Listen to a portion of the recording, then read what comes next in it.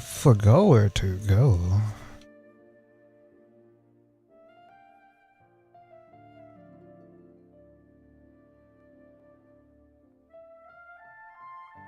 Oh, yes, I remember now.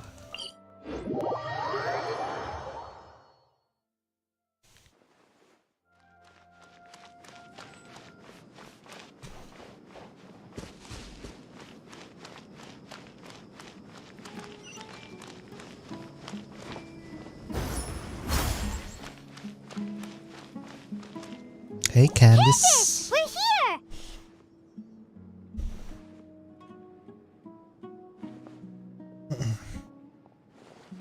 Has everyone arrived? Nope. Everyone is already waiting inside. Well, what are we waiting for? Let's join them! Please, wait a moment. What's Before the matter? attending the meeting, I hope you can promise me one thing. What do you need? Promise me that you won't commit to anything too reckless. What do you think? Okay. That was clearly a lie.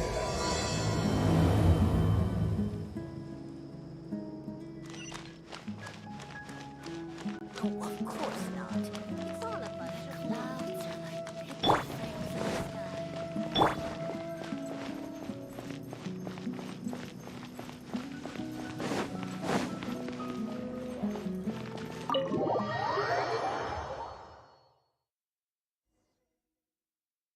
Everyone's here so early! But why isn't anybody talking? We already discussed things a bit. Hey, where have you been? I've missed you too. Are you ready? We can start Very now. well. Are you sure this is gonna work? I gotta admit, it's bold. Color me impressed. It's worth a try. The point of discussion is to arrive at a solution. Let's cut the small talk and move to the next point. You're making Paimon nervous.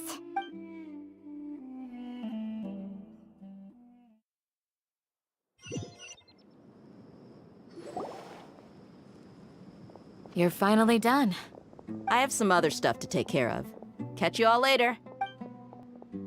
Come on, don't give me that face. I know what you're going to say. I'll be careful. That's what I wanted to hear. Take care.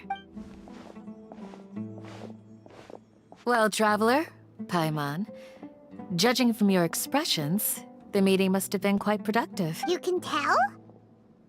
I'm not that good at scheming or strategy, but I can sense people's emotions. And based on your reaction, things must have gone quite well. Paimon's a little worried. Hopefully nothing will go wrong. To be honest, I feel the same. But you're already some of the most capable people I know. So you have my trust. Candace gave us a compliment. Your deeds speak for themselves. Candace, we stayed behind to tell you that, although you won't be coming with us, we'll be sure to remember your words. I'm very glad to hear that. I've said the same thing to everyone here today as I said to you when you arrived. Your safety is the most important thing. Only when you're safe can the plan be successful. So please, take care. Thanks, Candice. You're welcome. And thank you for taking my advice. Good luck with everything. I'll be here in the village praying for you. I forgot what we did last time. So I don't think I deserve this praise.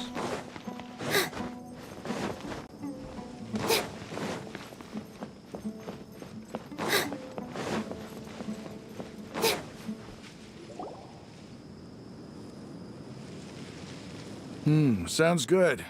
I'll go make some preparations. Okay. I'll hit them. Have you finished saying your goodbyes? Yeah. Also, Candace told everyone to be careful. Yes, she did. But I think my point also bears repeating. Our plan is not child's play. We won't be able to achieve anything if we're simply careful.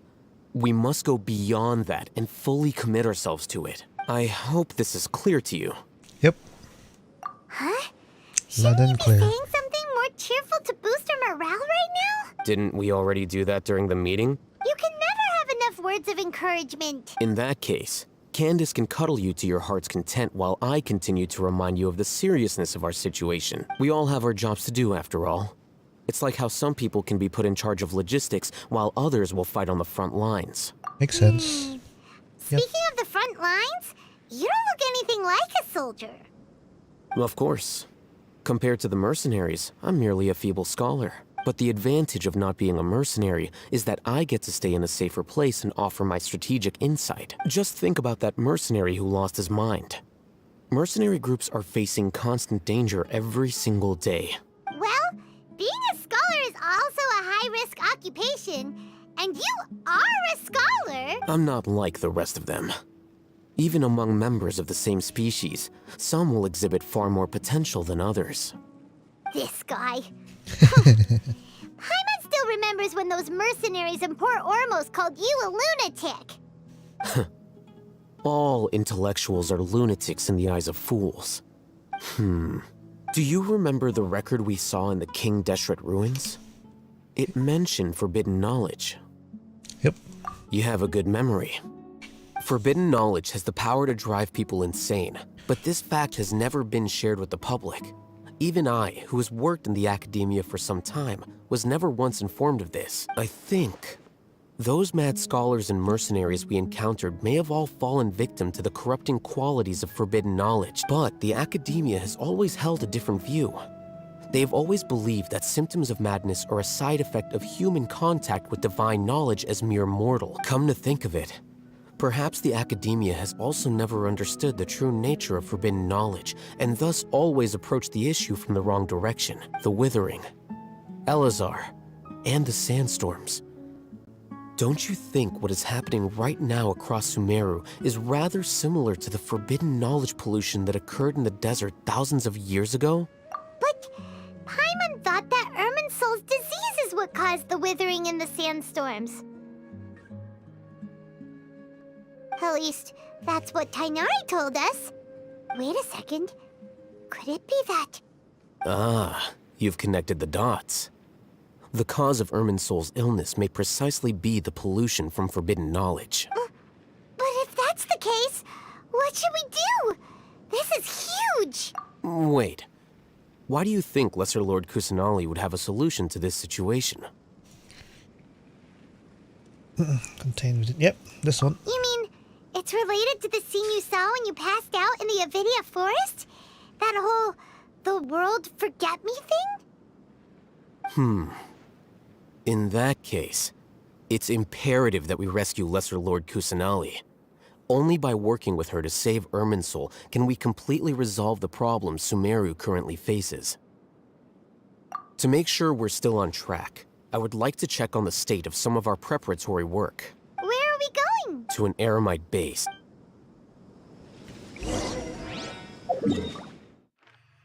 So far away.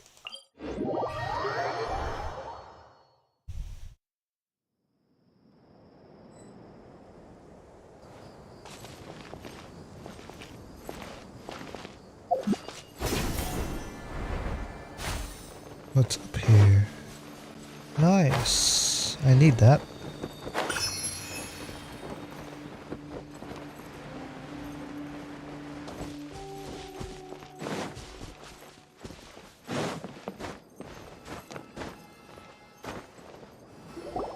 Oh, you made it. Yep. Huh? What are they doing here? I gave them some technical work to do. Ah, it's the scribe. And is that the traveler I see? How's the work going?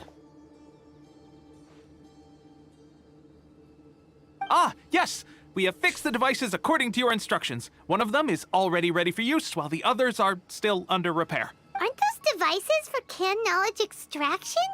What are you doing with those? Look here.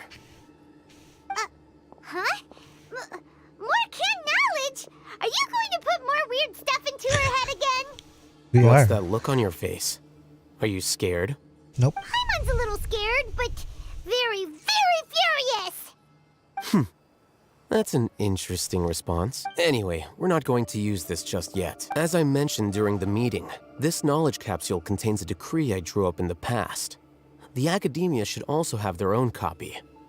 And according to the plan we just came up with, Traveler, I want you to record something into this capsule. Why me? Do you believe we can save Lesser Lord Kusanali? Yes, I do. Good. Conviction is the most important part of all of this. Now, please get ready and put on this device. You want us to record our conviction into the knowledge capsule? Yes. Paimon is still really worried. I understand, but trust me, Paimon, this is something we have to do. It's best if you can do as I say. Because, to achieve this impossible task, it sounds like you'll need to fool your own heart first. Although it may feel like a trick, self-encouragement may be the most important tool we have. Paimon can see the point you're trying to make. I'm ready. Imagine this. We have orchestrated our plan and successfully rescued Lesser Lord Kusanali. As a result, we have changed Sumeru's entire political landscape. Everything went without a hitch, and everyone recognizes and praises our achievements. Sure. Okay. Now, open your eyes. Here. What's this? Read it out loud.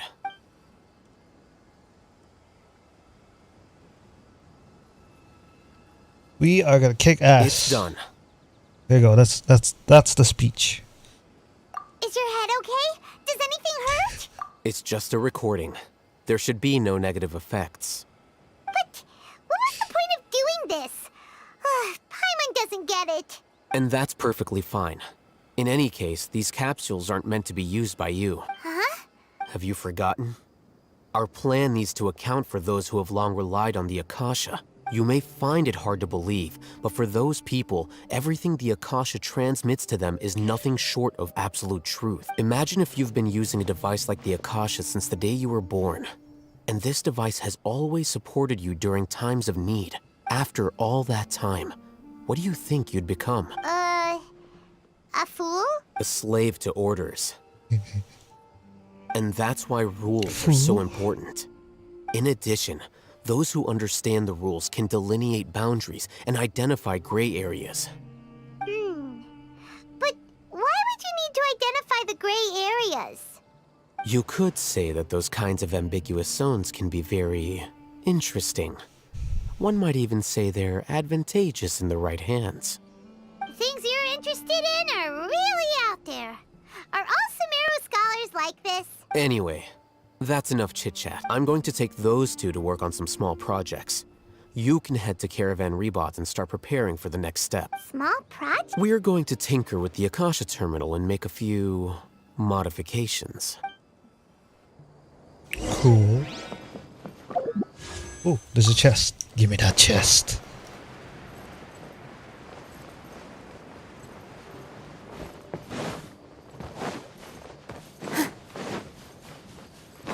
Gimme. Everyone hold hands. Work time! Time to work! Hey, Go on! Give me a go! positions. Yeah.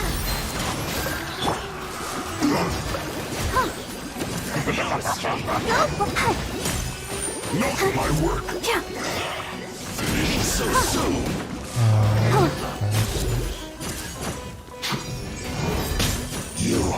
This dance is for you.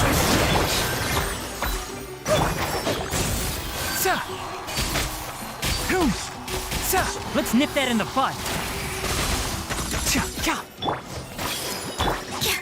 With all my strength.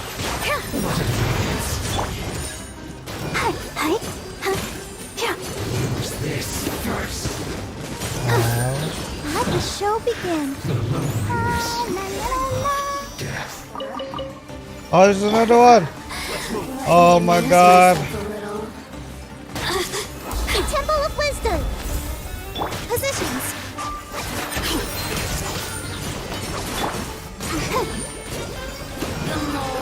The merrier.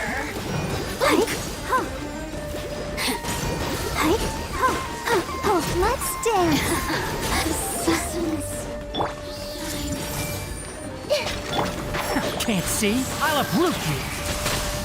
This was well done!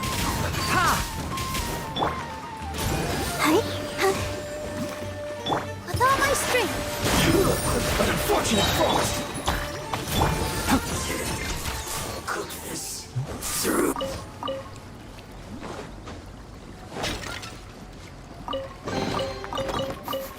Smells like something good is inside. That took longer than I expected.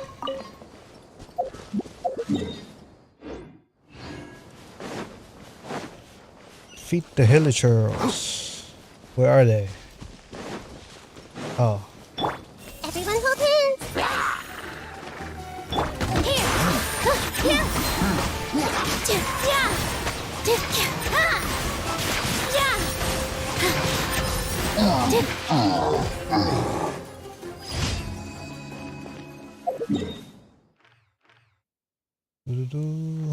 Right. Caravan rebat.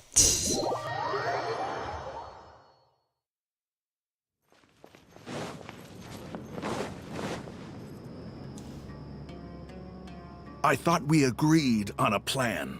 How can you go back on your word? The plan is too radical and carries a high risk for casualties.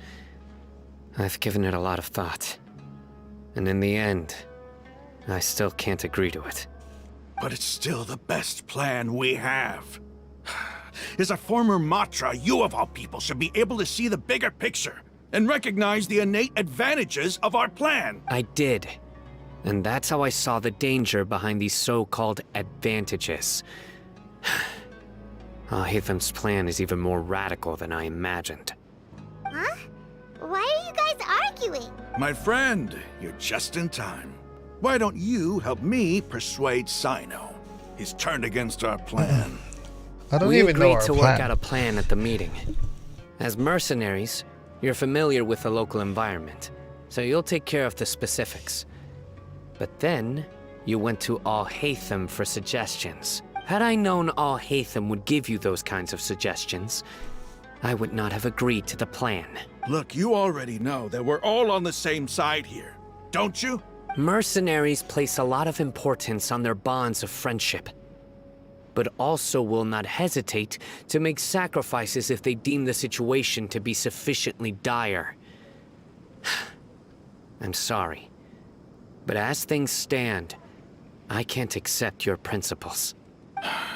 Seems you really do understand the ways of the desert. Traveler, Paimon, this is also something you should know. Rahman's plan is to have me work with the Caravan Reebok guards in my capacity as a Matra. We will arrest the mercenaries and escort them into Sumeru City. Wait, how can we work with the guards? We can't get through that wall easily, remember? Caravan Rebot would never let so many unregistered members of the Eremites enter Sumeru City. My plan will clear us of any possible suspicion, and also let us enter the city as a big group. There is no better way. That also sounds like something Al-Hatham told you. Am I right? Doesn't Al-Hatham know how dangerous this plan is? Of course he does. He told me, there is no perfect plan, but this can get the job done. He also said that with the help of Sino and the Traveler, our chance of success would increase significantly. I never blindly trust anyone, and I've always had a good eye for people. I think he made a number of valid points. It's my own choice to trust you. If I make the arrests alone, I can control myself and prevent you from getting hurt. But I can't guarantee that kind of discipline from the guards. To make the whole thing more convincing, you'll need to resist to some degree. Casualties are inevitable once push comes to shove. I'm okay with the deaths of enemies. But now that we're allies, I'm against the meaningless loss of our own. I can't believe a Matra would actually care about us. I've lived a hard life, and I can say that people like you are hard to come by. I've always treated my allies with honesty and respect. They have the right to know important things like this. Now you're making this hard for me. Hey, is there something we can do to help? I knew you would say that. We can help fight some of the mercenaries, which should reduce the number of times you'll have to struggle directly with the guards. That should help at least a little bit. Sino, on behalf of my people, I thank you for your kindness. But this is a mission we cannot turn our backs on. We strongly value the lives of our friends, but the goal we are about to achieve is even more important. We have no fear of casualties, because we crave the spoils of victory. So please, lend us your support. We will show you the determination of us desert dwellers. Well, now that you've put it that way, I can no longer refuse, but remember, you need to follow the plan and not do anything reckless. Candace made it very clear that we can only achieve our goals if we can ensure our safety. Since you and I both recognize the significance of this operation, there should be no more animosity between the followers of the Sumeru Archon and those of King Deshret. Everyone's life is equally important. Okay, you have a deal. Let's do this for our shared dream. The guards should be stationed in the courtyard nearby. You can find them there. And we're gonna beat the crap out. Wait, we're working with them. We're gonna help the crap out of them.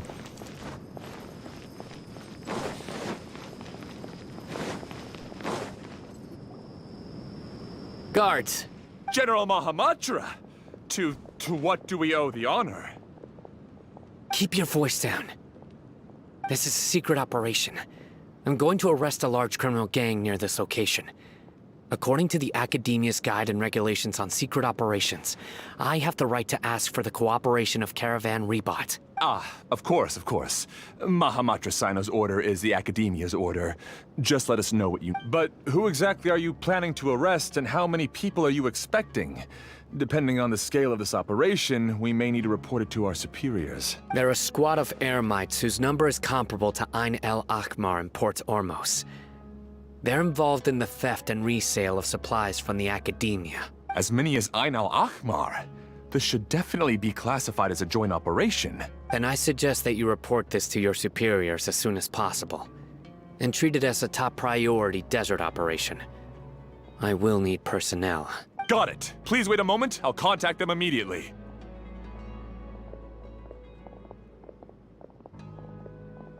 Because this is work. Because I trust you. Paimon can't believe you're still in the mood to chat. This whole thing has Paimon scared stiff. Aren't you even a little worried?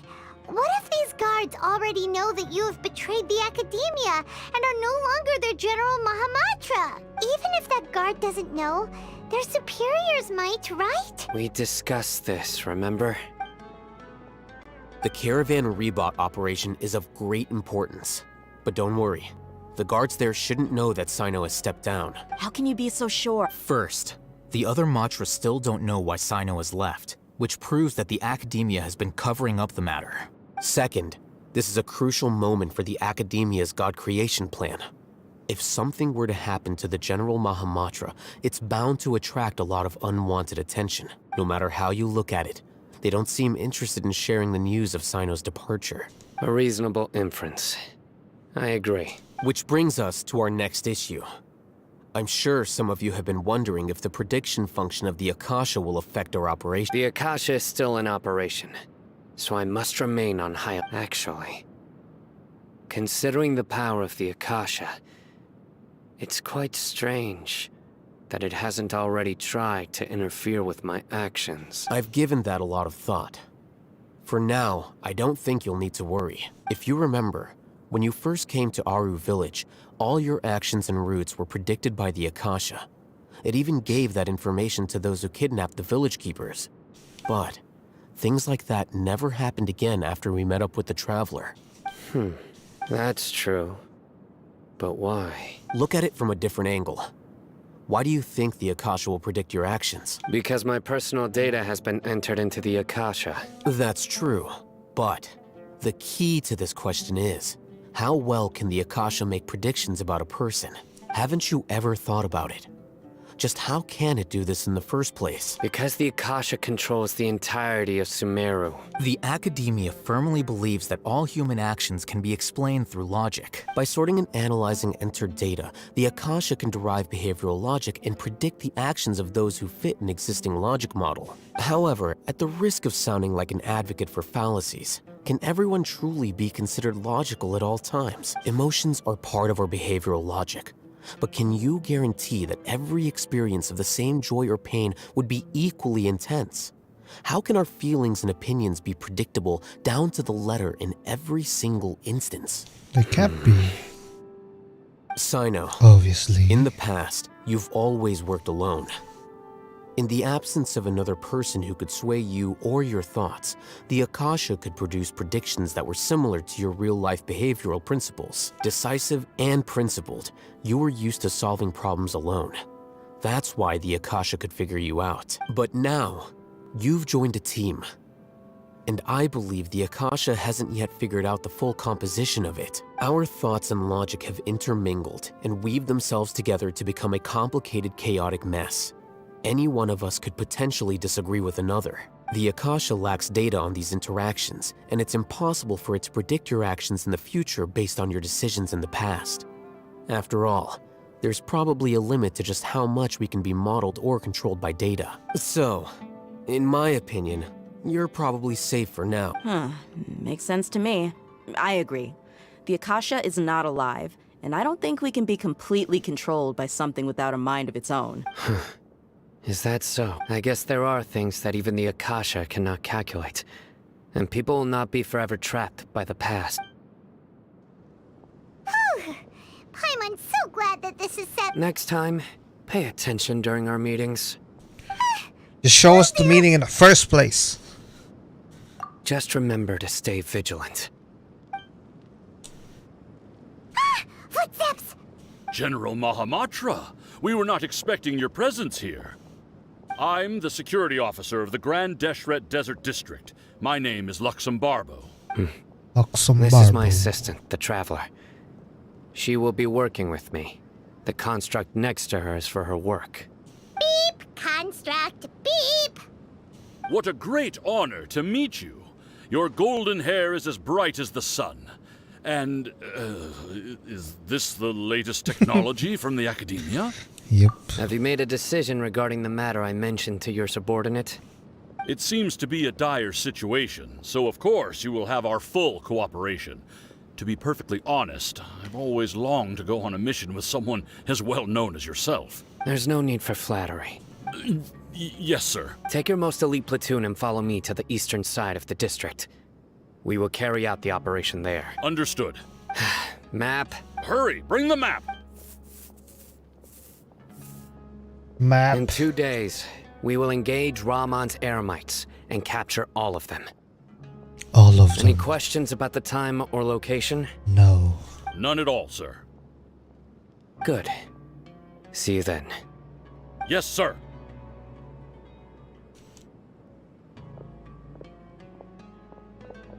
Maybe hanging around the General Mahamatra isn't so bad after all. Everyone's so respectful towards us. This is all due to the absolute authority of the Academia. And now, we're going to strike back against that massive pillar of power. Get ready. We will move out in 2 days. 2 days? That's so long.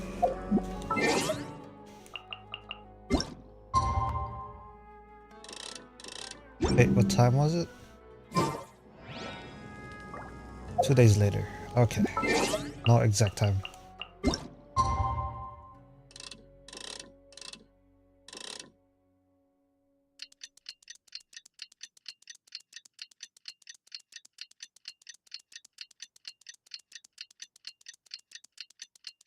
Tick tock, tick tock, tick tock, tick tock.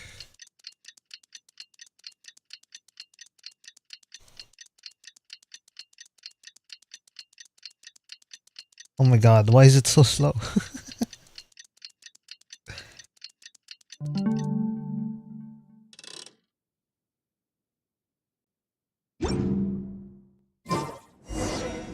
time for the operation! Yes. Let's go meet Sino in the desert! It's so far away. 500 meters? Fuck off.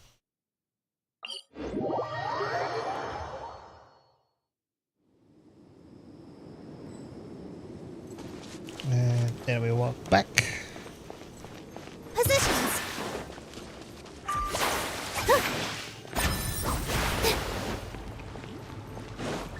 That's so pretty. Look at it.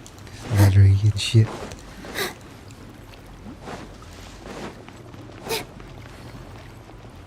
Look, over there. Our helpers have arrived already. Let's hurry over. Wait a moment. Ah! Oh, it's you. You're my assistant, remember? Being my assistant, you must stay with me.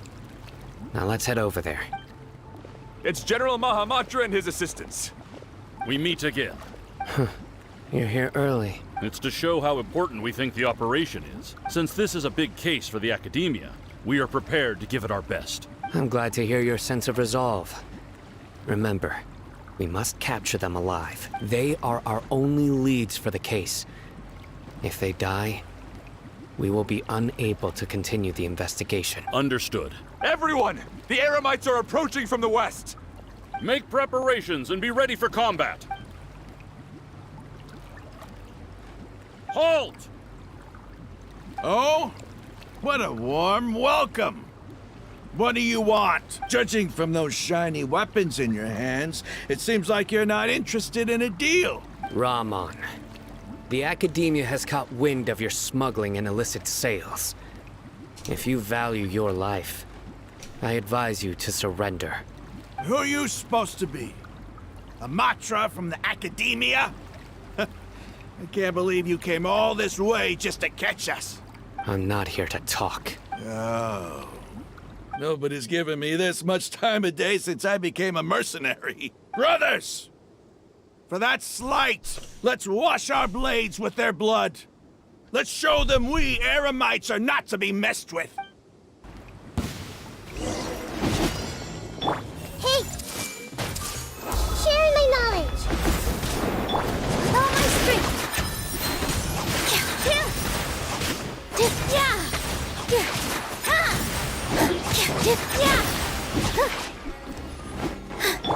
I see everything. Let the show begin.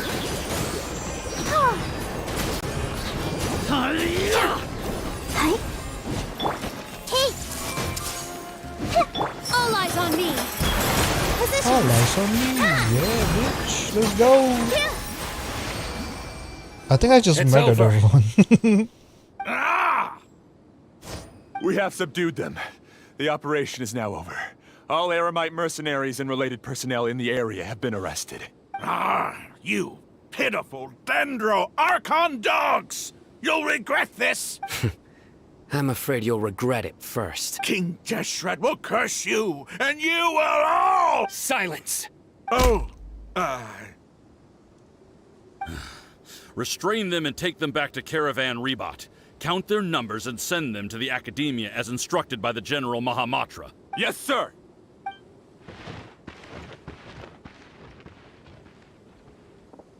Mahamatra Sino, I will now take my leave. If you need further assistance, please come to Caravan Rebot and ask for me. Understood. We You are got you, fam. dismissed. There they go.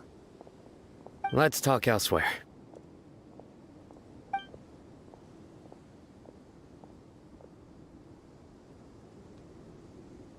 This part of the plan went really... Yes. That's fantastic. And that punch you gave Rahman there sure looked convincing enough. Once we're done here, I'll return to Caravan Rebot and oversee the group's transport. I promise. I'll get everyone into Sumeru City safely. Thank you, Sino. Yeah, you're the reason why everything went so well. It's not the time to celebrate yet. I believe Dia should already be waiting for you. Go join up with her. She will need you to introduce her to Tainari. Speaking of which, is it really okay for us not to share the full plan with Tainari? Tainari. What if he'll feel miffed about it and refuse to work with us? I have a very close relationship with Tainari. Given how well we know each other, I believe my message alone should be enough to bring him to our side. He knows I won't make jokes about things like this. If we need help, Tainari is the best option. Get ready for the next phase of the plan. Don't keep them waiting. Is it Tainari? Or Tignari? I always read it as Tignari.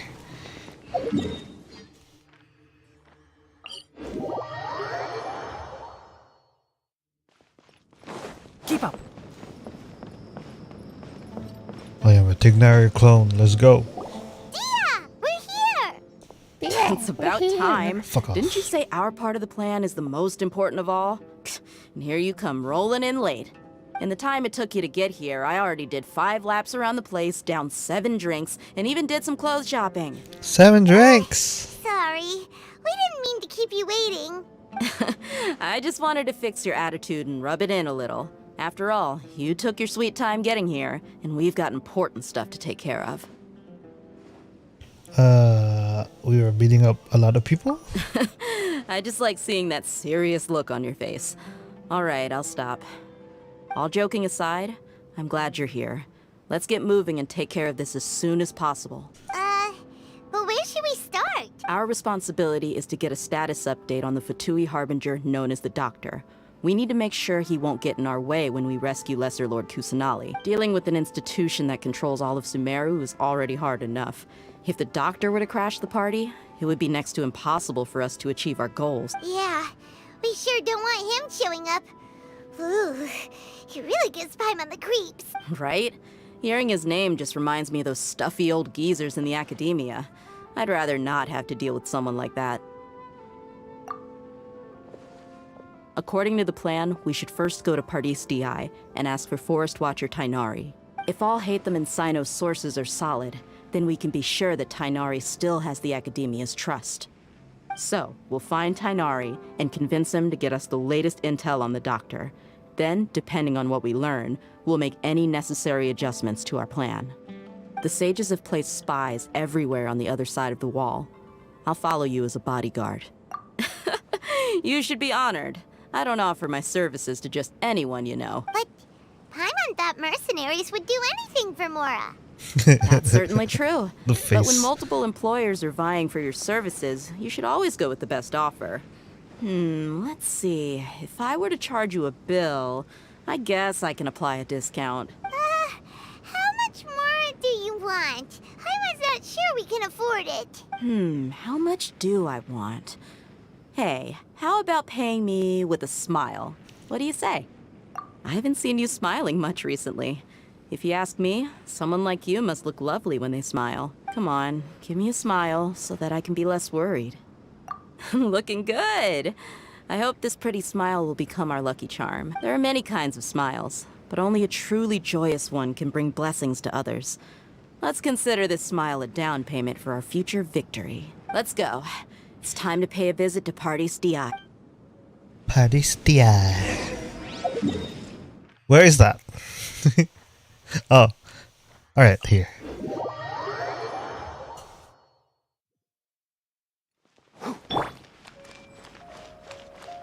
While we're here, I see everything. let me get something real quick.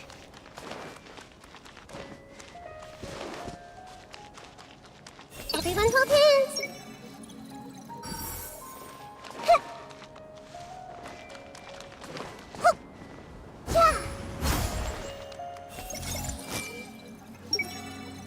This place is so boring. He's over there. Let's go say hi. Wait, what?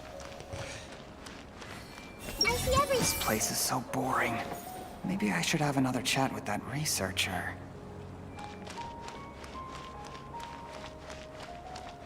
Hey. Tainari. Tainari! Ah, Traveler, Paimon. And you are? Hey there.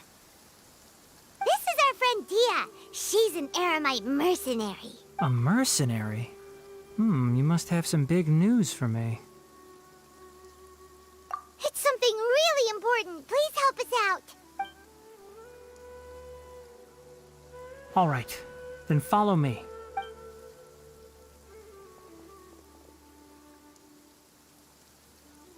This place is better. We won't be disturbed by any passerby. Okay, what is this important thing you want to ask me? Have you ever met the doctor? I want to know where he is. The doctor, huh? He's that strange-looking Fatui Harbinger with the mask. Paimon thinks he has blue hair. Yes, I know him. Actually, he left Party's DI just a little while ago. He left already? Yeah, he came looking for me. Can I ask what it was about? Sorry to ask you like this after having just met, but your answer is very important to us. For now, all we can share with you is that your friend Sino is working with us. Sino, you say? I see. So that's why he hasn't been at the Academia. Okay. I will answer your questions and will assist you any way I can. You don't have to tell me everything that's happened. Sino's name really does work wonders. You're not even a little worried that we might have made it all up? Despite having just met you, I can sense that you're the serious type. Between you, the Traveler, and Sino, none of you strike me as the type that would conspire to deceive me. You don't need to tell me anything you don't want to. I'll also get straight to the point. The Harbinger you mentioned came to me because he wanted to take the scholar Hypatia away with him. Hypatia? Why would he want her? And what do you mean by take away? Is he planning to leave Sumeru? Yes. He told me his return to Snezhnaya is imminent. Snezhnaya. So you mean... you're leaving this place soon? Indeed. Otherwise, we could have perhaps talked a little more. I was just about to set out when I remembered something important. To that end, I made a final trip to Pardis DI. Let me ask, have you been taking care of a scholar by the name of Hypatia? Your sources are accurate. No doubt because you recruited many informants. But you're right. Hypatia has indeed been receiving treatment from me. Forgive me for asking, but how's the treatment coming along? Given the way you're asking, I assume you have something to say. Since you asked, I'll be frank. I would like to take Hypatia to Snezhnaya. It's incredibly difficult to transfer a patient.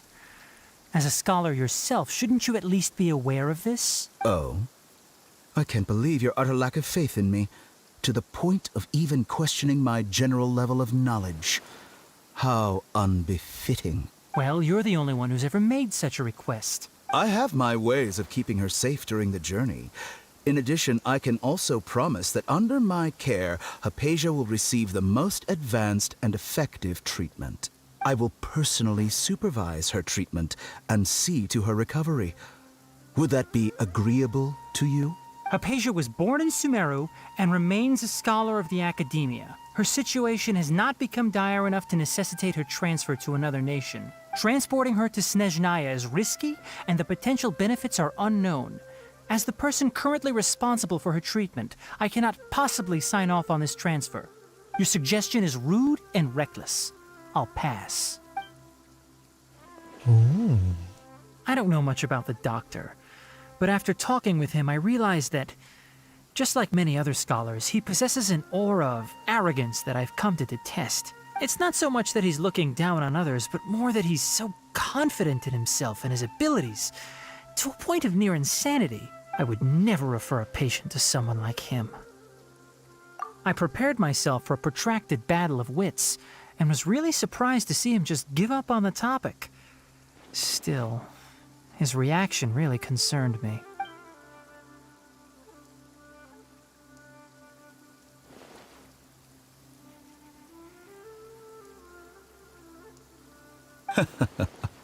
I see, I see. Of course, your opinion makes perfect sense. You're still young, but already quite stubborn.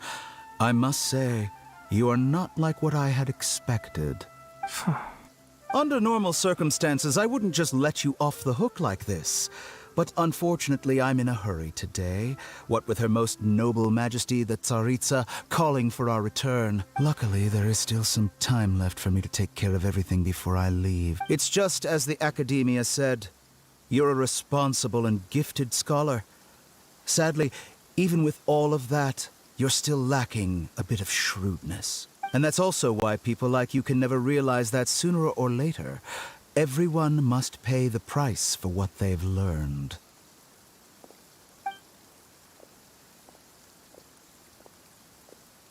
Sorry, what did we learn?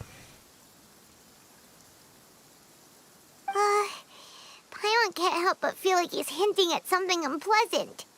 He asked a question, yet didn't care for my answer. Perhaps I'm nothing but a talking rock in his eyes. He never came off as malicious, but an utter lack of compassion permeated throughout our conversation. From his tone, I can sense that he's always looked down on others.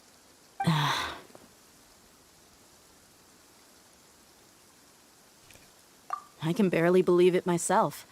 But if that's true, the situation will be in our favor. I don't think I missed any details. Frankly speaking, I don't want you to do anything too risky. Now that you know a little more, it should be easier for you to stay safe. Sorry we can't tell you everything. We appreciate that you helped us anyway. I won't forget your kindness. It's okay. I have an obligation to do so. To be perfectly honest, all of this may have started because of me.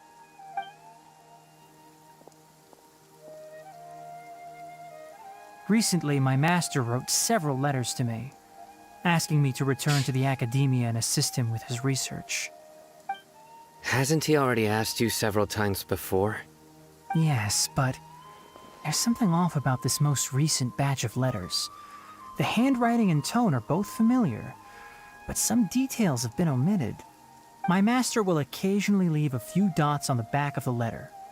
1 dot means that he wrote the letter on a sunny day, and 3 dots stand for a rainy day. This has been a habit of his for many years, but I didn't find any dots in his recent letters. I believe something may have happened to him. I get it. Since you are always at Gandharvaville, you would like me, someone already working at the academia, to investigate this matter, right? I'd like to ask you to do that for me. If you can keep yourself safe, please withdraw immediately at the first hint of danger. I can do that, but I have a feeling it won't be that simple. The academia has been working on a big project.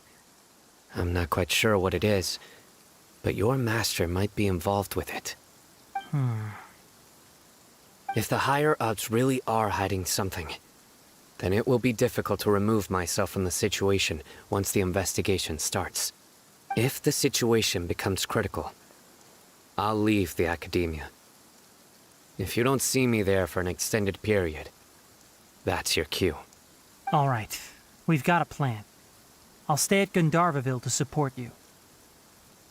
If that scenario comes to pass, you must be extra vigilant. And be wary of any messages or direct requests from the academia. I must say, I didn't expect a warning like this from the General Mahamatra. Being loyal to the academia doesn't mean blindly doing whatever the sages say. I know what I'm doing. On that note, aren't you also being quite distrustful of your alma mater? The academia, yes, but my master is a man of integrity. Even when I was a student, I was worried he'd get in trouble for sticking to his beliefs. I suppose he's lucky to have lasted so long. But in the end, it still caught up to him. Who is your master? I see. So you noticed something was up with the academia from the very beginning. This may well be how Sino became involved in all this. In that case, I must keep my promise and help you however I can. Also, if you run into Sino again, please help me pass on a message to him. Trust your own senses and experiences. I think this may be something he needs to hear right now. Okay, we'll find a chance to tell him. Thanks. Right. Now let's go hunt down Thanks. this harbinger. Oh, by the way, which way did the doctor go when he left Pardis DI? That way. Gotcha. Thanks so much. We'll be on our way.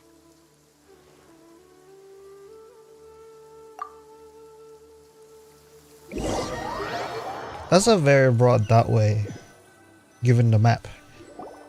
According to Tainari, the doctor is leaving Sumeru soon. I want to check if the doctor was actually telling the truth.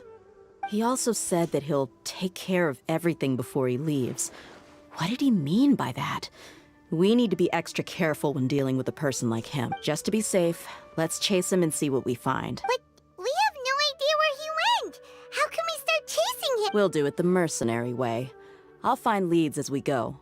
All you have to do is just follow me. That Harbinger may have tried to cover his trail, but he still left some traces. Or perhaps he never even thought about concealing his whereabouts. Maybe that's just how arrogant he really is.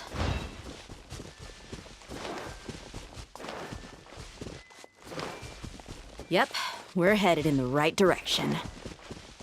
The traces are still fresh, but there's no sign of his entourage. Clearly they're in a hurry. It's just as I thought. There's the footsteps. I can't see them.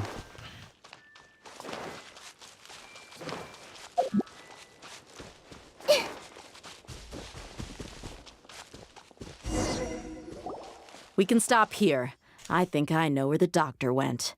To the south of here is Port Ormos, which seems to be where they're headed. Port Ormos? They're going to leave by boat? That's right. Let's go to the port and have a look for ourselves. Oh, so far. Fuck off. So much traveling.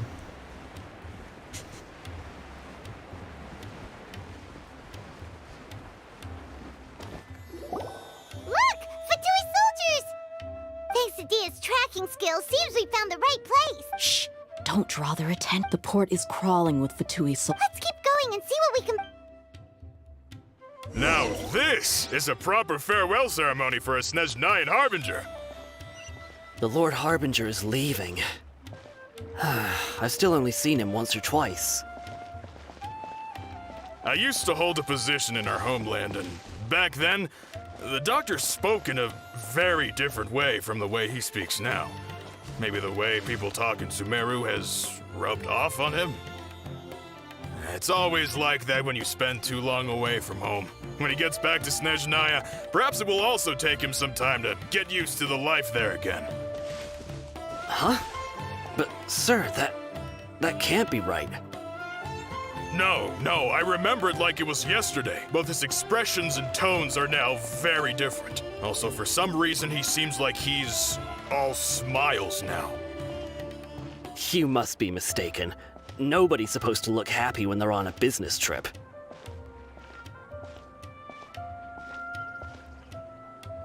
The doctor is on that boat. So he told the truth after all. He is actually leaving Sumeru.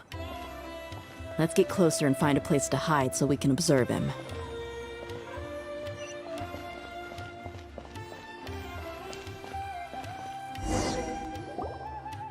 This place will do. We can hide here while we keep an eye on the boat. So the doctor didn't lie about leaving Sumeru. Are we sure he's not planning something? Uh-oh!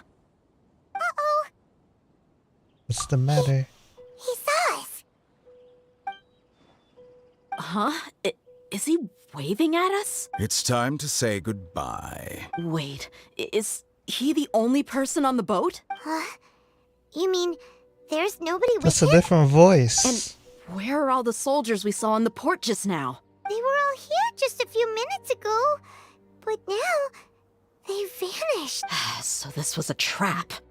Wait. Luckily, there is still some time left for me to take care of everything before I leave. That's a different voice. So much deeper. Oh no. They might be after Hypatia. Let's get back to parties. Huh? What do you mean? I'm afraid that she's seen something that she wasn't supposed to see. If I were the Fatui, I would also try to take her away. And if I couldn't... Oh no! Are you saying they're going to kill her? Let's go! Return to whatever this place is. Let's go. Paradis Di is not a place you Fatui can just show up and do as you please. I believe we've already made ourselves quite clear. Our superior gave us permission to search for and collect medicinal herbs in Paradis Di for research purposes. But you've been in Sumeru for some time already. I find it coincidental that you chose to only come here today. Even the Grand Sage himself may not have the right to question our research, much less an ordinary scholar like yourself. I've done my duty to inform you. Don't make things difficult for yourself. It would seem that my words have fallen on deaf ears. You can keep trying to deny it, but coming to Paradis Di now? I'm pretty sure you're not just looking for herbs. With all due respect, your Herbs. baseless speculations will only lead to unnecessary trouble. Well, you only have your Harbinger to blame. He knows nothing about keeping a low profile. I may be staying at Paradis Di as a scholar, but that doesn't mean I'm no longer a forest watcher. It is still my duty to protect the peace and safety of the scholars who have contributed so much to Sumeru. Then it seems our conversation has hit an impasse. No one will lay a hand on you, Hypatia. Not on my watch. Tighnari, are you alright? I'm fine. These Fatui have really crossed the line. Time to teach them a lesson.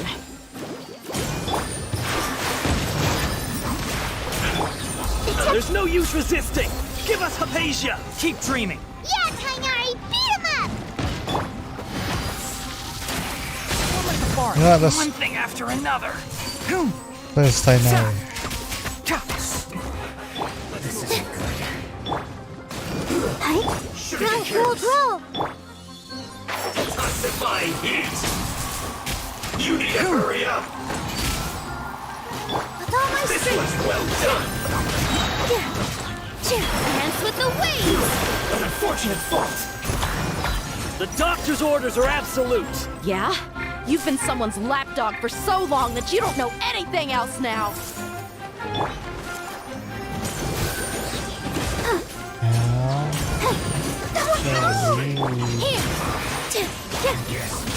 This is it.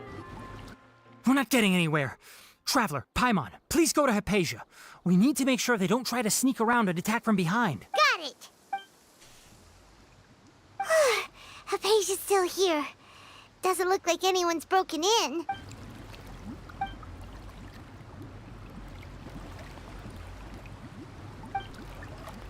Well, how is she? Everything's fine. She's sound asleep. Oh, that's good.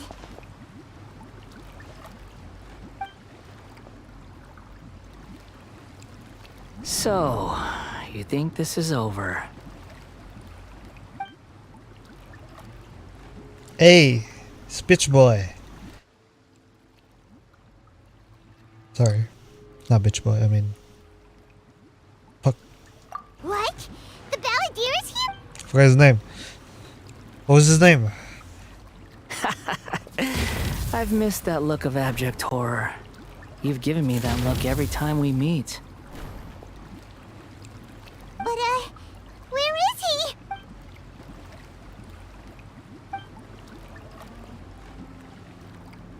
I can hear all of your thoughts, you know. Don't you remember? I already saw you the first time you came to Paradis Di and made contact with Hypatia. I didn't need to do anything. It is her honor to be able to connect her consciousness with me. Who are you talking to? It can't be the Balladeer, right? That's impossible. I know you must be curious.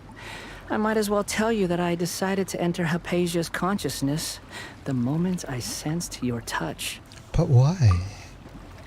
I wanted to observe you on a fool's errand. Hey, Traveler! My deification is nearly complete. All that's left now are just some final details. Do you understand?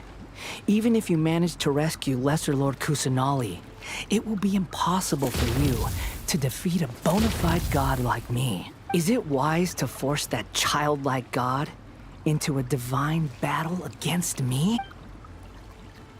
Scholars consider the god of wisdom to be the sum total of their faith. It's how they can justify reverence for a god as they construct it. But this also shows that humanity's worship of gods is a combination of blasphemy and exaltation. It's truly laughable. Yes. What is it? Yeah, I'm in a good mood, which is why I'm talking to you like this. What do you mean?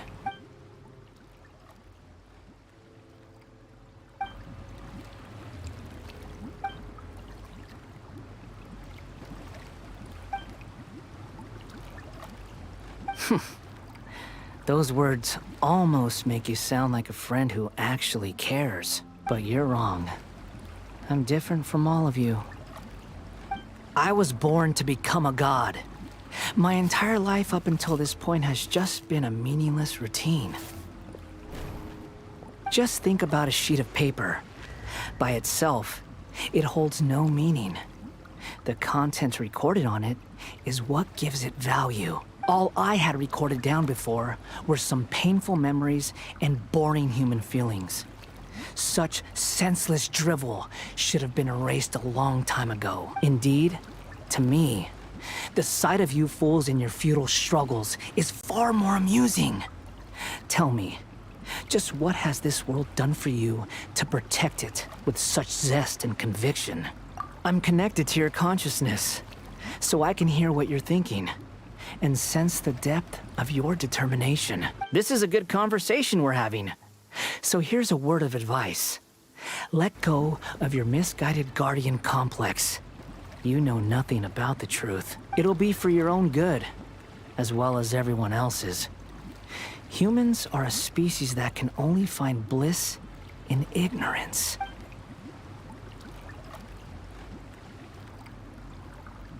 Ah, you've seen my affection for her. If you were in my position, I think you'd feel the same way. She peered into my consciousness and saw my past. Someone like that is qualified to become my first follower. All gods need followers. So Hypatia has been chosen. Her appearance heralds my imminent arrival at the throne of divinity, while her worship shall become my glory. You're doubting me again? No matter. Soon, you'll know what kind of authority you're challenging. Who wants to hurt my devout follower? The doctor wants to hurt my first follower?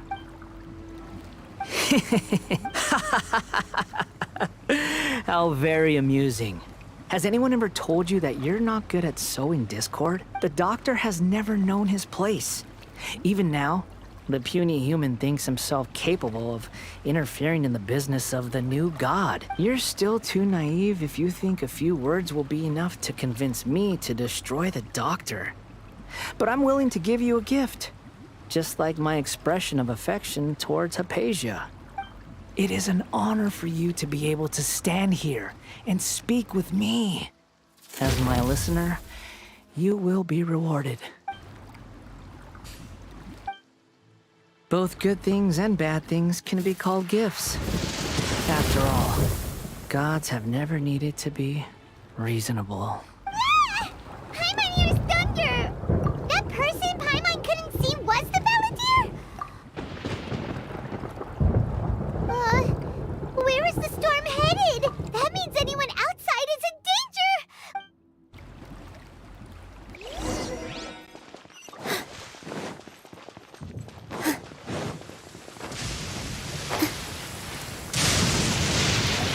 Oh!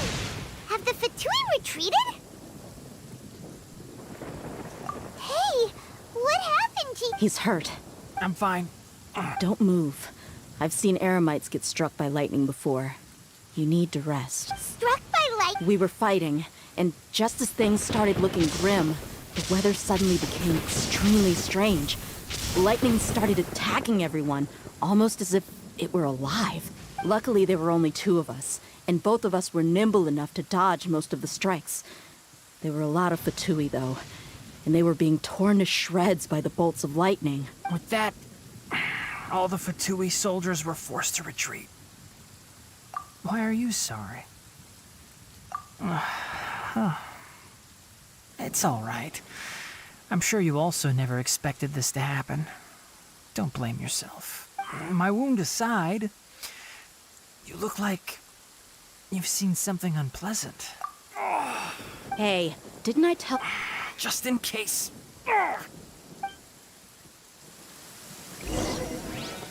Man, tank the lightning. Ooh, I need those. Hey!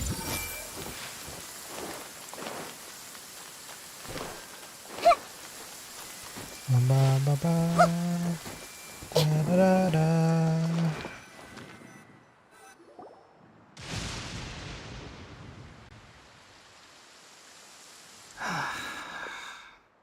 Thank goodness she's fine. Hey, how about taking care of yourself first? I understand my condition.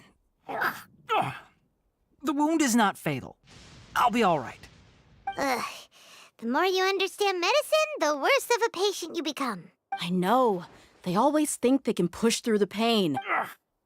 Oh, he sat down. Let me rest for a bit. Sorry, Traveler. Now you may start.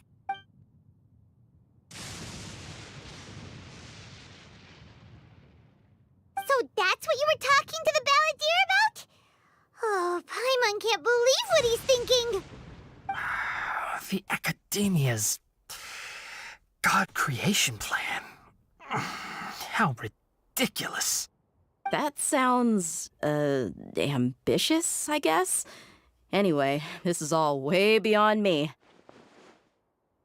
As long as I can enjoy every day with a drink in my hand, tasty food in my stomach, and a good night's rest, that's enough. I'll only work when I have to. I must be the least ambitious person who's ever set foot in Party's DI. Don't say that. I haven't even thanked you for your help back there. Don't mention it. Well, if nothing else, all this proves that the doctor really did have some urgent matter. So tired.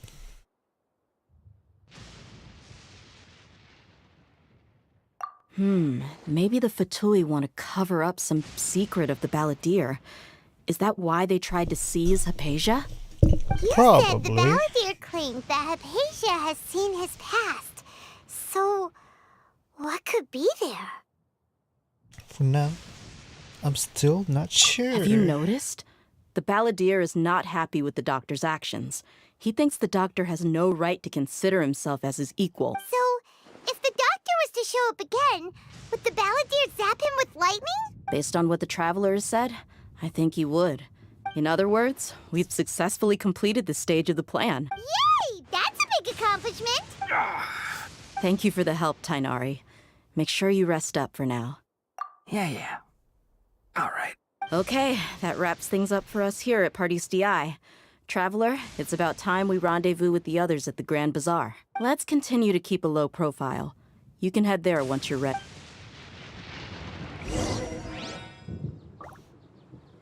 Where? Actually, I wasn't.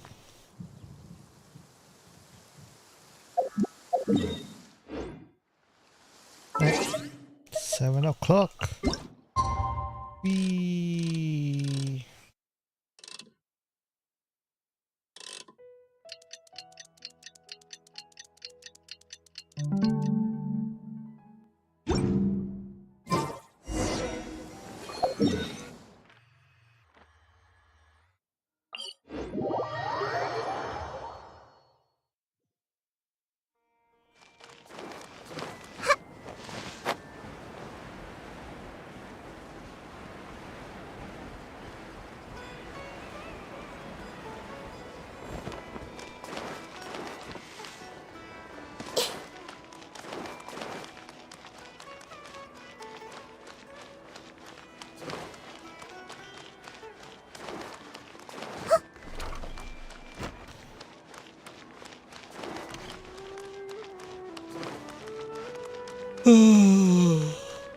Alright, what's your plan? Alright, everyone is here. How did everything go? Any luck with your missions? Let's report back one by one. I'll start first. We've made the necessary modifications to the Akasha terminal. In addition, the props required are also ready. I'll go next. The Traveler and I went to Party's DI. The situation was a bit complicated, but we found Tainari. Unfortunately, he was wounded during a fight. Who was behind it? Well, that's the tough part. What should I say, Traveler? The Fatui or the Balladeer? After some back and forth, we confirmed that the doctor has left Sumeru by boat. He has something urgent to attend to back in Snezhnaya. So, we've successfully removed the doctor from the picture. Also, Tainari's already resting, so he'll be okay. Good. Oh, Tainari also asked us to tell you this message. Trust your own senses and experiences. All right. I'll remember that. Everything also went smoothly on my side. The Eremites should have arrived at their destination by now. To avoid alerting the quarry, they will stay there for now. I can't believe you actually got so many Eremites into Sumeru City. It's all thanks to Rahman and his brave team, as well as their bold strategy. It appears to have been very effective. I'm glad to hear it. Well, is that everything? Okay, this meeting is adjourned. Huh? Wait, you mean that's it? Well, what else is there to discuss? Shouldn't you end with some words of encouragement? You know, to fire us up now? Personally, I'd rather we all go home and get some rest. I'll hate them, you... Oh, and if you wanted someone to say something to that effect, then I must reiterate that I'm here to strategize and not to lead. So you should find someone more suitable to do that. But I thought all of you academia big shots were great speakers. Then I should remind you that I'm the scribe. I know that. So what? A scribe is responsible for recording meetings, not speaking. Fine, whatever. Well, Sino doesn't seem to be much of a talker either. I guess that leaves it to my employer. Employer? Yep, the Traveler hired me. That's right. So come on, boss. What do you have to say for the... Yeah, say something to boost morale. Huh? What are you all doing here? Oh, it's Nilu! Hey, everyone. I'm not disturbing you, am I? Not at all. I was actually just about to go find you.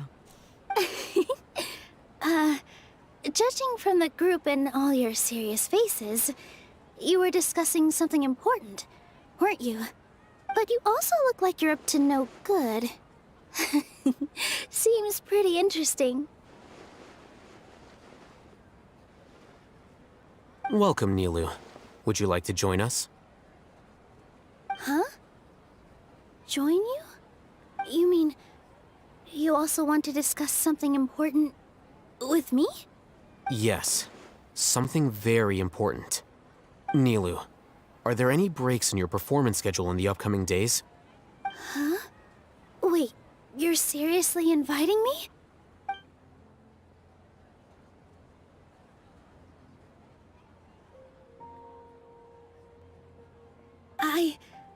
I can't believe my ears.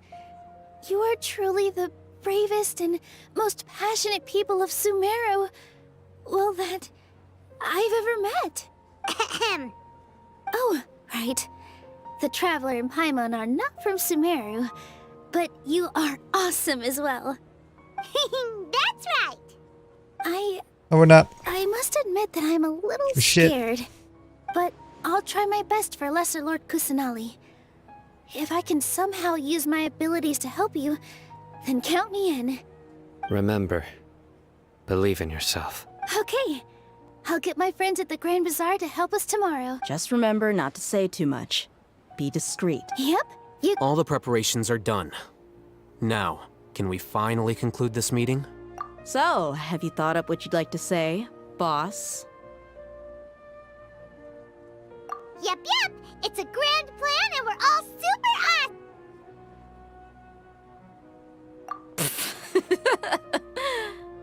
Well said. A good night's rest before an operation can be the difference between success and failure. Thankfully, I've had my place to myself recently. It's been nice. Huh? Oh, nothing. Alright, let's all go home and get a good night's sleep so we can be up Fucking early loud. tomorrow. Okay. So I guess that means it's time to say goodnight. Goodbye. Night night. Yep. Good night, everyone.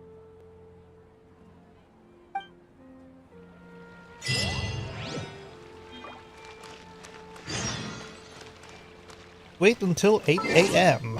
Alright. 8 a.m. it is. There we go.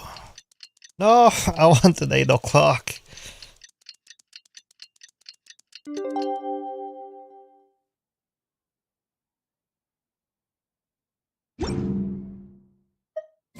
Today is the Academia's Garbaha Day. We can finally put it. I am not walking there. You can fuck off. Hello, you two. Sleep well? Not really. Paimon got too nervous thinking about today and didn't fall asleep until the sun was almost up. What about you, Alhaitham? Naturally, I slept just fine. After all, a good rest should be considered part of the plan, since energy is an important resource. You just want to show off how calm you are. It's crucial to dissipate any tension before we execute our plan. The only thing you're doing is being annoying. Anyway, do you need me to go over the game plan again? No, I don't want to, but Our I'm being target is forced Grand to. Sage Azar's office. Everyone in the Academia knows that's where the Grand Sage's console is. Only they can operate it. Many restricted commands and operations are executed via that console. I'm sure that console has a way to free Lesser Lord Kusanali. Yep, okay. You know, makes sense. Paimon's been thinking, what kind of technology could let the sages imprison even a god? That isn't something they could have accomplished with their scholarly talents alone. In the sanctuary of Suristhana, there's a device of Greater Lord Rukkhadevata's that she once used to isolate herself while meditating. 500 years ago, the Grand Sage at the time modified the device so that it can no longer be controlled from the inside. They were effectively trapping one god with the power of another. So, how are we gonna get to the Grand Sage's office? Don't forget, today is Nyargarbaha Day, arguably the most important day to the Academia. The sages and core Academia personnel are busy loading the latest batch of research developments and legal decrees into knowledge capsules so that they can be entered into the Akasha. All the Darshan's researchers have their noses to the grindstone, and the Academia's grounds are flowing with all sorts of people. It's the perfect time for an infiltration. When the Grand Sage leaves his office to supervise the entering process, that's our cue to access the console and free the Sumeru Archon. Well, yes. That's just the visible side of our plan, after all. If precedence holds, the Academia should have Should we already really started be preparing for discussing this Nyargarbaha Day. out in the open? Everyone should be in position. All that's left Near is the for us guards to lead and the shit. charge. Let's go. So are we just gonna walk in through the front door? Yes. Were you expecting a stealthier approach? Something with a box. Paimon can't think of a good comeback. Alright, it's all on Alhaitham if things go south.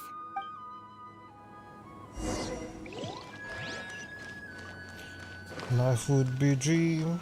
Life would be a dream. Let's go. Hey.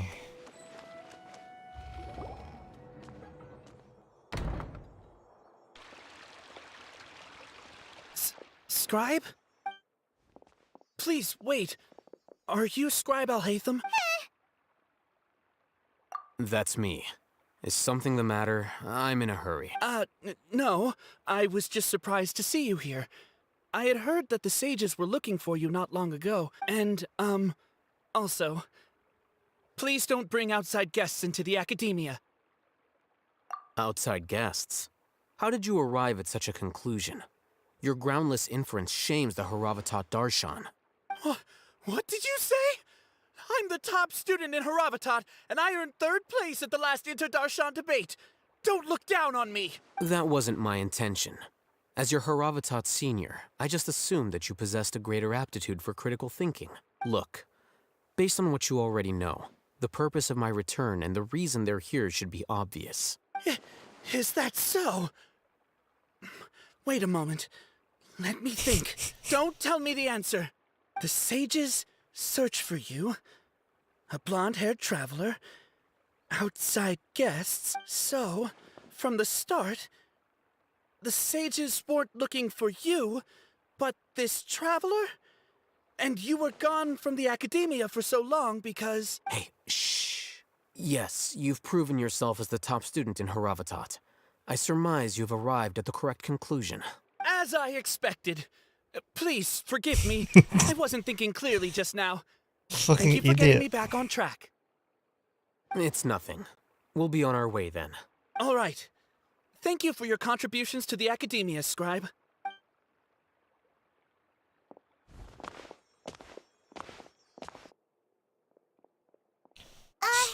What the heck just happened now? What did he just guess? I'm afraid I don't know either. You have no idea? He convinced himself of whatever truth he came up with. That is the so-called pride of a scholar. If someone questions their academic facility, they will instantly feign understanding to keep up appearances. Nowadays, the academia is rampant with this type of scholar. Their obvious farces of intellect only serve to highlight themselves as fools. Wow. So there are special ways to deal with smart people. We don't even need to make up our own excuses. We shouldn't waste any more time. It would be problematic if we missed our window of opportunity. Let's go. Yeah, let's run. My airplane. Wait. Yeah, we're in an airplane.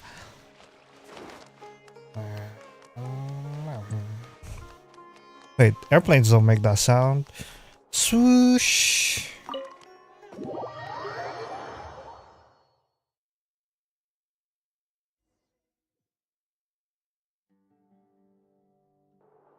Is this the Academia's library? Indeed. Known as the House of Dana, it is quite possibly the most extensive special collections library in Teyvat. There are a lot of students going through here. Is it really okay just to waltz right in? The Academia marches to a fast beat, especially since it's Nagarbaha Day. They're all occupied with their own matters. Just act natural.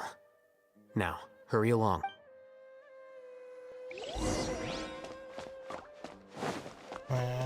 Oh wait. No! Where's my Kusanali? I want the airplane thing. What's this platform for? It's a lift that Academia personnel use to access higher floors. Are we gonna take it then? The Grand Sage's office is up there somewhere. No, not right now. We can't guarantee that we won't run into the Great Sage. Let's step back and observe for now.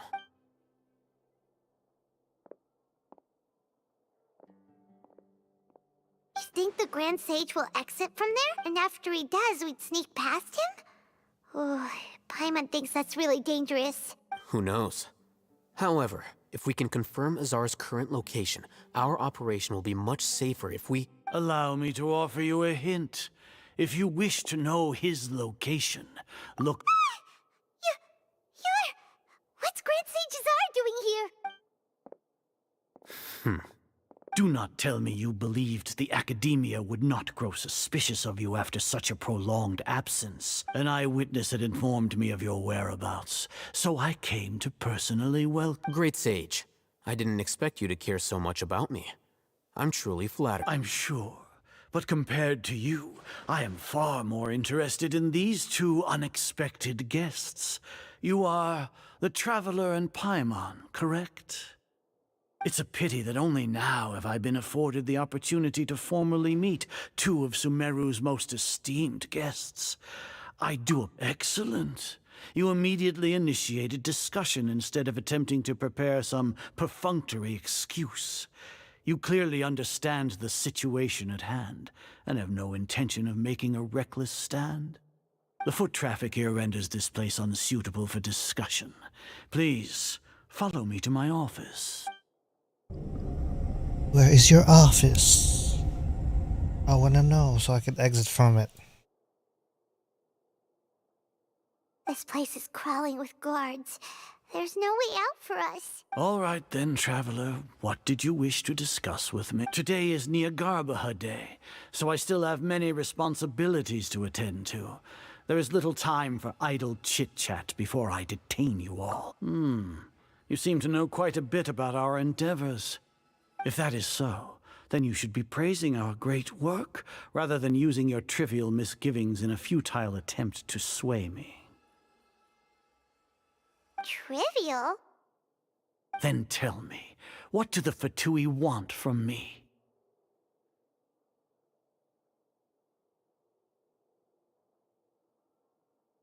A gnosis. Worthless. Those are all completely worthless.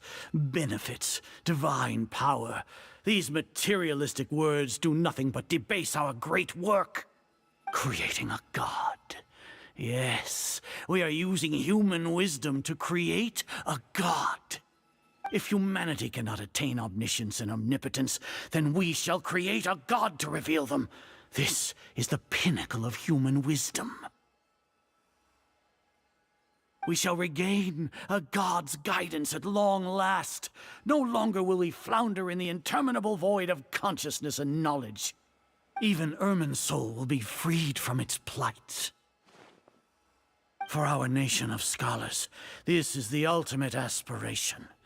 No cost is too great to realize it. You will never understand the rapture of having a god be born within your very hands. With your degree of knowledge, you cannot even comprehend such an emotion.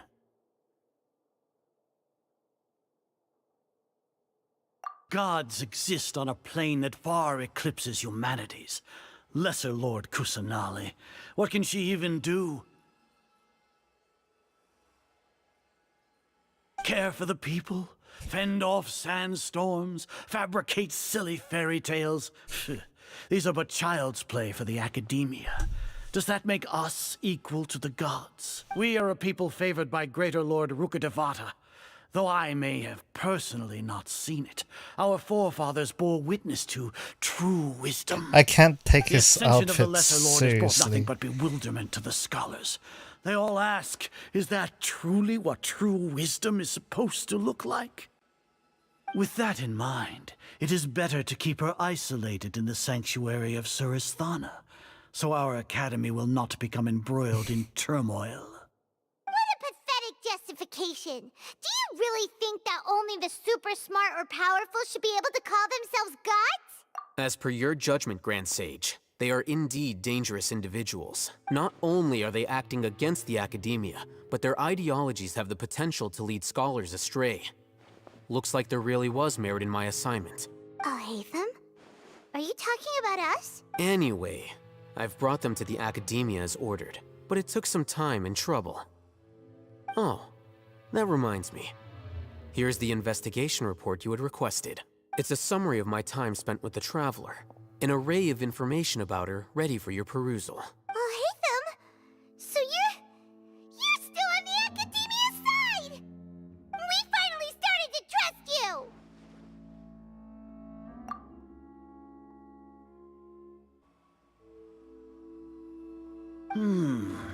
Excellent. Detailed contents with no errors.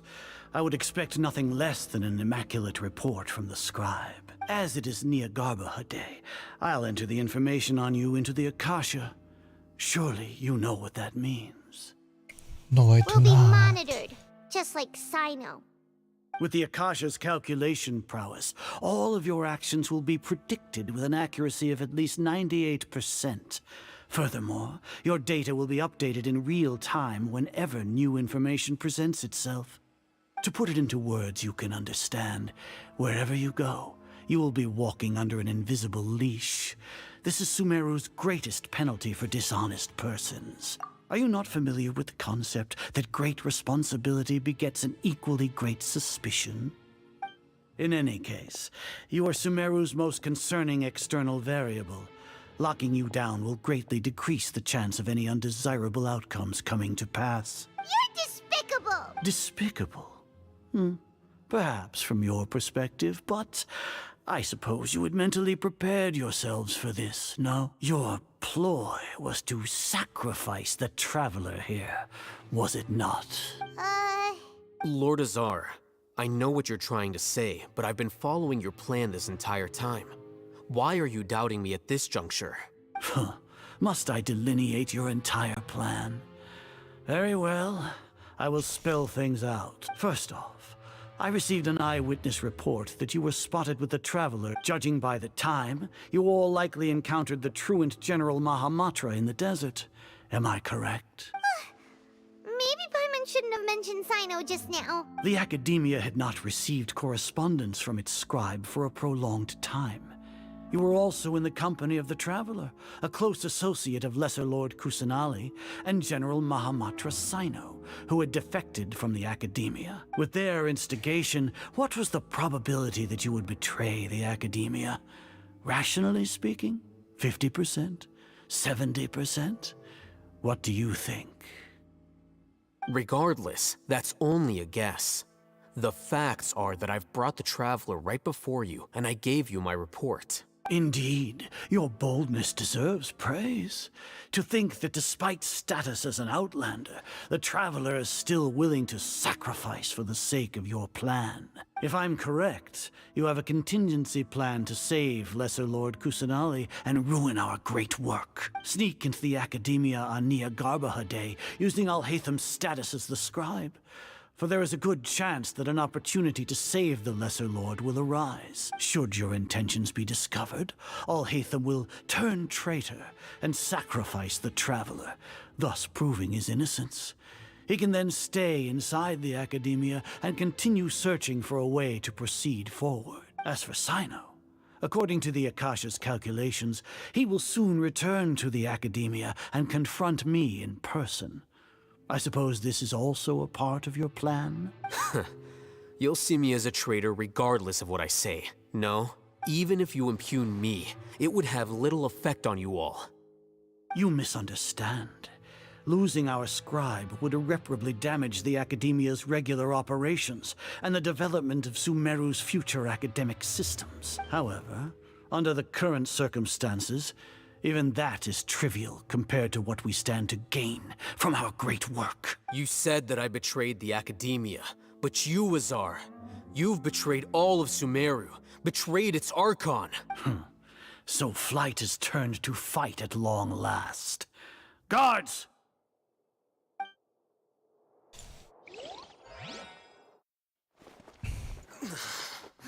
Oh. What's going on?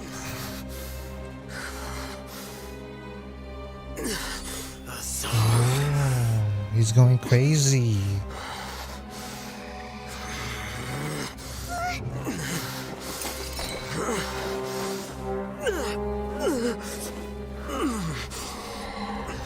Well, what do we have here? So you stole that divine knowledge capsule. Traitor! You traitor! Even the most rational scholar will yearn for the power of a god in a moment of desperation. Aren't you doing the exact same thing as me, Alhaitham? Unfortunately for you, no god will lend you their power. Azar!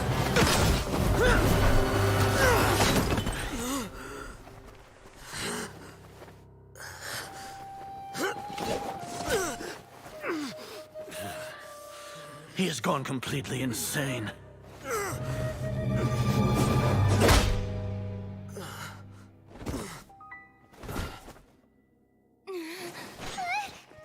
Take him to the Matra and exile him to Aru village. Then find someone to take these two to the confinement room. I'll deal with them later. Grand Sage, we've finished all required preparations for Nyagarbha Day. We may begin to enter the capsules now. Excellent. You may begin.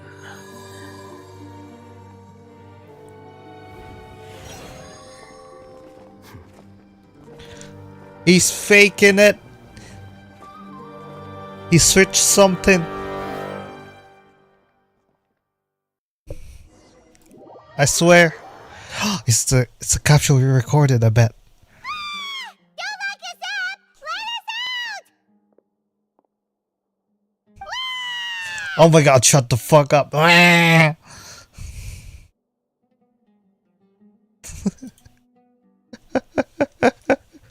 Wah. Yeah. Paimon got a bit carried away there. How was Paimon's acting just now? Great, huh? Marvelous. Everything's going according to plan so far. We made it into confinement, and Alhaitham's probably done with his part too. We even managed to trick Grand Sage Azar. Alhaitham sure knows how to cook up a plan. What are we doing next? Paimon has trouble remembering things when she's worked up. Right. We don't need to review it. Let's just do it. Let's just go. Apart from that, we still have yet another goal in the first stage of our operation, which is to send the Can't traveler let you show to the this in the confinement first room. place. Why do we want to get her locked up on purpose? She's always been the person the sages are most afraid of, as well as the greatest obstacle to the More successful dialogue, I implementation swear of to their God. plan. They are very aware of the risk she poses to them. Once the traveler is imprisoned, the sages will likely think that everything is under control. And with their guard down, the next phase of our plan will have a much higher chance of success. I can already see the pompous looks on their faces. Oh, that's a super tricky plan. But Paimon still thinks it's not really worth it. That isn't the only reason, of course. She has a more important task once she's in confinement. According to the Academia scholars in Ramon's custody, Lesser Lord Kusanali has sealed off her consciousness in the Akasha ever since she was captured by the Doctor. That way, they can't pry any more information from her. Even if we break into the sanctuary of Suristhana, it will take time to awaken Lesser Lord Kusanali's consciousness. We need to do that in advance. So our job is to wake up Nahida! Okay, totally worth getting thrown in jail for. The confinement room is inside the Academia, close to the sanctuary of Suristhana. It's a completely enclosed space, and you won't be receiving any visitors. I'll work with Ramon's scholars to make some modifications to your Akasha terminal. Once you're in, get as close as you can to Lesser Lord Kusanali and try to connect to her consciousness. However, as for whether she'll actually wake up, that will depend on our luck. She will. No worries. Oh, no wonder you've been wearing your Akasha terminal today. It's the one that Alhaitham modified. Yes. Paimon thought they'd take our Akasha terminals when they locked us up in here. Were they being careless? Alright, so what now? Sounds easy enough. We can finally talk with Nahida after all this time. Let's do it. Let's do it. There's a light flashing on your Akasha terminal. It's almost like... the faster it blinks, the better the signal. Here? Whoa, it's Mora. Ooh, Mora. No, Paimon, we're not here to hunt for treasure. Yes, we are. I want treasure. Give me the treasure. Here? No signal again. Is it getting jammed? Maybe up here. No. Hey, it's kind of dangerous. Also, where the fuck are we?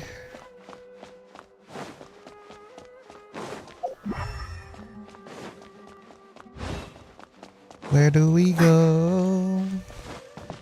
Where do we go now?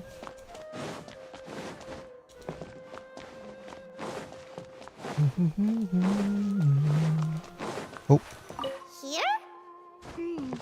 No signal again. Is it getting jammed?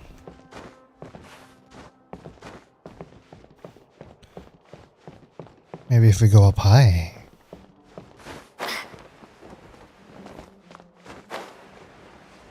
No, that is not the way.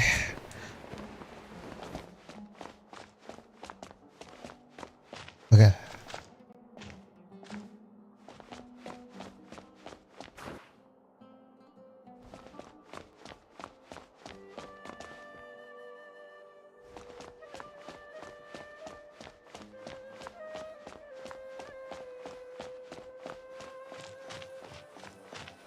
Here, maybe?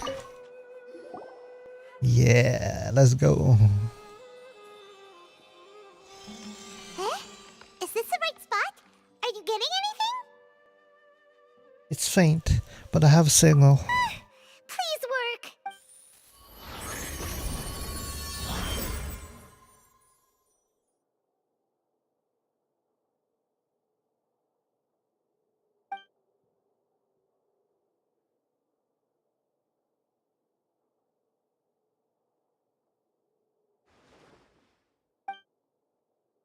Kusanali, look at her. So tiny.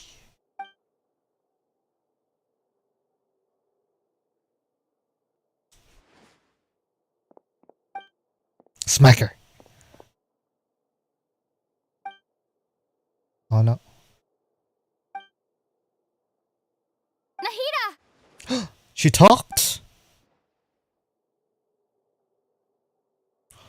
Hey, Nahida! You have a voice?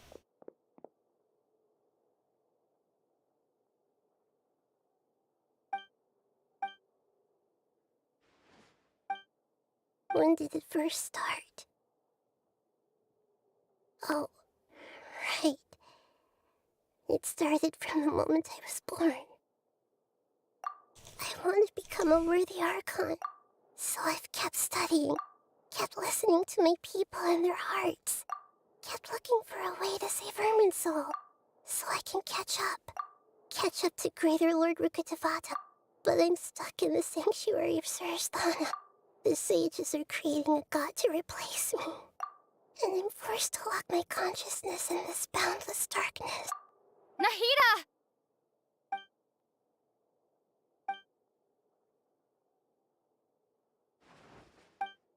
Start singing.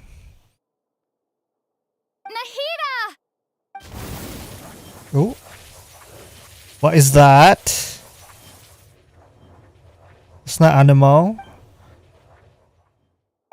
It's so quiet here. Now that I think of it, I don't think I've ever actually listened to my own inner voice. Do Archons have them? Should Archons have them? Have I been doing the right thing? Am I really not needed? Yes, you're not. Sorry. How do I really feel about all of this?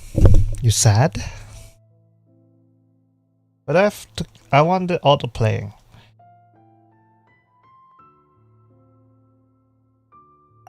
It's so quiet here. Oh, she sounds so sad. Since you're the god of wisdom, you've known the answers to all these questions since the very beginning, haven't you?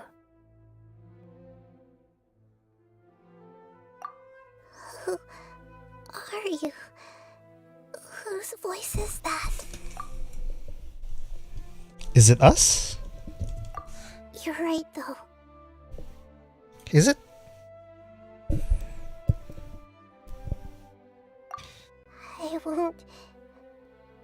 I won't ignore my own voice anymore. Yeah.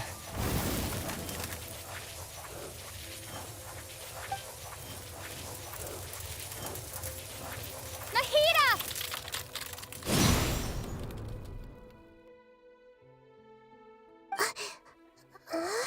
Nahida?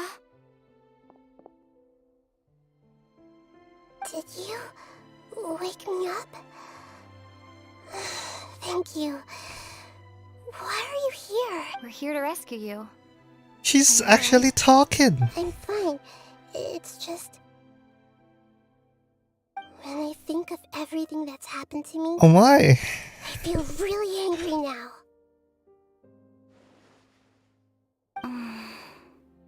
You should have been angry ages ago.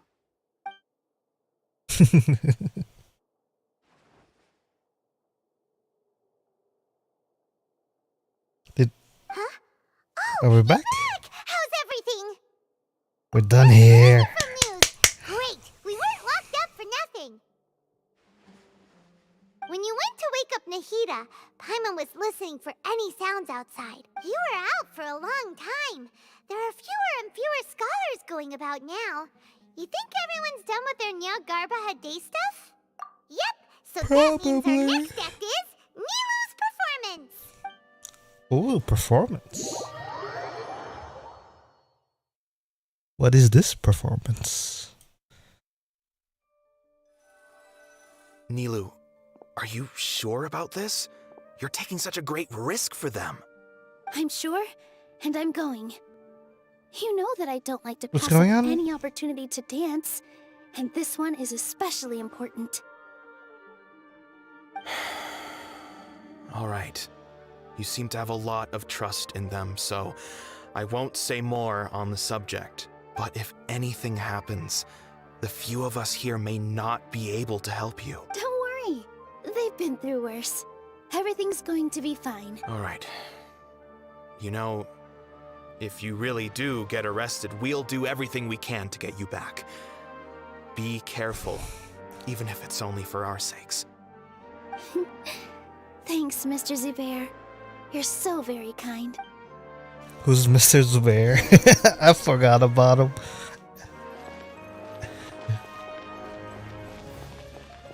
Alright, let's go. Whatever we're doing.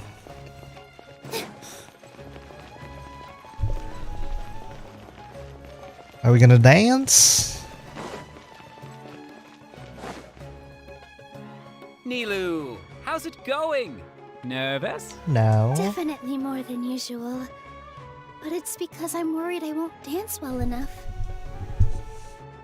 It's okay. Just focus on your performance. We'll take care of everything else. You sure know how to talk. Taking all the credit, even though we came here together to help out. Well, thank you both. I'll have to treat you to a meal after all this ends. I really, really appreciate all of your help. Ooh, that sounds great. Ha! How can we say no to that? All right, let's get back to business. Nilu, we'll be here to Need keep ramen. people from going to the academia. I was planning on telling them something like, the Academia's been conducting a weird experiment, and some of their test subjects escaped. It's really dangerous there, so stay away. Oh, you couldn't think of anything better? Oh well, I guess it does sound like something the academia would do. I think it sounds great. I'm counting on you guys. Don't worry, it'll be a piece of cake. I don't even know what the plan is. I swear to God, they're just gonna dance or something. Hey, Nilu! Sorry, it's great to see you, but I'm really busy right now. Our Bait People Away with Yalda Candy's plan is working beautifully. Do you want some candy? VR, thank you so much for doing all of this. And even dressed up as the Knight of Flowers, no less. I'll pass on the candy, though. I cut back on sweets in the period leading up to a performance, and I'm about to start one. You have a point. The stage is cleared and everything's ready. Yeah, So I you think can there's start gonna your be a dance at any time. performance. Yeah, thanks to you. I'm really grateful. All right, time to hit the stage. You're welcome. The honor's all mine, since Let's I'll go. have such a great view of the show.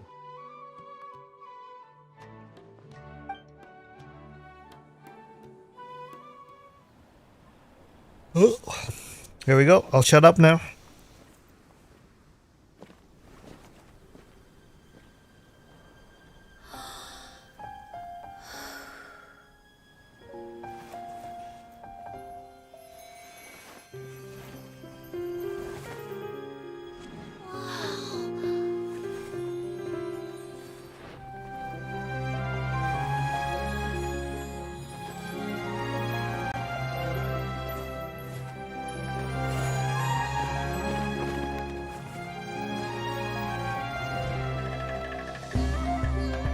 I've never seen a performance like this. This is incredible. Yeah, but I heard that public performances like these have been banned. I can't believe she's doing this here.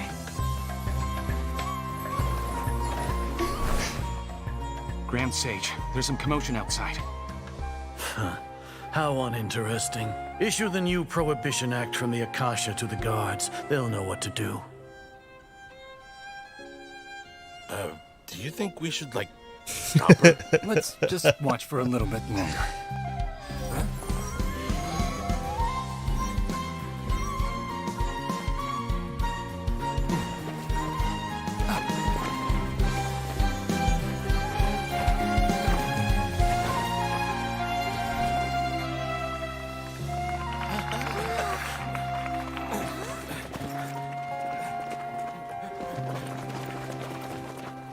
Yeah, get juked. Fuck y'all.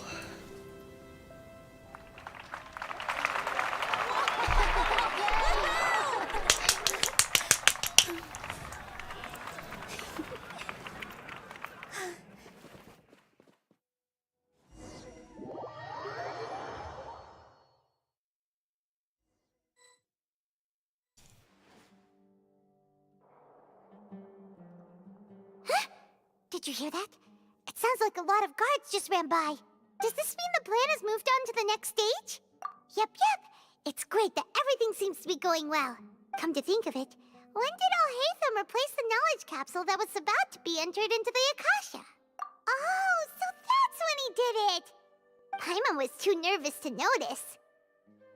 Speaking of, didn't Alhaitham also yoink the divine knowledge capsule from that mercenary leader in Port Ormos when everyone else was distracted? It's a time-tested trick of his. Why are we complimenting him? Yeah, he's smart and all, but he still makes Paimon's blood boil. Let's review our plan for this stage Oh, again. not again. Not like we have anything else to do right now anyway. Paimon remembers that Nilu's task was supposed to go a bit like this. Let's... Now that Lesser Lord Kusanali's consciousness has been forcefully sealed, the core figures of the Academia and their guards have started to I wear just their want to Akasha get on to terminals the again. mission. With the Doctor's technological support, they think they have nothing to fear. How despicable of them to rely on such a person. But this is also our chance. I was originally asked to draft the knowledge capsule for the Artistic Performances Prohibition Act when I was still at the Academia. It should be on the Grand Sage's desk right now, and will be entered into the Akasha during the next Nyargarbaha Day.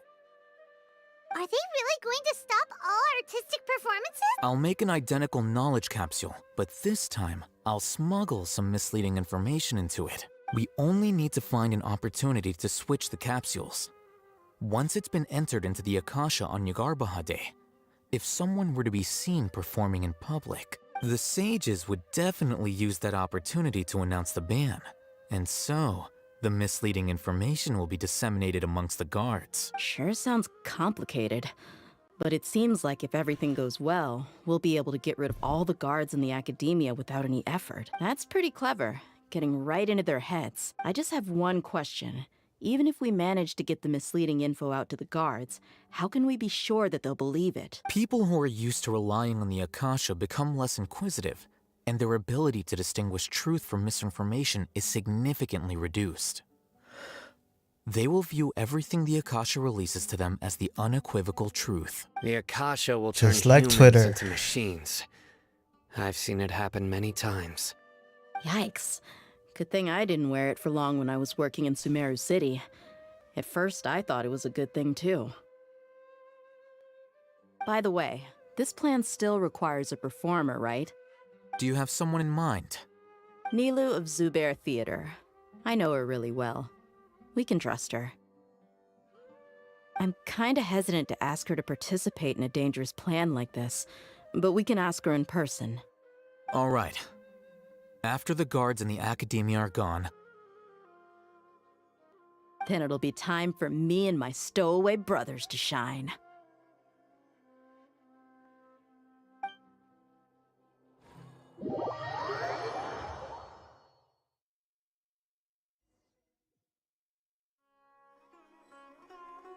Here they come. Did you see that, Raman? They came out from the Academia in droves. After laying low in the city for so long, this is the moment we've been waiting for. My brothers have already sprung into action.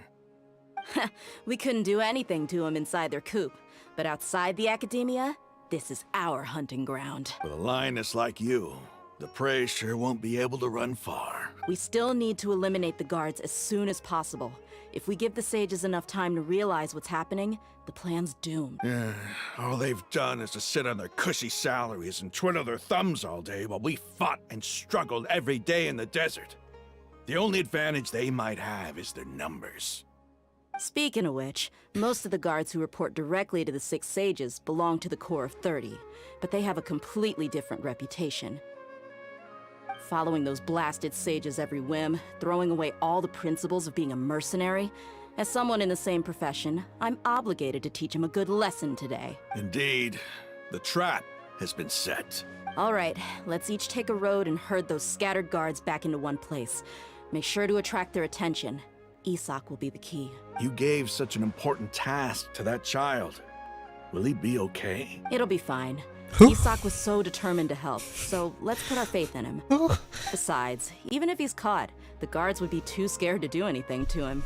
They've never seen Lesser Lord Kusanali in person, after all. Oh! You've got a point. Anyway, I think I remember. I think I see them coming. Let's head out. Good luck.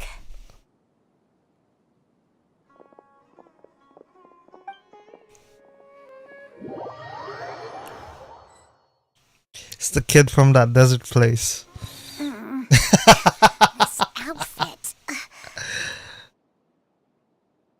Hey, do you remember what you need to do, Isak? When the guards get here, you'll pretend to be Lesser Lord Kusanali and run away from them. Oh, yeah, I remember. Of course I do. I'm just a little nervous.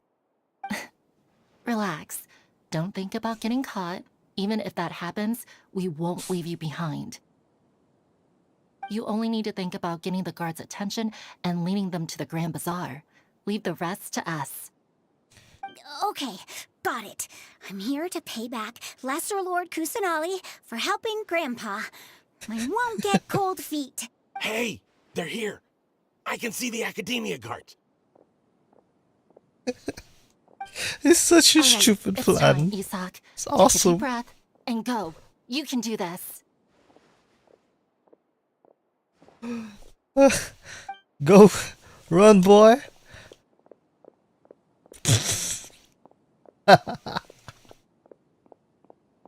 Where you going? Why is there a guard over there? Did he already run ahead of me? This is different from our plan. But there's no time. I need to make a choice. Huh? Did I just see something dart by? I'd better go have a look. Oh shit. Were my eyes playing tricks on me? It was. I should go check to see if someone's hiding over there. There seems to be nothing here. Just to be... Good thing they didn't find me. I was close. The fuck is this mission? Hurry and keep going.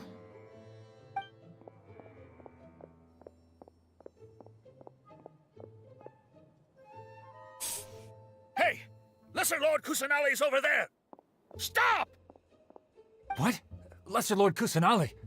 How did I not see anything just now? Oh no, they found me. Where should I go? How is this possible? There are also Academia guards here. No. No. I'm just gonna go down. Lesser Lord Kusanali's over there! Stop! What? Lesser Lord Kusanali? How did I not see anything just now? Oh no, they found me. The target suspected to be Lesser Lord Kusanali has escaped into the Grand Bazaar. Assemble and arrest her!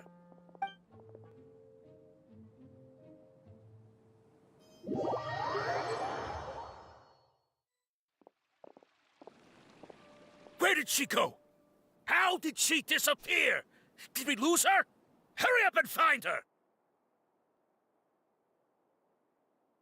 Hey, why is your team here? Didn't we say to split up our search? Hurry, hurry! Huh? This place is... Why are you all here? Oh, we're gonna lock them up? Yeah, isn't it one heck of a coincidence? Everybody's here. Oh, shit. What on earth is Beat 'em going up. on? Let's go. I suppose that's all of you? Who are you? Did you set us up? What are you planning? Phew, that was rough. I almost got caught. Little brat? So you're not actually Lesser Lord Kusanali. Who exactly are you all? Eremites from the desert? Just some colleagues. Think of this as a business competition, or a personal grudge. After stepping into our traps, stop thinking of yourselves as hunters. Behave like the prey you are.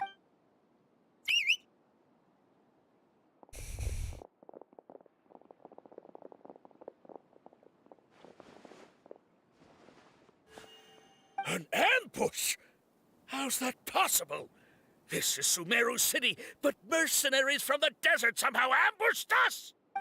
You've spent all your time hiding away in the academia.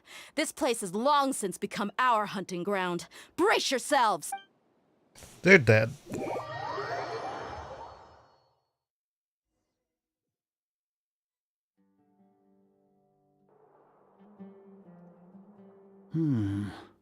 This is odd. The academia has quieted down after the conclusion of the Nyagarbha Day ceremonies, but it's much quieter than usual. Where are the guards? Why have I not seen a single one? Guards? They're dead. Guards! They're dead. Grand Sage, how may I be of assistance? I called for the guards. Why did you come? My apologies, Grand Sage. Right now, all Academia guards have entered the city to perform the ordered arrest. I thought you knew. Arrest? Who is there to arrest? I have an ominous feeling. Arrest Lesser Lord Kusanali, right? Is that not what the order was? Lesser Lord Kusanali? You mean she has disappeared? Yes. I wouldn't dare make up something like that. Right now, everyone is in a panic, and many are saying that Lesser Lord Kusanali will take revenge on us. What happened? Just what is going on? Lesser Lord Kusanali somehow escaped? Was it Alhaitham and his party that freed her? That's impossible. The Academia is heavily guarded today, and any order to release Lesser Lord Kusanali would be strictly confidential. Besides, Alhaitham and the Traveler are already in our hands. What manner of trickery did they employ? How could Lesser Lord Kusanali disappear into thin air? Disappear? Wait. How was the arrest order distributed to the guards? It was issued by the Akasha earlier today. Only you have the authority to send messages like that, so I thought it was your order. Let me check.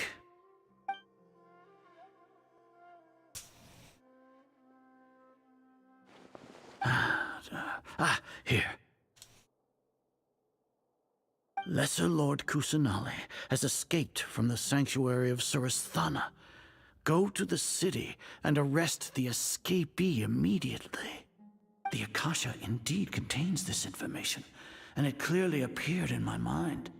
How did they bypass my permissions to issue this kind of message?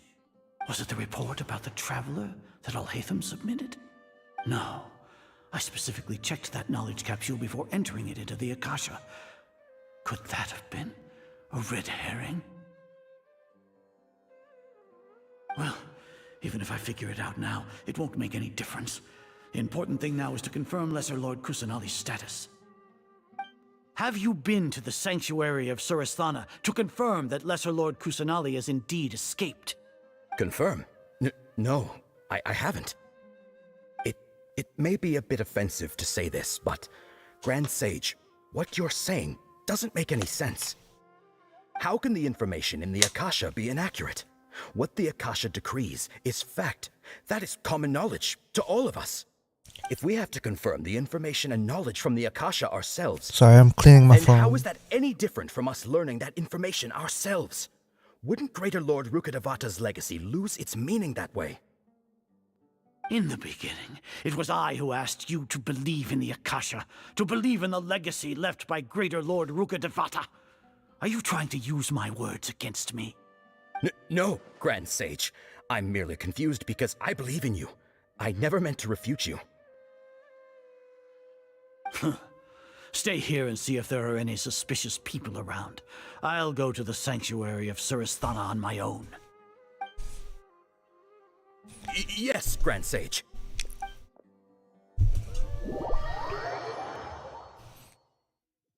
I don't even know where that is.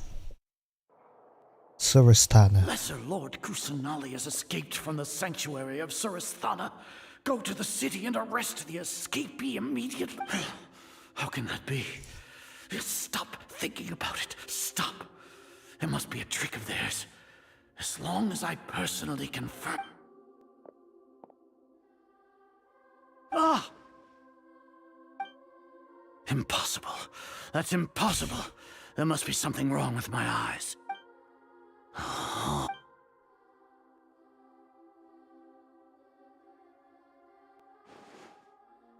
What a comical sight is our.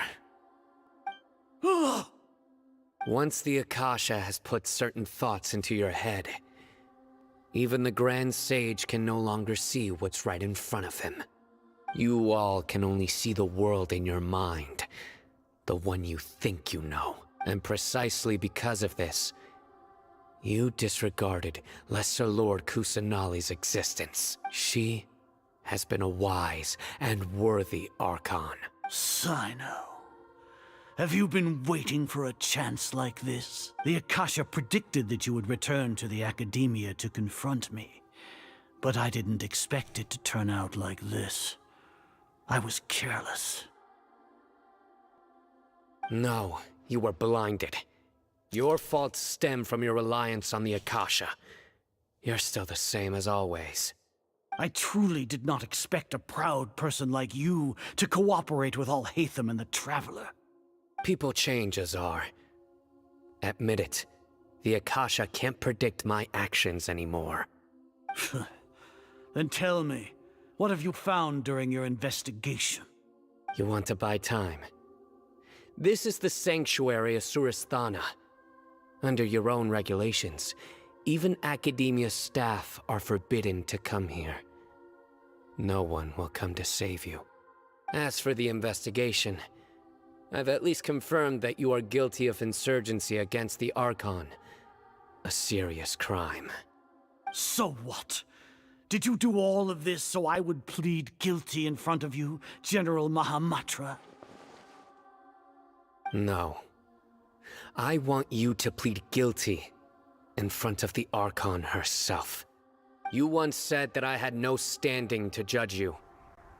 So now, how about judgment in the name of a god? Ooh. Do we get to play as them? I don't own them. Nope. How long do we have to wait? Paimon wants to know how things are going out there. Paimon hasn't heard any sounds outside for a while. Hopefully something bad didn't happen.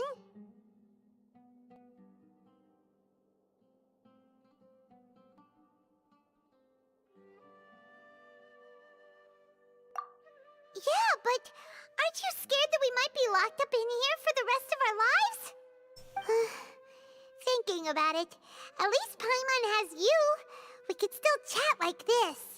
No thanks. Paimon thinks of Nahida Fuck off. being imprisoned alone in the sanctuary of Surasthana. Paimon can't help but feel sorry for her.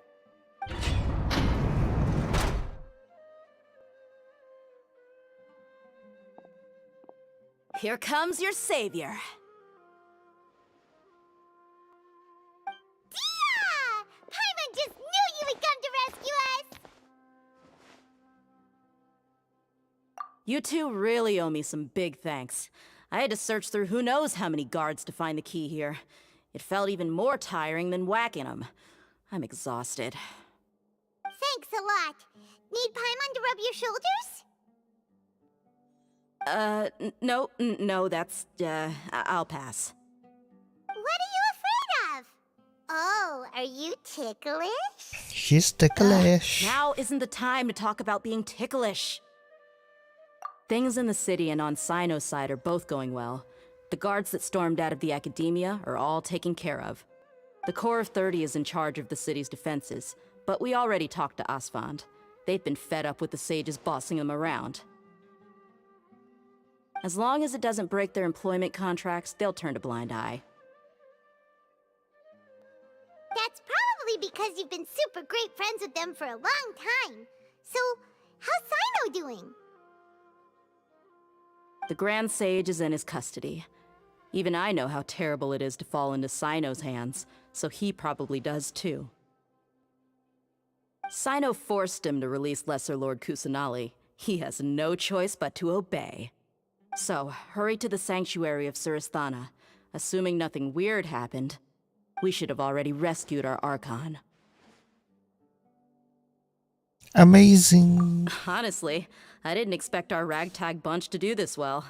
We just came together last minute to save the Archon, you know? Alright, you two better go. I still have to clean up some messes in the city. See you around.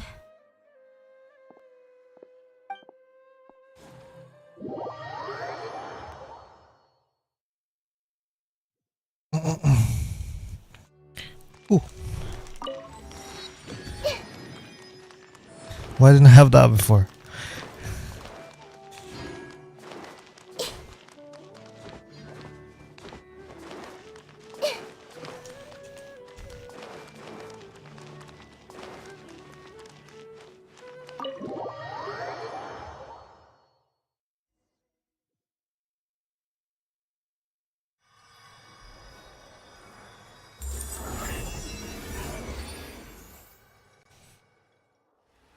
You're free. Nahida!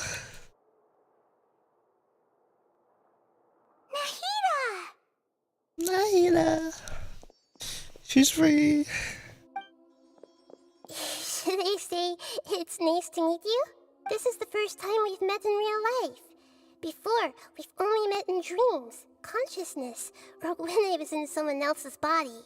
Thank you so much for coming to rescue me, but I also need to apologize. During this time, I did some self-reflection. My sense of inferiority and yielding to the academia led to all of this. Exactly! We're here because you're a good Archon and one of our friends! Thanks, you two. Amazing. So this is how it feels to walk out of that cage with my own body. It's like I just had an endlessly long dream. I can't even tell if I just woke up or was only now born into this world.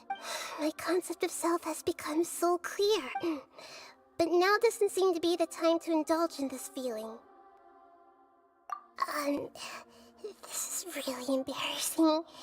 You all just rescued an Archon, and now she needs your help to save her country, and even the entire world. It's okay. With you here, Paimon's sure that everything will work out. There's one more thing. What is it? For all the things the academia did to me, and for all the folly it committed in the name of wisdom, as their Archon, I will make them pay. Ah, wow! That's the spirit! You're finally standing up for yourself and not letting people walk all over you! I understand now. To be a better Archon, I first need to better myself. If you haven't even figured out how to be a caterpillar, how can you be a butterfly? Yes, true. That reminds me.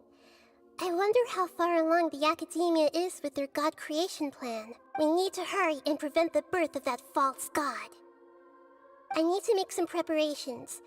Since I'm now free, I can establish a direct link to the Akasha and control it. First things first, I need to remove the restrictions that the doctor put on me in the Akasha. After that, I'll make some adjustments and revoke the sage's permissions. The Akasha will then be like how it originally was, only operable by the Archon. After all, the academia betrayed Greater Lord Rukkhadevata's trust. This might take some time, In the meantime, you should also work on your own preparations. If we don't stop the God creation plan in time, we'll be in for a tough fight.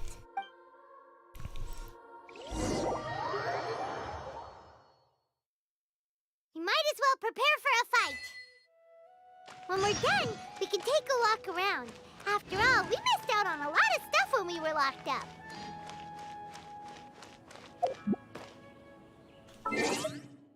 4. The next day? Is the next day? Oh no, we're good.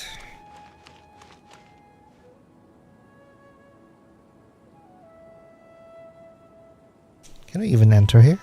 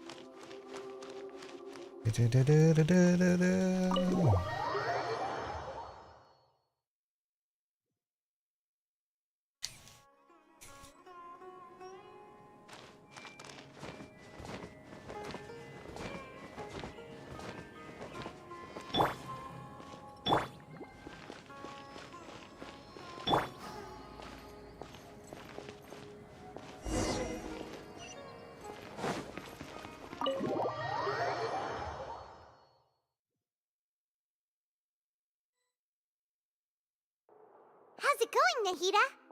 I'm done with the parts that needed my involvement to complete. Although it's my first time working with the Akasha like this, its internal structure and operation procedures are easy for me to understand. Greater Lord Rukkhadevata's design is truly brilliant. Oh, also, this is for you. Huh? What's this little floaty thingy? It's a small device I put together just now. What the fuck is that? You can think of it as an upgraded Akasha terminal. You may not need it right now, but it should be helpful in certain situations. Wait! This thing has the same characteristics as Paimon! We're both small things that float! All the things that make Paimon special got copied! When Paimon appears with the Traveler from now on, people won't remember Paimon because she isn't unique anymore! It's alright, Paimon. It can't replace you. It's only a flying device, but you're the Traveler's irreplaceable friend. You're so good at comforting people, Nahida. If only the Traveler was as smart as you. Fuck off. I was simply telling you what I feel to be the truth.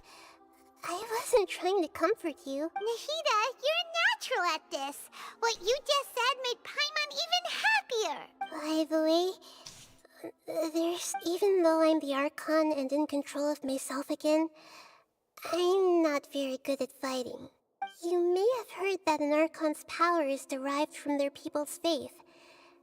However, I'm not as well loved as Greater Lord Rukkhadevata. If we get into a situation where combat is our only option, I'll have to count on you, and I'll do my best to provide support. I'm glad I can rely on you. So the God of Wisdom isn't good at fighting? That actually sounds about right. I've located where the false god is. Time is of the essence, so let's skip to it.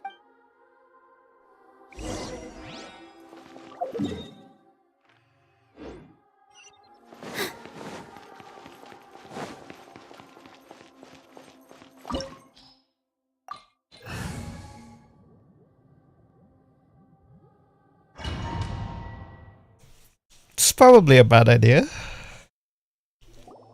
What is this place? Is this really the way we need to go? Wow. Who would have thought there'd be a place like this hidden right slap bang in the middle of the city? The sages wanted to realize their god creation plan without being discovered. The safest and most convenient way would be to build within the academia itself. That's true. They were already hiding one god, so why not two? Judging from the structure here, the project is a huge undertaking. The sages really saw the god creation plan as their ultimate, but this place doesn't look like it could have been constructed by the academia alone. The Fatui under the Doctor sure didn't hold back. They provided a lot of technological support. Yeah, or else they wouldn't have been that generous. Is that it, though? I've always felt that this doctor is different from the academia sages. He doesn't seem to share their sense of urgency. Instead of being interested in the end product, it's like he's enjoying the experimental process. The Fatui Harbingers are all such weirdos. So, the doctor being weird is actually normal. So, this Fatui that they're trying to turn into a god is called the Balladeer? We had previously come into contact with his consciousness. He harbors particularly strong obsessions. One is the desire for a gnosis, since he was created to be the vessel for one. The other obsession is probably related to his past. I can't quite explain it. Paimon knows that he was a prototype puppet for the Raiden Shogun before he became a Fatui Harbinger. That's why he wants a gnosis so badly. There's no way he'd willingly be a test subject. Now with that temper and ego of his. It sounds like you know the Balladeer quite well. I see. Tell me more about him and what he's like. The more we know now, the better we can plan for and react to any future situation.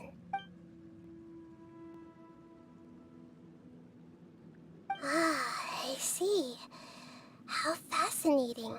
Alright, time to go. Let's get through here and meet him in person. Awfully confident. But let's go.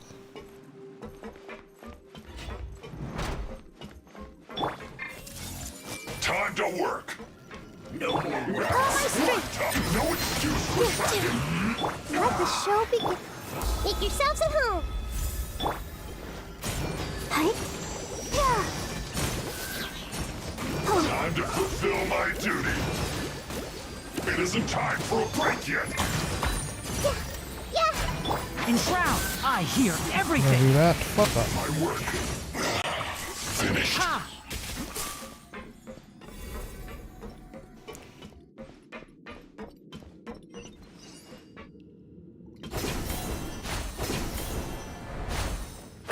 It looks like we can climb up these pipes.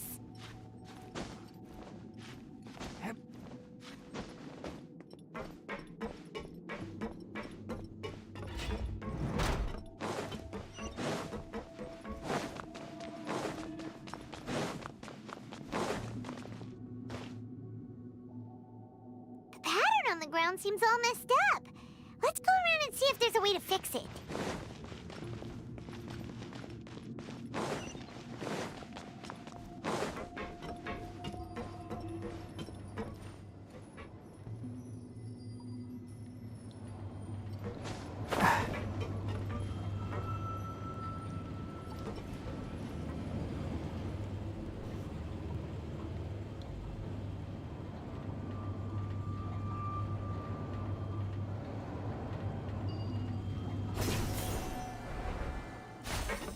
Oh god. That was glitchy. Yeah.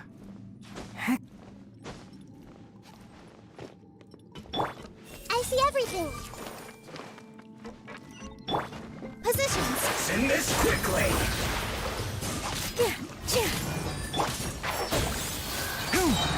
Stay right there. Just wait for you later. Let's dance. I guess this is it.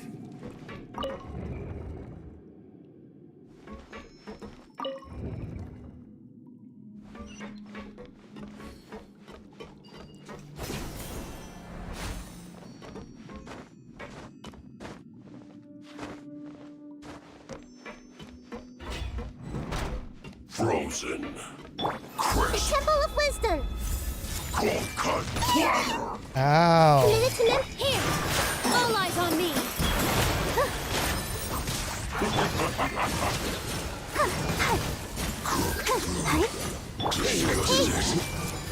One with the forest. Let's nip that in the bud. I'll protect us.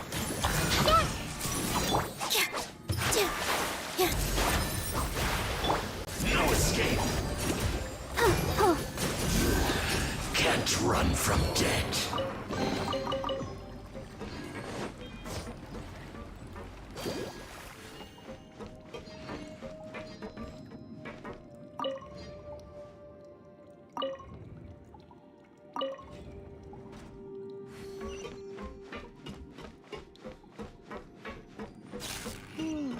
The cart is stuck.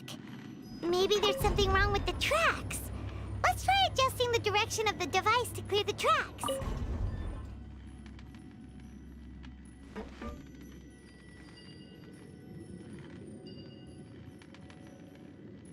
Wait.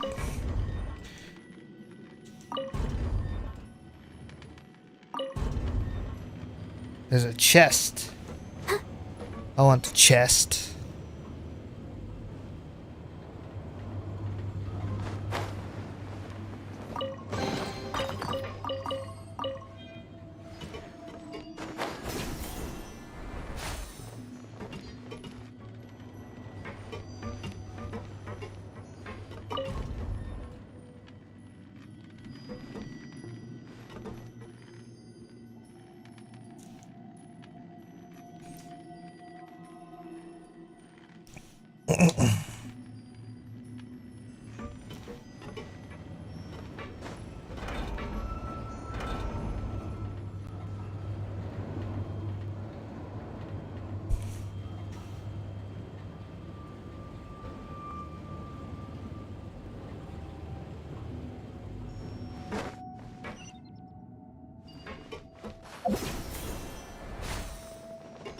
I see everything.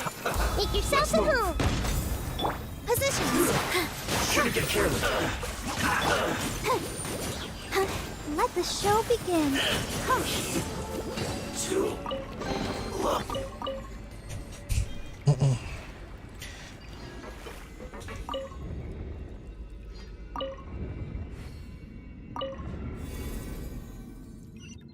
Yay.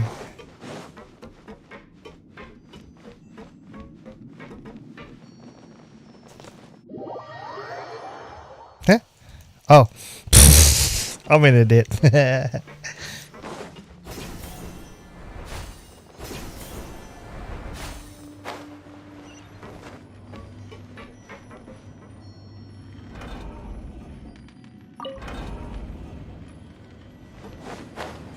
No! Thought I could catch it. Alright.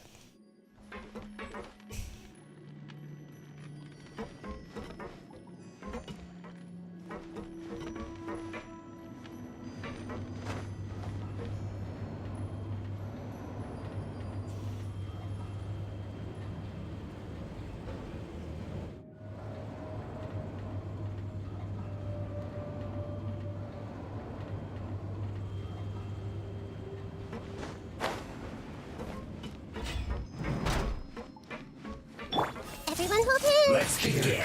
Trouble. Here. Stay right there. Let's end this quickly.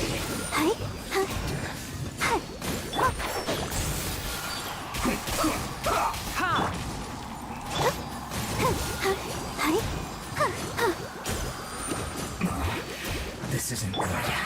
Well met. With all my strength. You can't run. Have a load of this. Looks like I went too far. Sit. Cook this through. One after another. Share my knowledge. I'll protect us. Go, Barbara. Grow. And drown.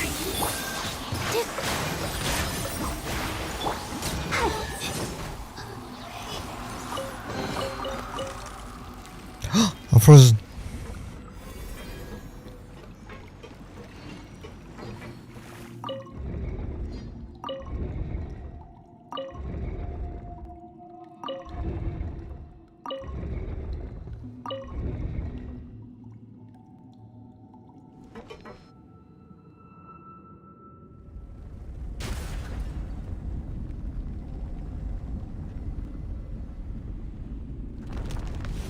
That's a fancy elevator.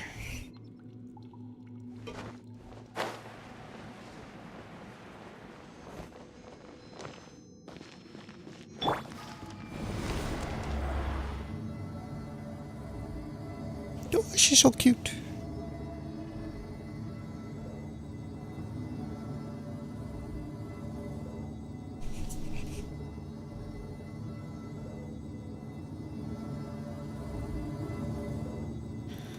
This is a really long... Oh, no, mind. Just ended. Looking at its operational status, we must prepare for the worst. The god they wanted to create is likely close to completion or already completed. Oh no, what should we do? Paimon can't imagine how hard it would be to fight against a Fatui Harbinger with a Gnosis. Are you nervous, Paimon? If you really want to know, of course Paimon's nervous. Aren't you too, Nahida? Yes, I am. This is I feel not just nervous, the drop controller. but curious as well. Curious? Curious about our fate. To me, everything we perceive in this world, everything we learn, and everything that happens to us is considered knowledge. And if it's a form of knowledge, then it can be understood. However, only fate is about that which has yet to occur, so it has always drawn my curiosity. So to me, fate is the ultimate knowledge. That's also why I love observing humans and all the things that happen to them. It all brings me great satisfaction. And now, at long last, I'm not just an observer anymore. I will personally experience my own fate with you by my side. Isn't this such a wonderfully exciting thing? Yes. Ah, so that's what you mean. Paimon thinks she understands what you're feeling. Agreed. Okay, let's continue on. I can sense his aura from here.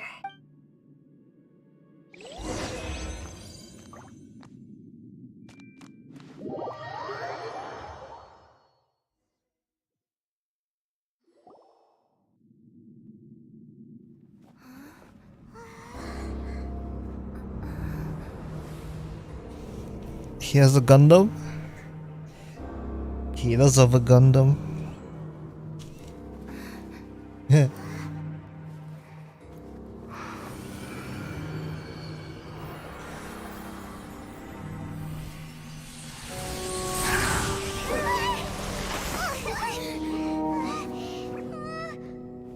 Who would have thought the world would be so eager for my birth? I remember you, Booer, the god of wisdom, and standing beside you, the traveler. Is he all-knowing and powerful now like Greater Lord Rukkhadevata? No, I can't feel the same kind of divinity I felt from the Greater Lord. It seems that the sages didn't get the chance to infuse the divine knowledge capsules into him. But even still, he has undoubtedly become a true god now. So we're too late? The Balladeer has already become a god? The Balladeer. A long bygone title. When my spirit ascended to divinity, I felt as if I had existed for the same number of epochs as heaven and earth. Looking back, the existence of what once called itself Kunikazushi appears infinitely small and ugly.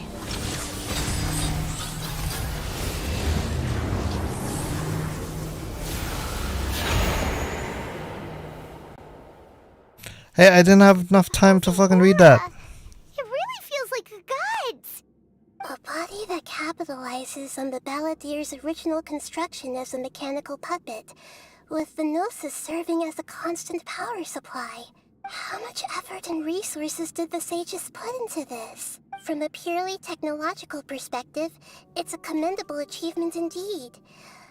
It's no exaggeration to say, this is the culmination of human wisdom. You sure are something! Dishing out compliments at a time like this? But I don't think he's reached the spiritual height of a god. Strife is engraved upon every god and every gnosis brought forth into this world. Can you feel it? The exhilaration of such power, and the thrill of anticipation for our contention. Nahida wouldn't feel the same things as you! Do you not realize that you are interrupting a conversation between gods? Lowly creature, know your place.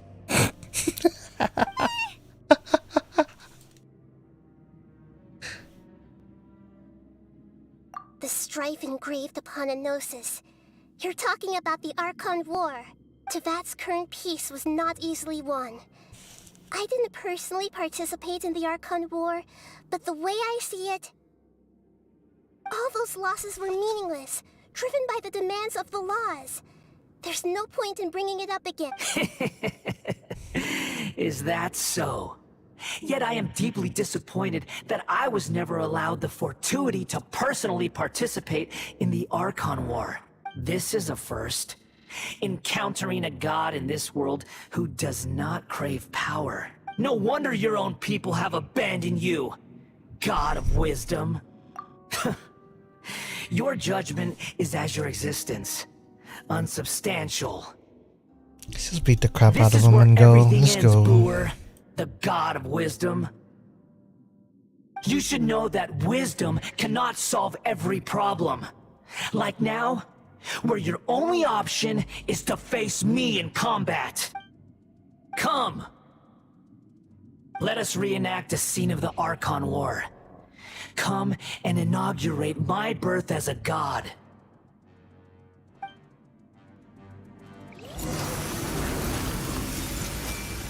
Perish!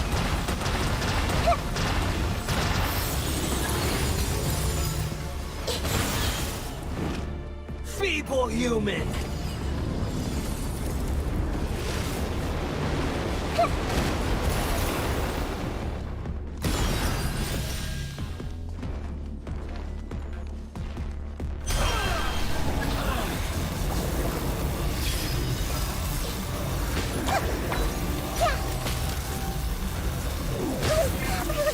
How?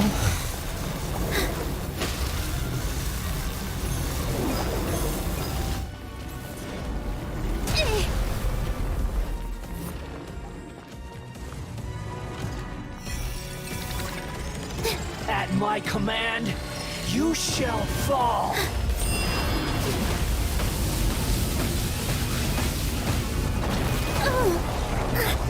How?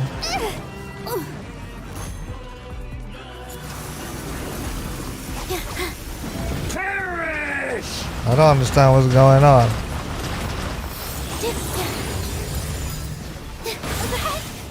Hurt a little. Insignificant pest!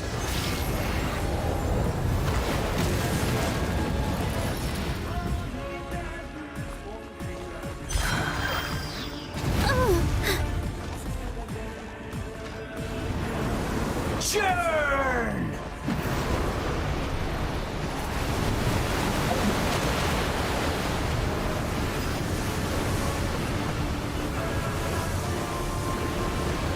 My endless cycle begins!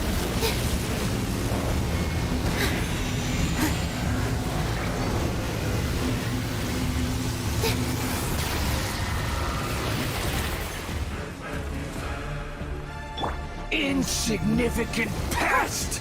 Come on, we can do it.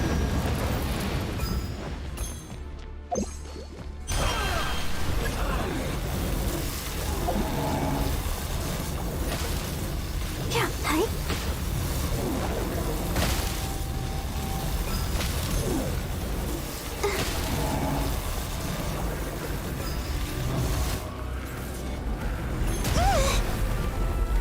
I don't get what's going on.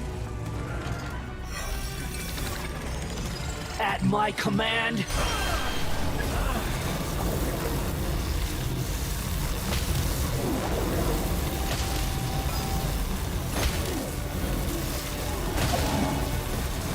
I can't stop now. They need me. Here. insignificant pest!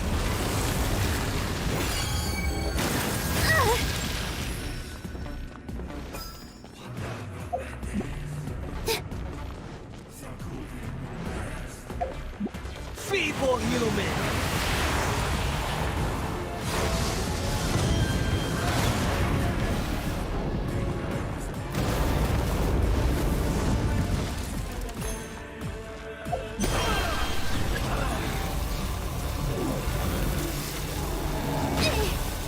Oh, okay.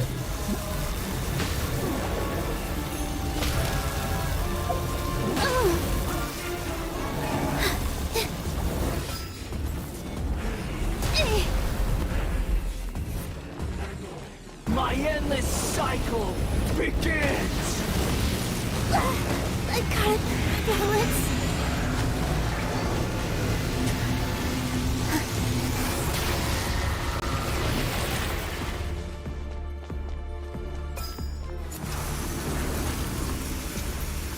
Perish!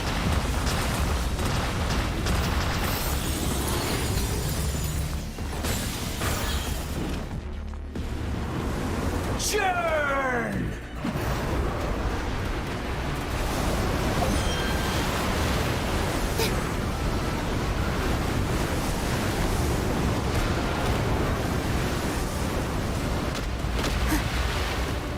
I still don't get it. At my command, you shall fall!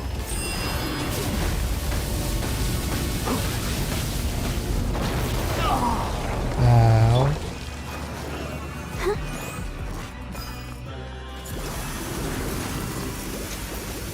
Perish!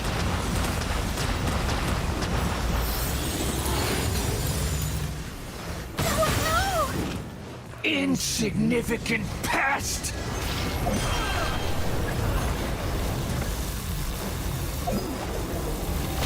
So we activate another one.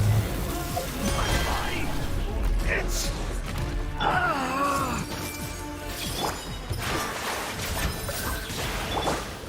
Can't see? I hear everything! Let's dance. Hey? You cannot defy me, mortal! My endless cycle begins! Ow.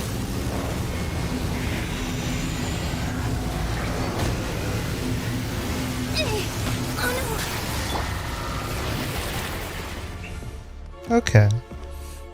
I should read. Churn!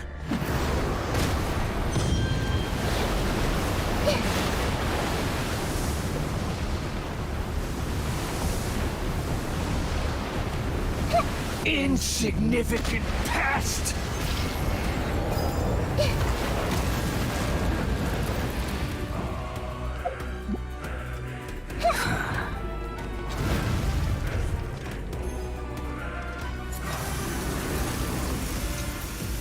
Perish!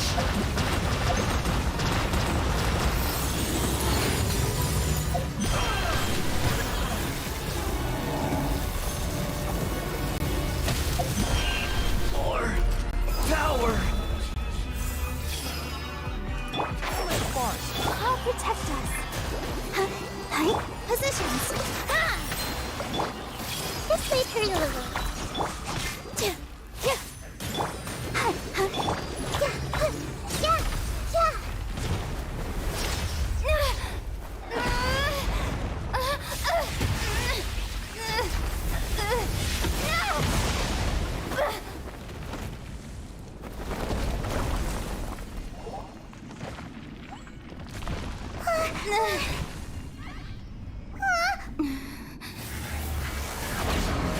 It's a full Gundam now.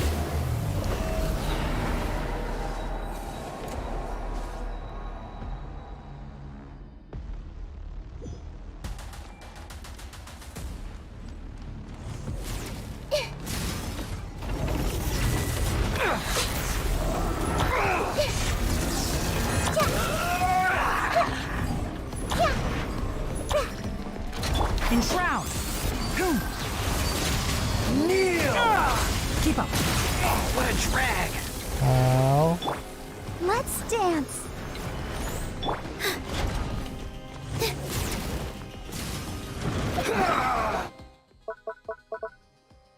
Do I need to activate something? Why is the thing not firing?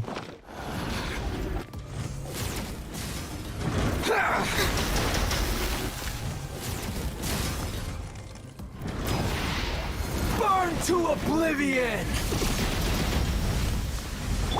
Hey! Yeah! Here! Filth!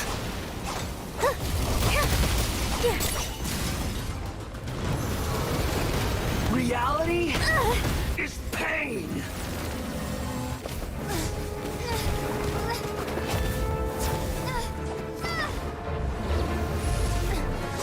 Oh shit!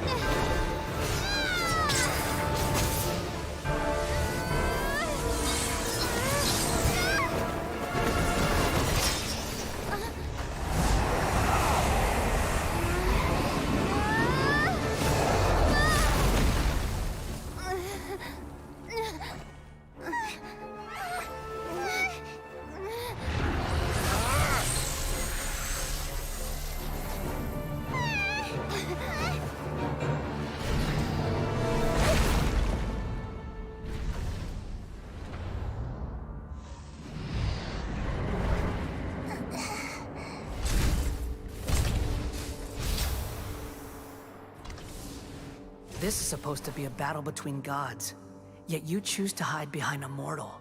And now, you're acting like you'd sacrifice yourself for a human. Are you having fun proving a false sense of heroism to yourself, Boor? Oh, Chidori!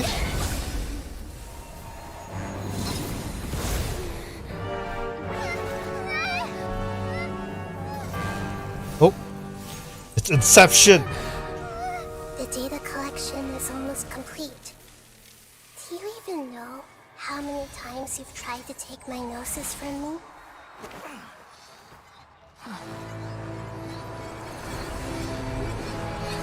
$500 times.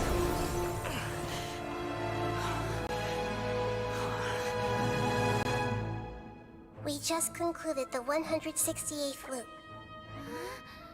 Did you know that in the effort to create you, the people of Sumeru were forced to live through the exact same number of Sub-Zerus festivals and samsara cycles? The power of dreams. When did you use it on me?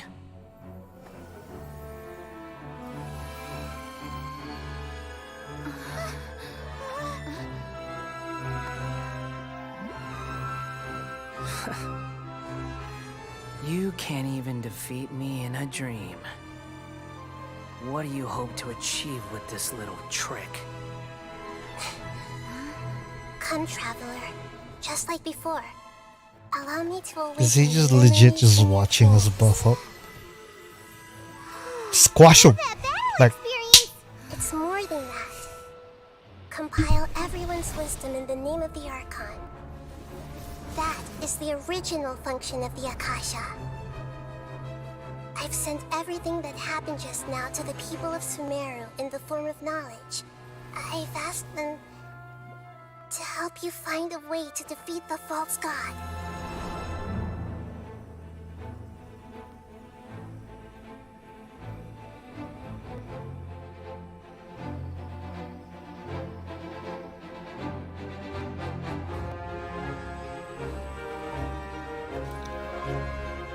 some Dragon Ball type shit. All of Sumeru's wisdom is at your disposal. Meaningless tricks won't save you.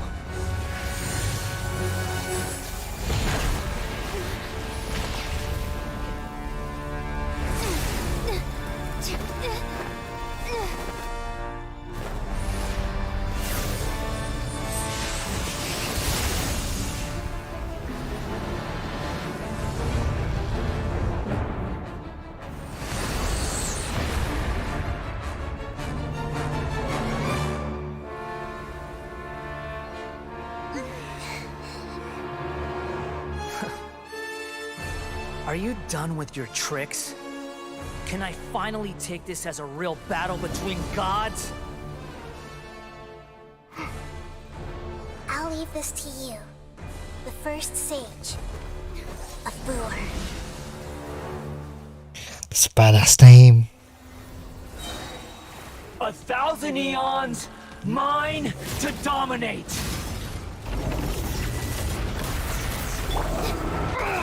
All my strength. Yeah.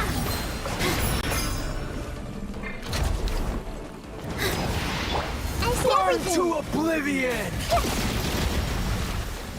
Share my knowledge. Can't see. Kneel! I'll uproot you. Ha! Sa! Boom! Cha! Keep up. Ha!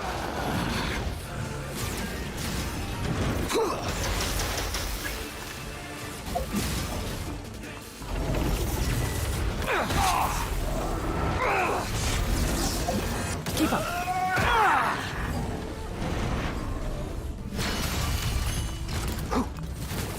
Okay. Good riddance, cruel world. What is that? Positions.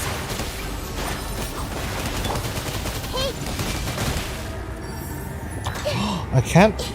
One with the forest. Ha! Sa!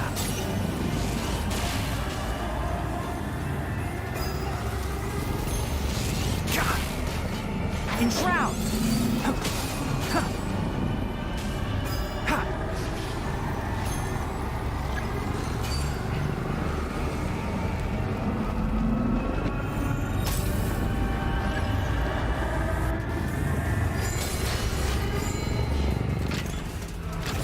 Your new god awakens! Now, your eyes have been opened. I thought I hit him, no? Let the show begin. Go, Barbara, go! Right? Kneel!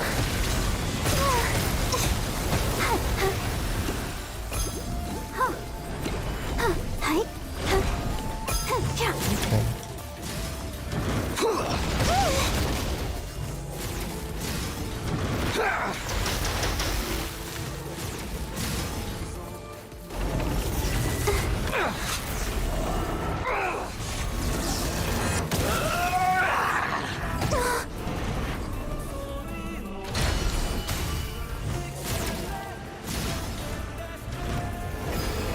Reality is pain!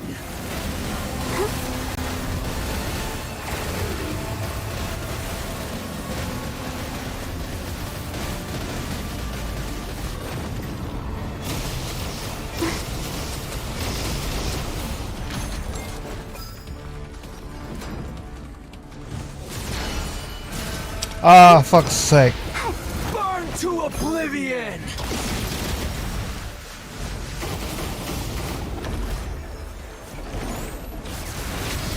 Kneel!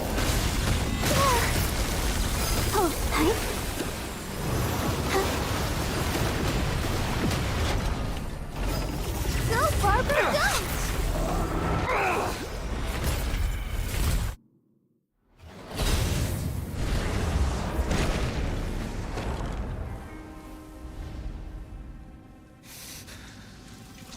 Humans.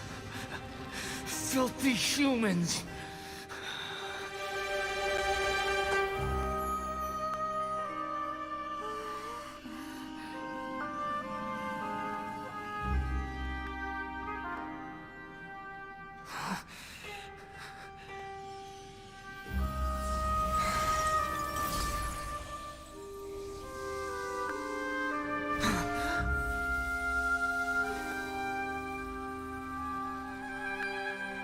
No!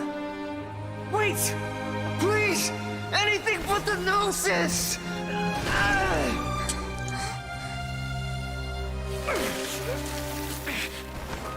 That's mine! Don't even try! I'll never go back!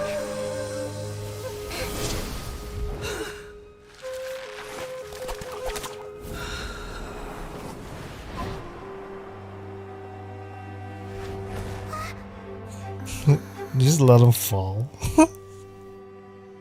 Is he dead? we haven't yet found the answer to the most important mystery.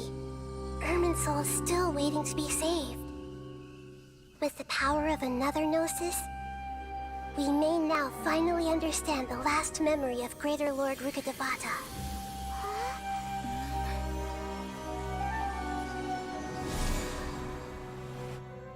This is... That's right. This is the last memory of my predecessor. Oh shit.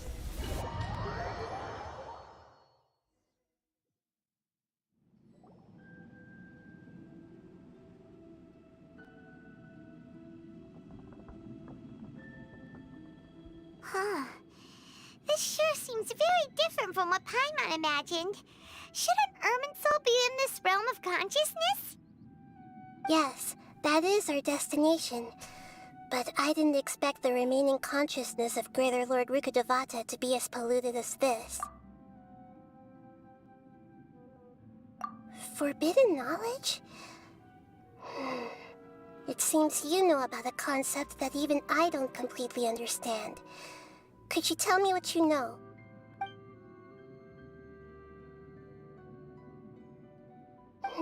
Your inference seems logical enough.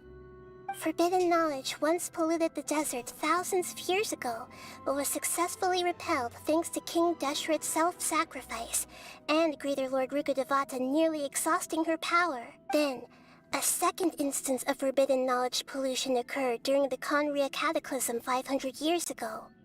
But I'm afraid it is much more serious this time, with Irminsul itself already in... So, if we're in the remaining consciousness of Greater Lord Rukkhadevata, and it's also been affected by forbidden knowledge pollution, then does that mean, in order to save us, Greater Lord Rukkhadevata? Yes. It's very possible that she sacrificed her life in the fight against forbidden knowledge. She didn't completely eradicate forbidden knowledge, but if it weren't for her actions, the pollution would have been far more rampant over these past 500 years. The way that everyone, including me, has forgotten everything about forbidden knowledge may very well be due to her restoration of Irminsul. Aww. Do you... I'm just... sharing her pain. The pollution of her consciousness here is severe. There is madness, chaos, and pain all around us. Did she fight to resist the forbidden knowledge pollution in such terrible conditions, all the way up to her last breath? She even used her last remnant of lucid consciousness to leave a clue for us to follow. Yes, her words were distorted by forbidden knowledge, so that's all we could hear. But now, we have a chance to find the answer to this mystery. We can cross the polluted consciousness until we found the right path to meet with her lucid consciousness. And then, we'll let Greater Lord Rukkhadevata tell us the truth in person. Each of us need to be mindful of the state of our own consciousness while we are here. Even with the Gnosis' protection, we must always keep a clear mind. Otherwise, we could go mad at any moment. Don't worry. It should be easy enough for you to keep that mind of yours clear, Paimon. Let's go.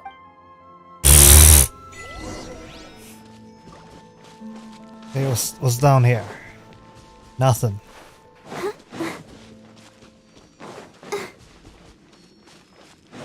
Are we in the air?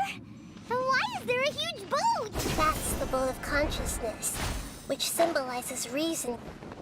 Wow! What are these? The monsters seem to have been affected by them! Dance! Go, Barbara! I see everything!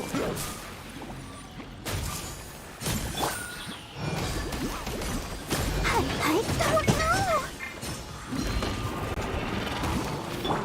Make yourselves at home! Committed to memory! With all my strength.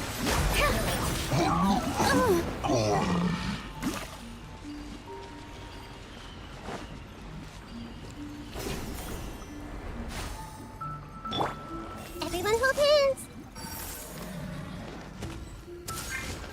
Hey. Let the show begin.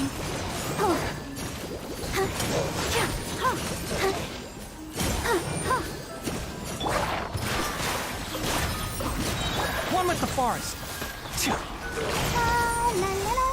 Oh, wrong character. This is what I wanted. Let's play through a little. Yeah. Oh, hi. Look! A four-leaf sigil has appeared in the sky!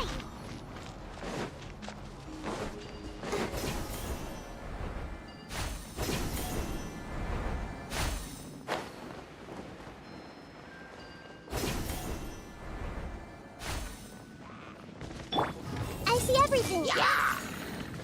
Positions.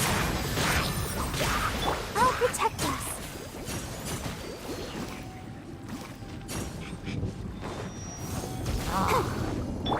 Everyone hold hands.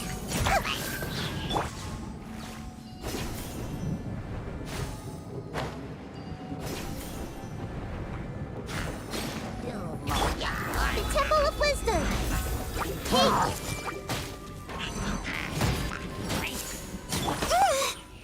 Here.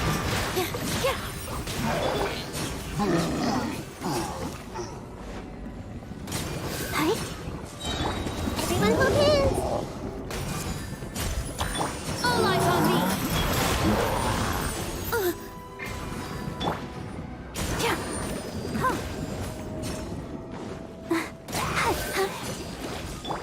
I see everything.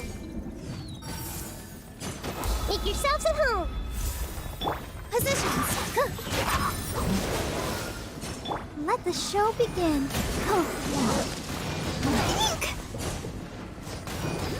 Enshroud!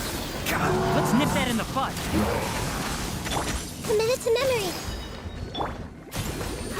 To control the boat of consciousness, we need to find the helm first.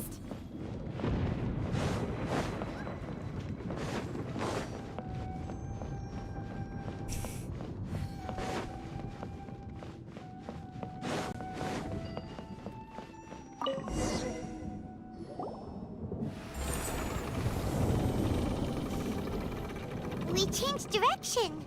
Are we still going the right way, Nahida? Mm-hmm. Judging from the current route, the boat of consciousness will soon take us out of here.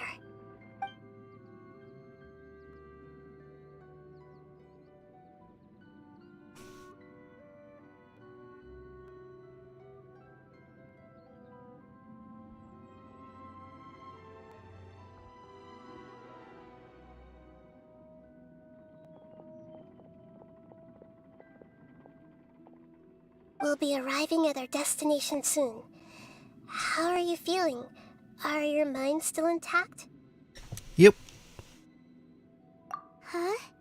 But everything's been completely normal for Paimon. Hopefully there won't be any more interruptions. This time, we should be able to meet Greater Lord Rukkhadevata. Are you saying you've never met Greater Lord Rukkhadevata before? No. It seems that my birth and her death took place at the same time. Otherwise, I think she would have given me a little more guidance, and I could have done a better job. Hey, you've done a great job, Nahida. Let's get out of this creepy place and go meet her.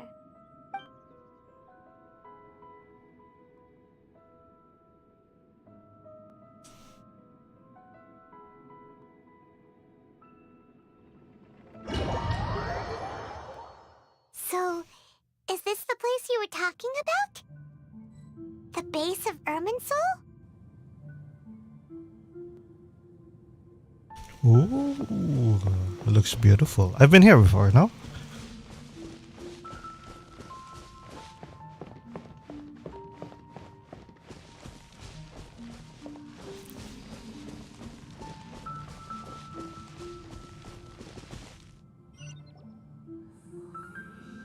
Well, this is the place. We're here to find Greater Lord Rukkhadevata, right? But the one standing over there is... Is that... me? She looks exactly like me. Because she's you. Greater Lord Rukkhadevata? Yes, that's me. Are you surprised by my appearance?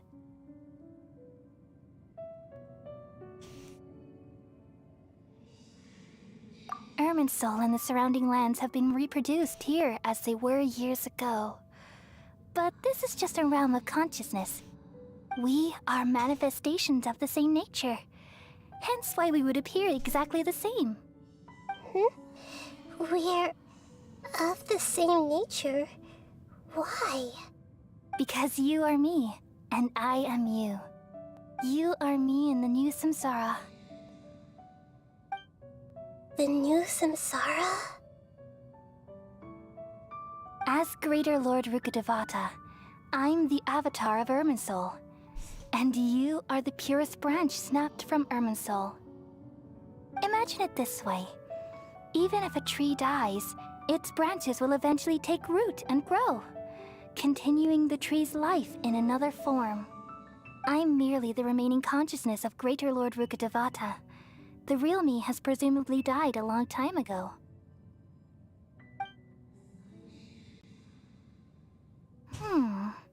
Judging from your appearance, I've probably been dead for 500 years. But you're finally here. My new self in the samsara. If this is true, then am I going to be a great Archon like you someday?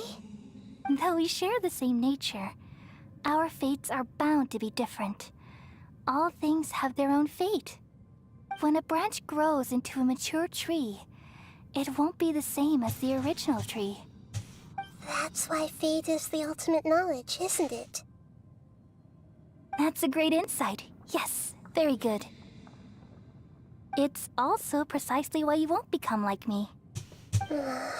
Really? But perhaps you may become an even greater Archon than I. I already see a determination in you that I didn't possess in my time. And the future that it leads you to will be yours alone.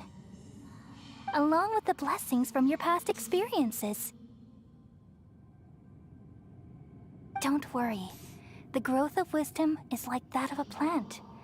You only need to wait quietly for the flower to bloom. Come to think of it, the sages never had the faintest inkling of the meaning of wisdom. Thank you. Nothing makes me happier than discovering that the Archon I always admired was in fact myself in another fate. It's so nice to speak with you, Greater Lord Rukkhadevata. I've always wanted to meet you. The feeling is mutual. From the moment I snapped the branch off Irminsul and created you, I've also looked forward to talking with you. Could you tell me why you wanted to create me? And what exactly happened when you died? Ah, I see. You're here seeking answers, right? Everything that day, even the sky itself, changed into a color like this. At that time, the seven were all summoned to the nation of Conria. Except for me. I had a more important task to attend to. I had to protect Irminsul. The disaster occurred together with the pollution of forbidden knowledge. At that very moment, with my consciousness connected to Irminsul, I sensed something was wrong. The pain started to torment my mind. By the time I reached Irminsul, it was already displaying signs of corruption. Had I not repelled the pollution of forbidden knowledge with King Deshret thousands of years ago, I might have felt even more hopeless and lost. So what exactly is forbidden knowledge? It's a kind of knowledge that doesn't belong to this world, and a form of truth that can't be understood. It came from the very bottom of the abyss. Even I could never understand it. The world is constantly rejecting it, leading to all kinds of bad phenomena. If we allow forbidden knowledge to pollute Irminsul, I'm afraid the entirety of Tevat could fall apart. So, there's knowledge that even the God of Wisdom can't understand? At that time, I knew I couldn't repel the forbidden knowledge with my strength alone. Which is why I created a device that compiled human wisdom and named it the Akasha. It's truly the world's most amazing invention. Thank you. For a long time, I thought dreams were the fruit of human wisdom. Though it was selfish to do so, I borrowed people's dreams using the Akasha. Then I compiled their wisdom and all of my own power. Well, did it work? Thanks to the wisdom of the people of Sumeru, almost all the forbidden knowledge was cleared from Irminsul. But things didn't go as smoothly as I thought. I had a terrible headache, which gave me an uneasy feeling. And then I remembered that my consciousness was also connected with Irminsul. It brought me knowledge and wisdom, but vile corruption as well. From the very beginning, my existence had been polluted by the forbidden knowledge. Oh no. How could that happen? I've experienced that pain in your consciousness. It must have been a horrible experience. Yes, but my feelings weren't important. The important thing was that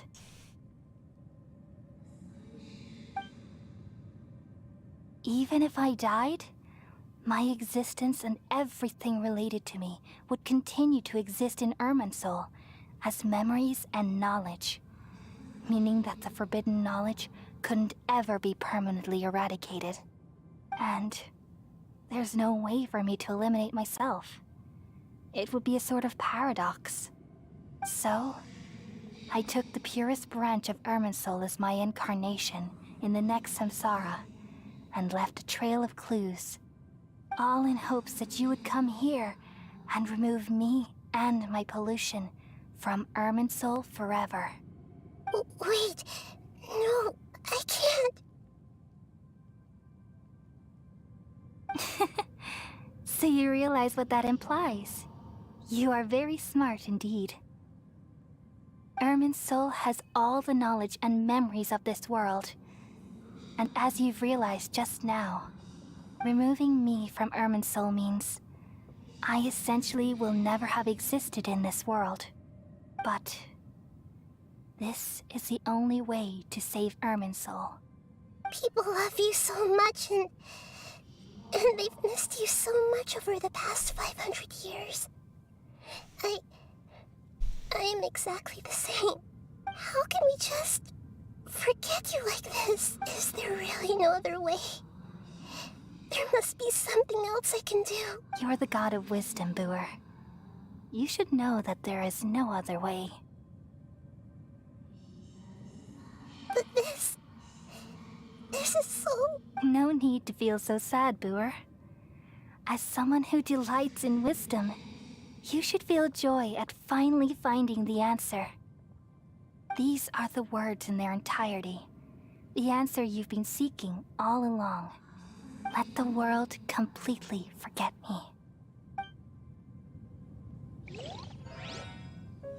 We all nestle under the great tree of wisdom, peering out to perceive the world. From the earth and from the rain, we perceive its wonders, until we become a white bird to perch atop a branch, and finally snap off the most important leaf.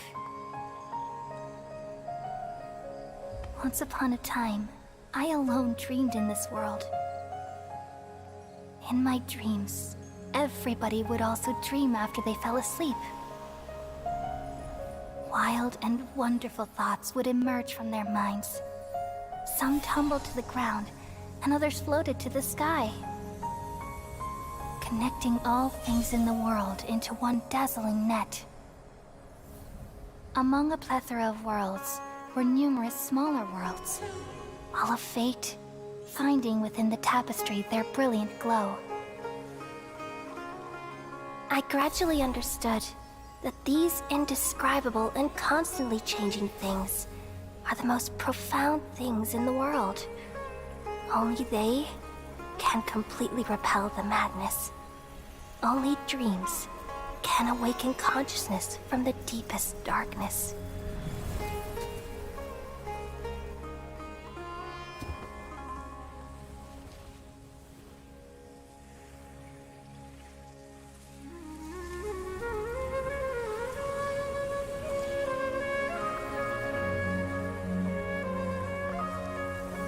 I'm the one who posed this question, yet also the one who sought a solution. Saving the world with the dreams of the people used to be my answer. And now, you've also found your own answer, and I shall return all the dreams to the people.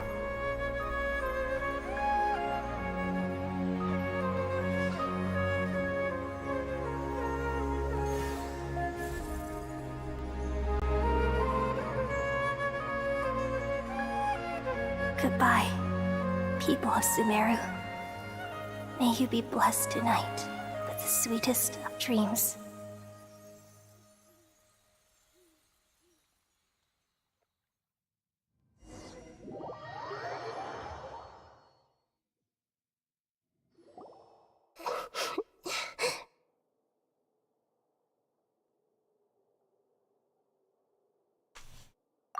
I'm alright.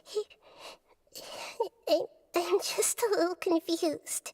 We've just saved the world, right? So why am I crying? I don't know where this feeling inside of me is coming from.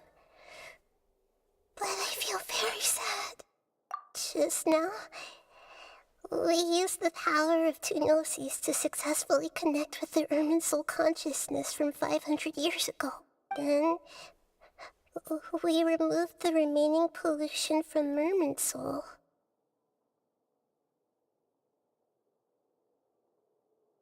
Yeah, what's wrong? Weren't you there just now?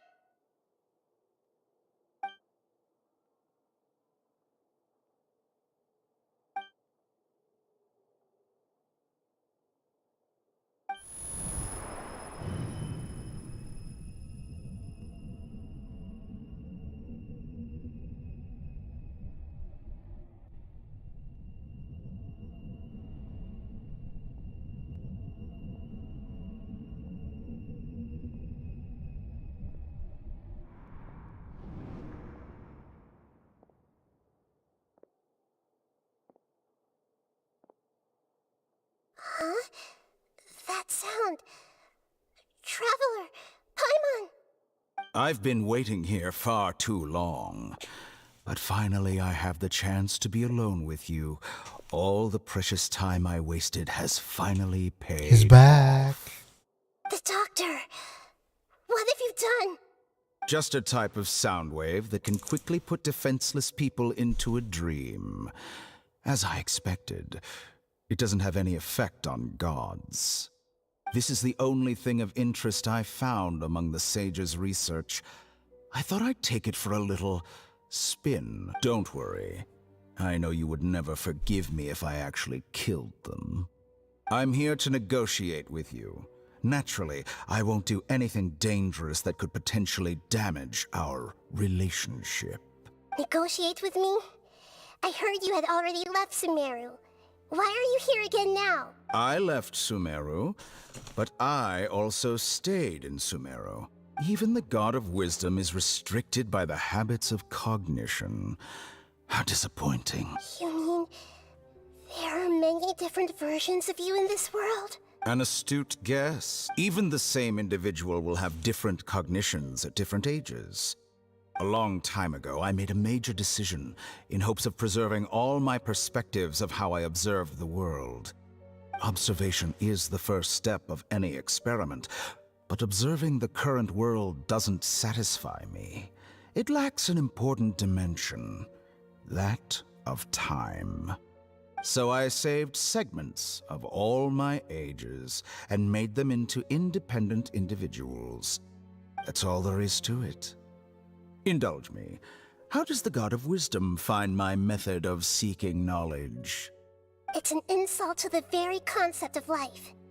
Life inherently has many rules and restrictions, each with its own significance and reason to exist. They can't be broken on a whim. Good. Amazing, even. Indeed, it's difficult for humans to make peace with themselves, not to mention oneself from a different period. Since you're in the academia, why wait until now to show up? You could very well have stopped us and helped that fake god. Simple. Let me ask you this. Would any staff member ever help the subject in the middle of an experiment? It was my experiment, so why should I interfere with the results? The Academia saw the plan to create a god as their ultimate goal, yet you only saw it as an ordinary experiment. You really are crazy. If the experiment succeeded, you would have had a new god on your hands. How would you have faced your own god then? Would you still take the same stance? Would you still hold the same view of yourself? I'm first and foremost a scholar. These results should be left to the judgment of the hypothetical me confronted with that outcome. But you're right. And that's exactly why I'm disappointed with the conclusion of this experiment. As an individual, you don't have any sense of belonging. You seem to have even fewer convictions than a typical scholar. Oh no, I certainly have my own convictions. They just don't fit your standards, that's all. All right, that's enough conversation for today. The experiment is over, and it's time to tidy up the equipment and reclaim any useful materials. For example, the Gnosis. Lesser Lord Kusanali, you're an intelligent Archon. I'm sure you understand the disparity in our combat abilities at this time. Besides, you have no way to use that Electro-Gnosis in battle. Didn't you say you were here to negotiate with me? Somehow, it's starting to seem like you intend to take it by force now. I'm merely stating a fact. After all, I'm also a scholar. Naturally, I hope to show proper respect and dignity to the God of Wisdom. Your hypocrisy is built on absolute confidence. I understand your scheme, but... what if I were to destroy the Gnosis now and awaken the heavenly principles? Awaken the heavenly principles? Do you think that's really possible? The heavenly principles have been silent for many years, but the Gnosis are symbols of their control over Tevat and all the laws. Will the destruction of a Gnosis attract the attention of the heavenly principles? And if so, how do the Fatui plan to deal with the consequences? Do you dare to gamble such a possibility with me? Gamble? How surprising. I thought you would show evidence or use rigorous reasoning to prove your point. The word gamble is the last thing I expected to hear from the God of Wisdom. But this is a clever move. You must have seen through me when I first captured your consciousness. As a scholar, I respect all possibilities. This has always been my principle and is an essential trait as an experimenter. Indeed, I can't ignore this possibility. So tell me then, what are your conditions? This foreign Gnosis will only lead to disaster if it stays in Sumeru. But this Electro-Gnosis is the prize I obtained after defeating one of your fellow Harbingers. Now, as the one who initiated this cascade of events, shouldn't you pay the corresponding price? Price? Interesting.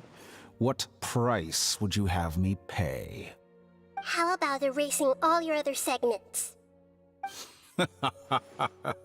So this is how you wish to restrict me, the most threatening opponent of the Nation of Wisdom. What you request of me is like plucking out the eyes I have placed in the dimension of time. Segments are extraordinarily difficult to make. They require extremely rare resources and enormous amounts of time and effort, requiring me to destroy them all here and now. Bravo. A suitably wise decision on your part.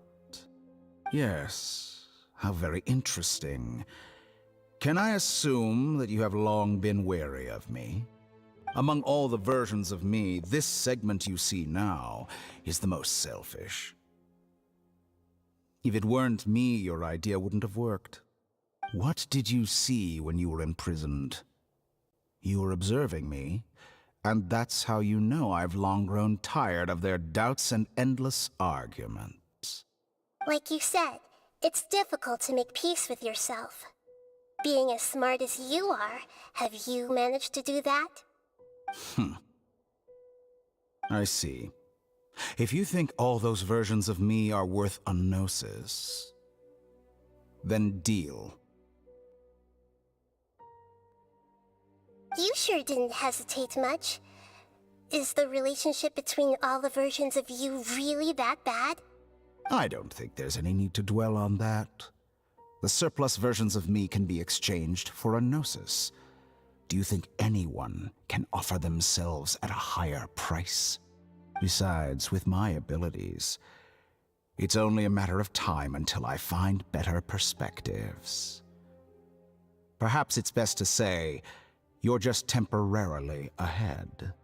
But what I'd like to know is, how can you be sure that I've really erased them? I can see your remaining honesty.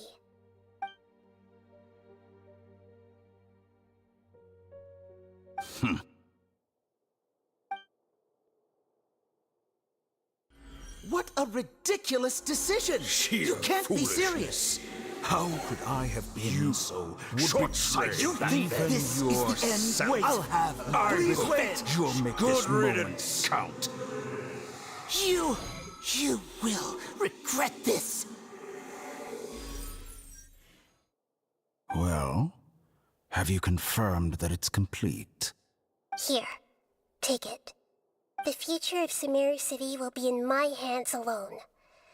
I will shut down the Akasha and let curiosity and the thirst for knowledge drive the realm of academics once again. There won't be any further gaps for you to exploit. It truly pains me that my academic achievements have never been appreciated in my homeland. Of course, I have no interest in being rejected by this city for a third time. Another chess piece. And where is your dendronosis? Don't be greedy, Harbor. No, this is a different transaction. If you intend to turn off the Akasha anyway, then there's no further use for the Gnosis of Sumeru. Besides, isn't it the Archon's duty to deliver what's desired of the Seeker? Oh, judging from your expression, you don't seem to find the idea very agreeable. Then let's think of it this way. Since you're the god of wisdom, how about I exchange some knowledge with you? People exchanging knowledge with the god of wisdom is the stuff of legends. Yet here you wish to exchange knowledge for the god of wisdom's property. Arrogant as that is, it has piqued my interest. Let me ask you, have you in all your mighty knowledge ever heard the rumor that the skies of Tevat are fake? Huh? That's the secret hidden by Irminsul concerning the truth of this world. Once I finish telling you about this, it will be time for me to say goodbye. With negotiations, we've all gotten what we wanted. I'm very glad I got to meet you like this. Your arrogance may know no bounds, and convictions may mean nothing to you. But I'll still listen to what you have to say.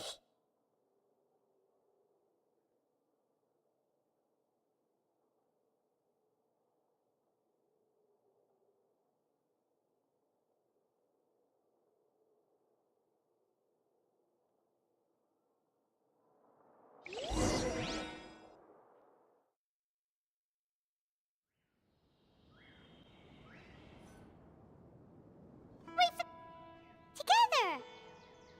Okay, wake her up. Are you awake? Kali says it's time for breakfast. Come on, get up! Good morning! How are you feeling today? Good to hear. It looks like we've recovered pretty well. Not even Tainari could stop us from going out now, right?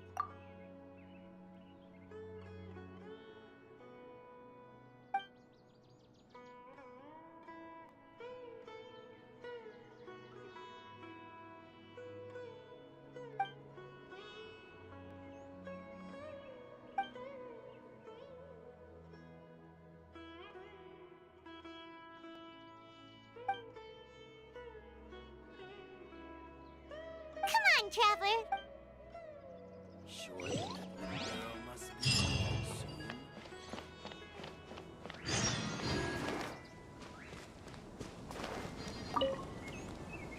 Good morning. Looks like you're awake. Yep, yep. I prepared some breakfast today. Please have a taste. It's nice to have you here so we can eat something yummy. Well, now that I've recovered from Elazar, I'm feeling better than ever. I can even prepare 4 or 5 meals a day now. And Paimon bets they're all delicious. Oh, by the way, someone brought a letter for you after you went to sleep last night. Nope.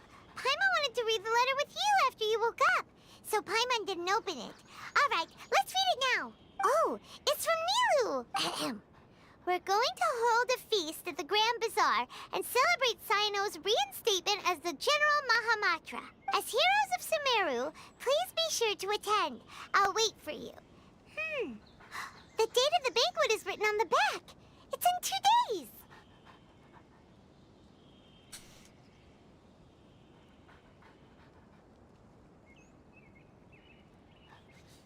Oh, I've also heard that you've become heroes here as well. That's amazing.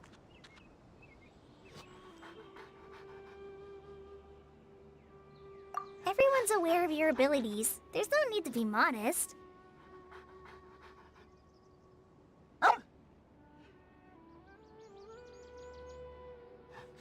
Anyway, let's go to the Grand Bazaar to have a look.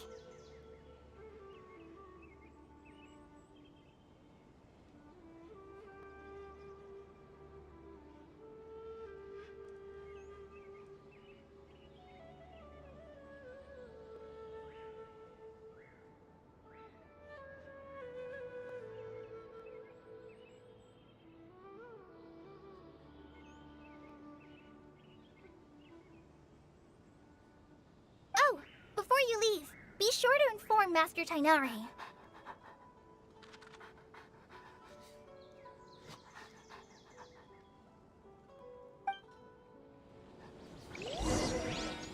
How many rupees of mushrooms do I need to sell for 5 dust per town?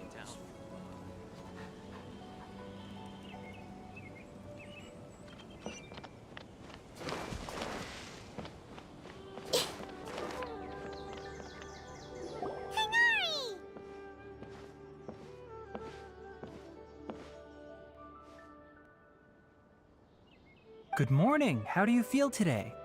We feel much better. How about you? I'm recovering well. Thanks for asking. But from the looks of it, you seem to be already busy with work again. It's fine. I'm not that busy, really. The Elazar patients have recovered, as well as Hypatia. For now, I only need to tend to my Forest Watcher duties. It seems once Irminsul started getting better, everything else started to recover too. Yes, but there are still some residual effects. The withering is one example. Though it won't spread anymore, the existing zones won't just disappear. We forest rangers will still need to do the work. By the way, we have some good news. Cyno got his position back. This news is hardly new. He had already mentioned it to me before. Huh? You mean he was already here?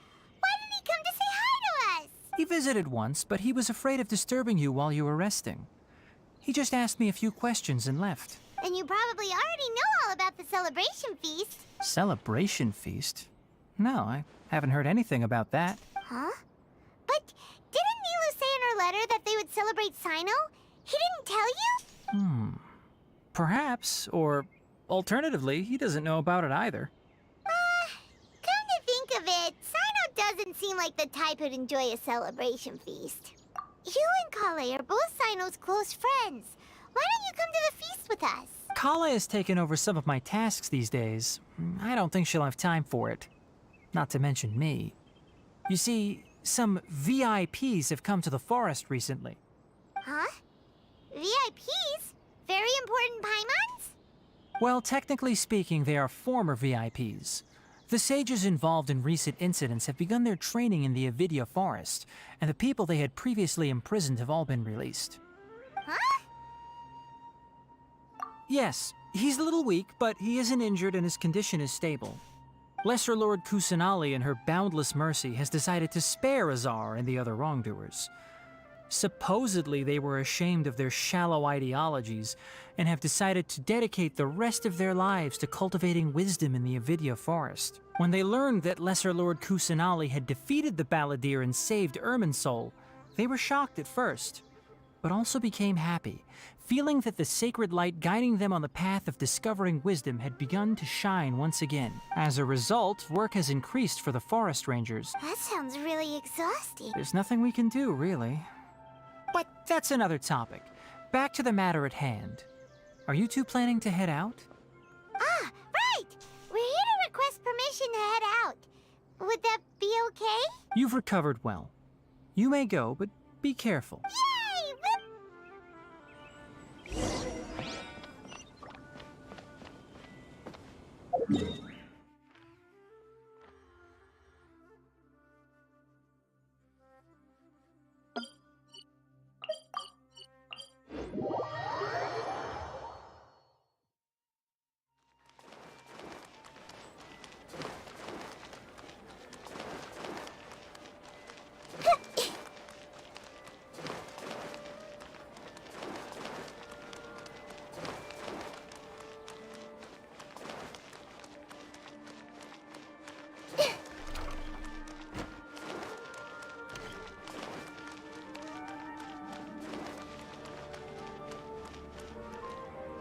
Well, there won't be any problems if the feast starts at that time. Everything has already been prepared. Mr. Zubair, I finished tallying things up here. Well, except for the guests. Is a simple reply really that much to ask of our guests? It's affecting our arrangements. Oh, it'll be fine. Besides, it never hurts to get things ready in advance. I was thinking the same thing. The feast will be held sooner or later, right? Hey, Nilu! Traveler, Paimon! We got your letters, so here we are! You're the best! The other guests haven't even replied yet. Huh? Are we the only ones that have arrived? Yeah. I had someone deliver letters to all of our guests. But maybe everyone is still busy with other things. Look, I get it. Sumeru is in an extremely important period of transition right now, but even if your friends are important figures, they shouldn't just ignore your request like this. Nilu is Sumeru's #1 celebrity after all. You have no idea how happy I am to talk to people with good taste. If you consider enjoying Nilu's dances having good taste, then almost everybody has good taste. Because Paimon thinks everybody will love her performance. That's right. We all think she's amazing too. Nilu is an absolute favorite among those of us who frequent the Grand Bazaar. For Outlanders, you have a great eye, Master Zubair. Let's have a vote for the most outstanding audience members next time. I think these two may win. Nonsense! It is not for us to determine the value of an audience. But indeed, we could try giving gifts to people with particularly good taste. I heard there's a device in Fontaine called a camera that can record people's appearances as pictures. Such pictures would make superb gifts. Ooh, good idea. I wonder where we can find one. I don't want you giving pictures of me to everyone. I'm satisfied just being able to perform here. There's always a lot going on at the Grand Bazaar. Yeah, and that's why I love it here. Traveler and Paimon, could you help confirm if the letters were actually delivered? If for some reason they didn't receive the letters, then please tell everyone that there will be a feast here. Yeah, we can also check out how everything in Sumeru is going now. Another errand. When I wrote the letters, I heard that Dia was in Port Ormos, and Alhaitham was at the Academia. As for Sino, we've only heard that he appears at the Academia from time to time. I'm not too sure about Rahman's whereabouts. My guess is that he's with Dia. As for Dunyarzad, I just hope she's feeling better. I sent her a letter, but I was afraid of disturbing her. If you... Okay, got it. Let's go, Traveler.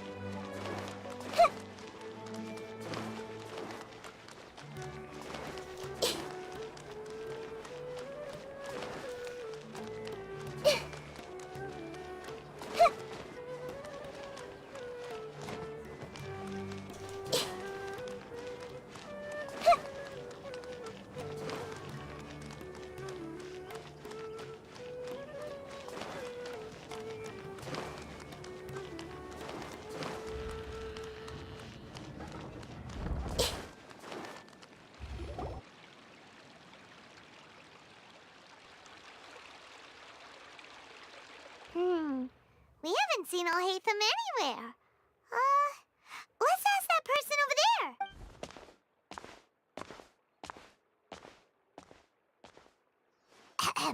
Hey there, have you seen Alhaitham around? Yes, it seems Scribe Alhaitham has gone to the House of Dana. You should be able to find him there. But you're already the second group of people I've seen looking for him today. He must be quite the busy man. Oh? Who else was looking for him? Mr. Cavey was just here asking about him. You wouldn't believe how terrible their relationship is.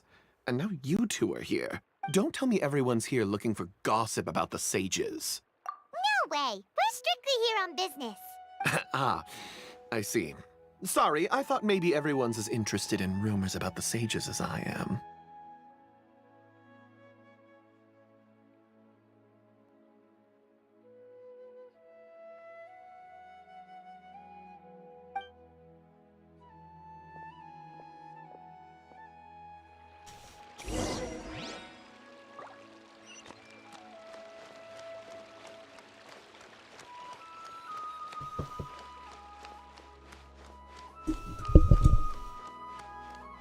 Yep.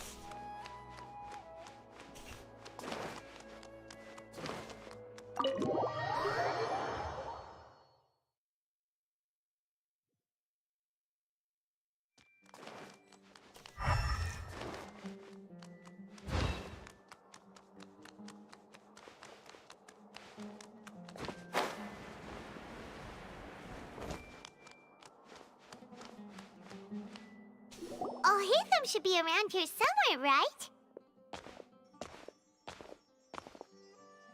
Oh, he's over there! But it looks like he might not have time for us. Just put down that worthless book and tell me what happened in the academia. This is not just some worthless book. Do you have any idea how difficult it is to find a physical book like this in Sumeru? It doesn't matter. It's probably just another thing that you used your authority to get your hands on anyway. Just put it aside. Listen, I came back today only to hear that the sages have disappeared. Oh? You sound surprised. I thought you would already know the inside story. Would I be here asking you if I knew? You're the scribe, not me. So just tell me what you know already. Well, I almost became a sage. Huh? Oh, don't sound too surprised now. You're the renowned Kaveh, light of the Ksharawar. Besides, as a master builder and craftsman, chances are you'll be appointed as a sage too. Why do I feel like you don't really mean it? Huh. What makes you say that? Why would you question my heartfelt sincerity? Maybe it's because you've never said anything good about me before.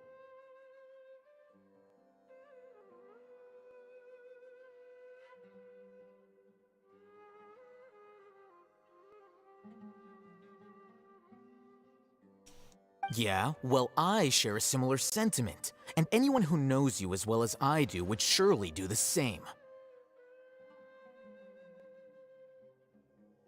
Ugh, you see? This is why I hate discussing anything with you. Your ridiculous and arrogant attitude always gets in the way. It seems that you really can't stand my personality. Ha! What was your first clue? Well, then you might as well move out of my house.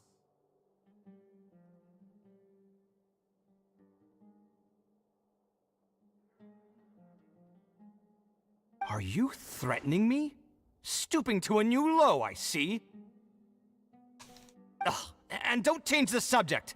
You, a sage? What a joke. The Academia might as well just close tomorrow. Are they having a fight? Forget what's going on with the Academia. Haven't you been busy with your construction project? Tell me, when are you going to build yourself a mansion?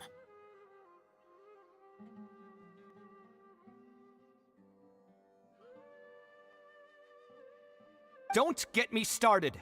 I get angry just thinking about it. So, what great building did our master architect work on this time? Like I need to tell you. Keep your nose out of my business. No, I think we deserve to know. Where were you when Sumeru needed you most? I was in the desert for a large project, but considering Haravatat's utter ignorance of architectural and aesthetic matters, you probably wouldn't understand. Which is truly unfortunate. I can only pity the man who doesn't understand the first thing about beauty and romance. Unlike a true...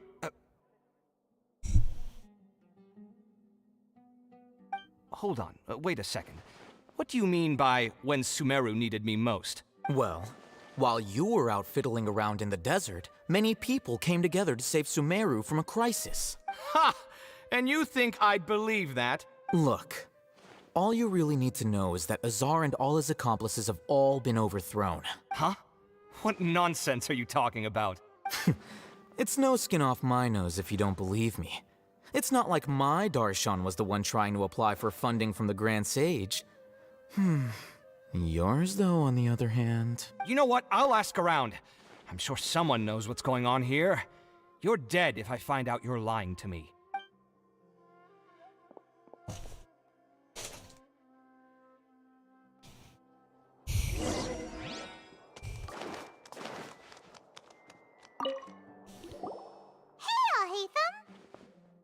Oh, it's you two.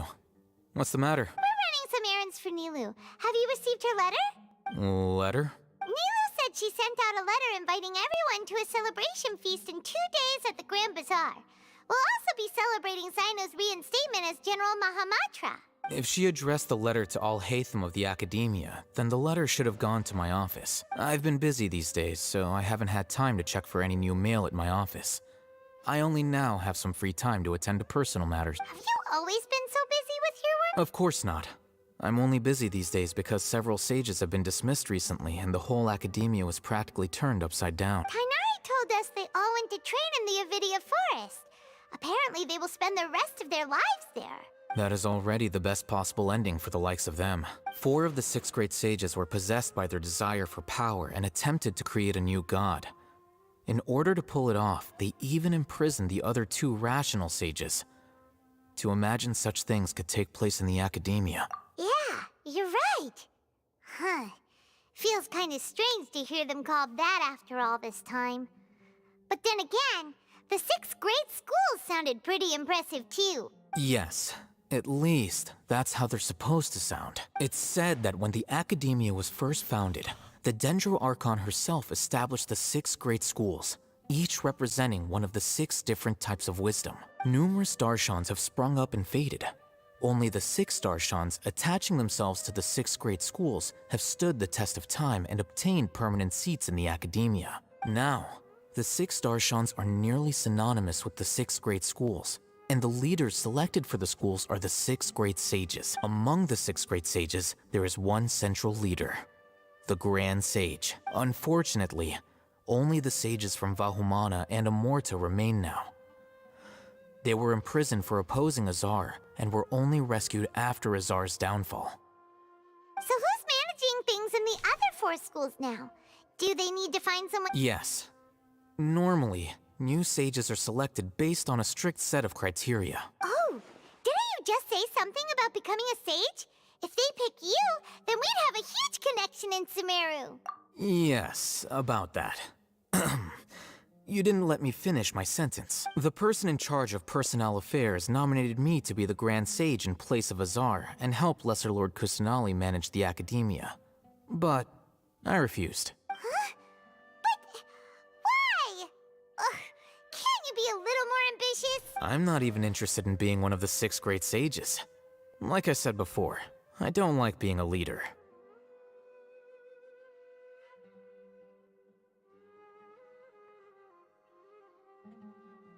Oh, all right. So are you busy these days trying to find others to take the job? That's not my job either. I'm only responsible for handling important affairs within the academia before the new sages take office. And the first thing I'll do is reject Kasharawar's application for funding. By the way, who was that other person just now? Is he your friend? Do we look like friends? Paimon doesn't know. That's why Paimon's asking. His name is Kaveh, my roommate. You could say he's the representative for Ksharawar scholars, which is exactly why he always has so many problems. So everything that's happened recently must be a huge change for the people of... Such as the work of the Academia Scribe. Well, anyway, no matter how busy you are, since you are our planner, remember to attend the celebration feast in 2 days. Alright, I'll see you there.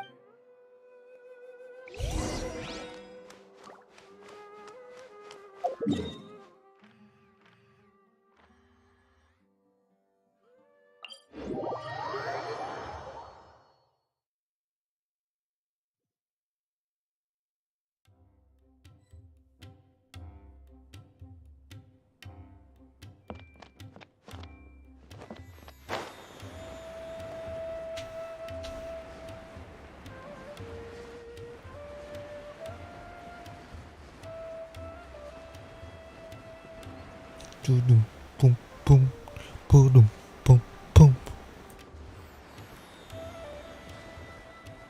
I love the music in this area.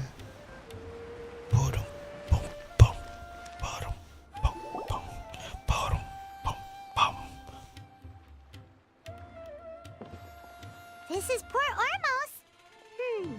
Now where could... Is that Paimon I hear? Huh? Dunyarzad! Oh, it's been a while. How are you doing? Dunyarzad! It's been so long since we've seen you!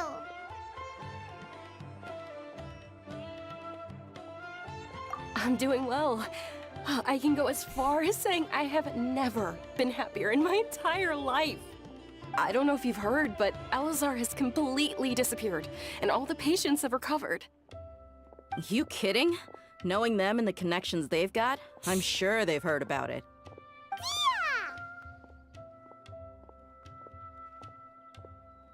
That's right. My lady is feeling better now, so I'm accompanying her for a walk. Why do you still call me that, Dia? You've already informed my father of your resignation. I guess I'm just used to calling you my lady. Old habits die hard. Resignation? You mean you're quitting? Yeah, I might start losing my edge if I keep being a bodyguard for the Homayanis. You know that my parents and I are fond of you, and that we appreciate you very much. It wouldn't be a problem if you wish to continue to be our bodyguard. I'm not a woman that's easily persuaded. You should know that by now, my lady.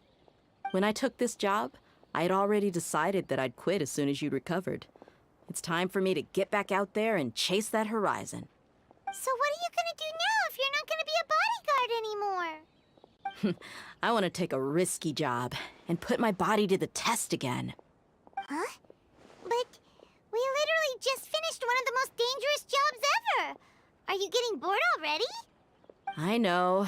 If I hadn't joined in that plan with you, I wouldn't have come up with this idea. I guess I still get fired up by that feeling of going all out in a fight.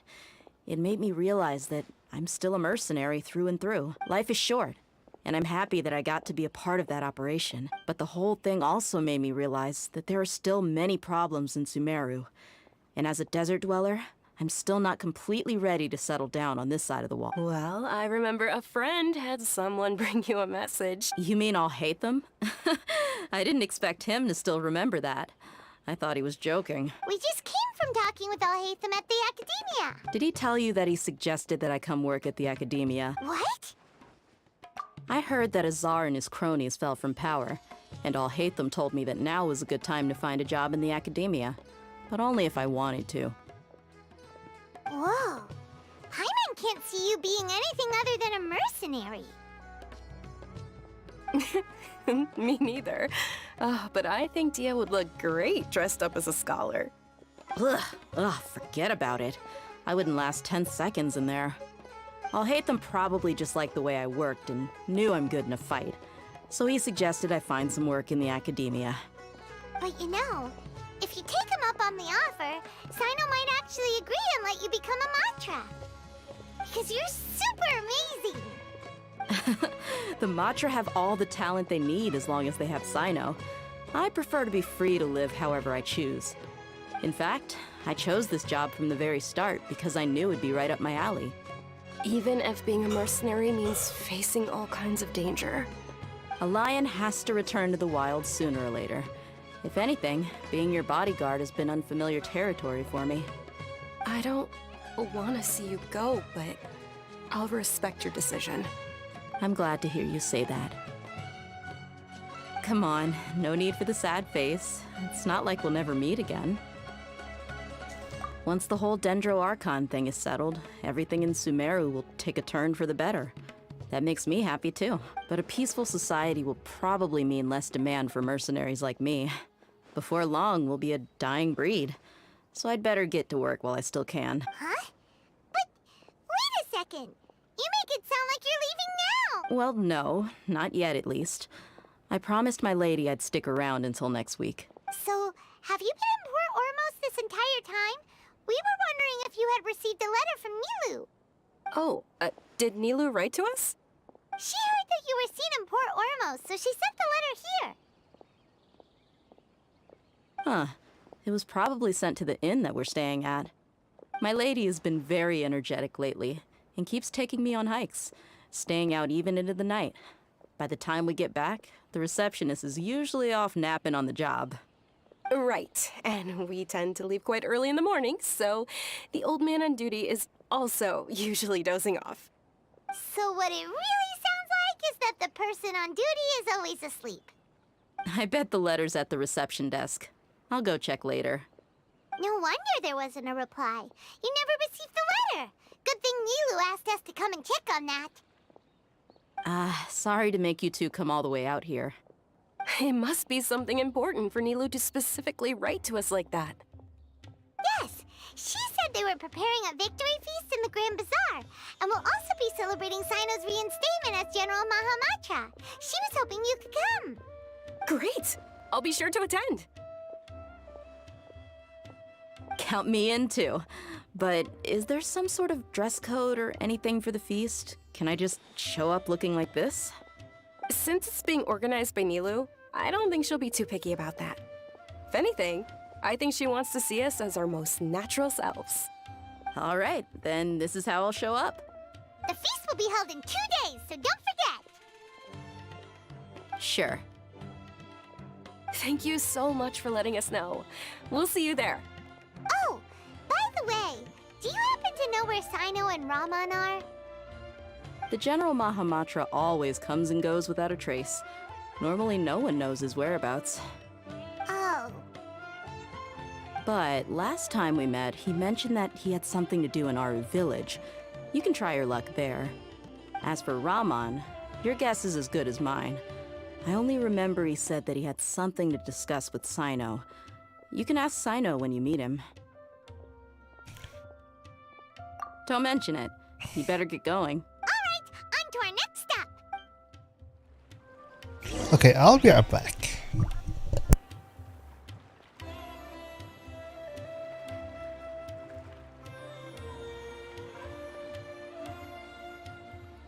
If you want to eat like a king, you've got to work like a mule.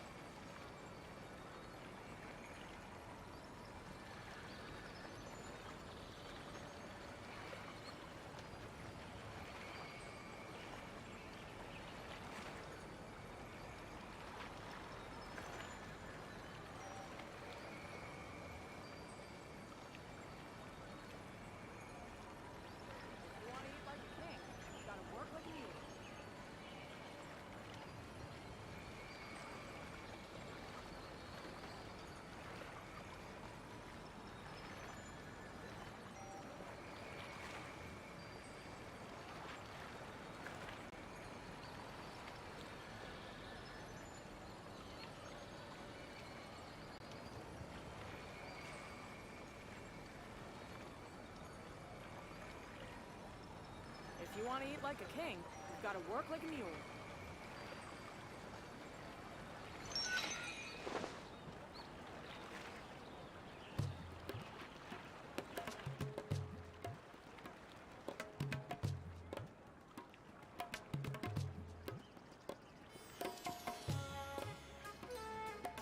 What they say is true.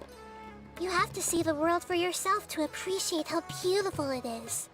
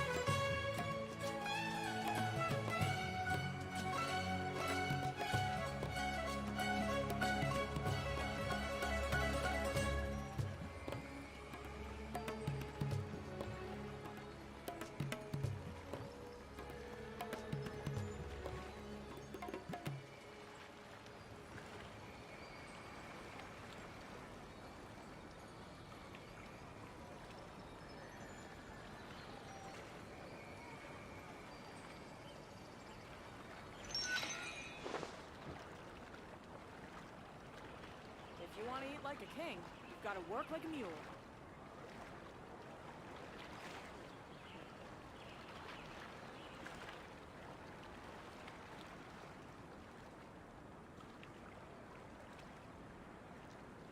Something on your mind again?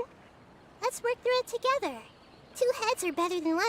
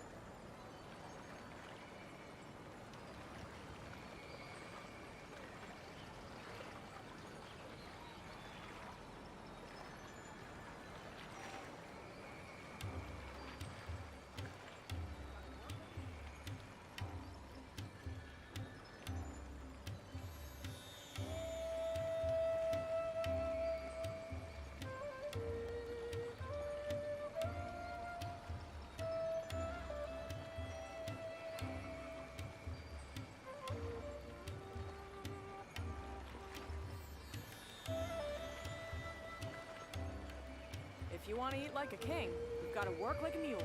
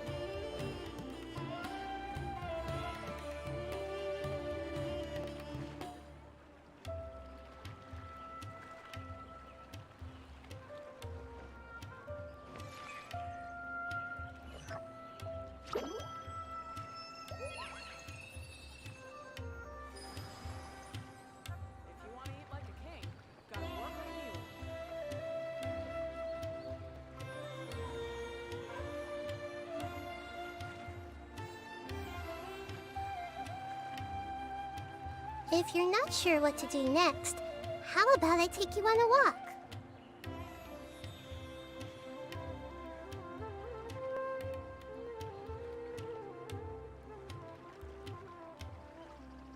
want to eat like a king, you've got to work like a mule.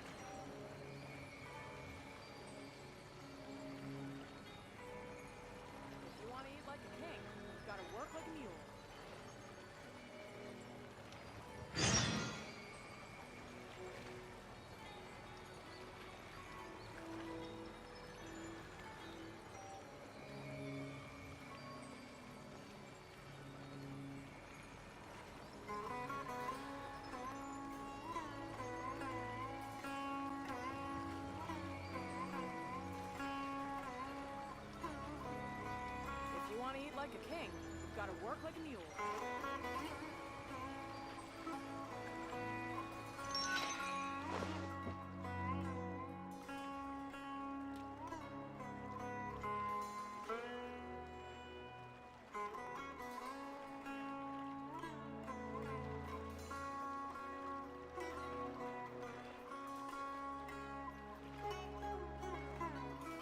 What they say is true. You have to see the world for yourself to appreciate how beautiful it is.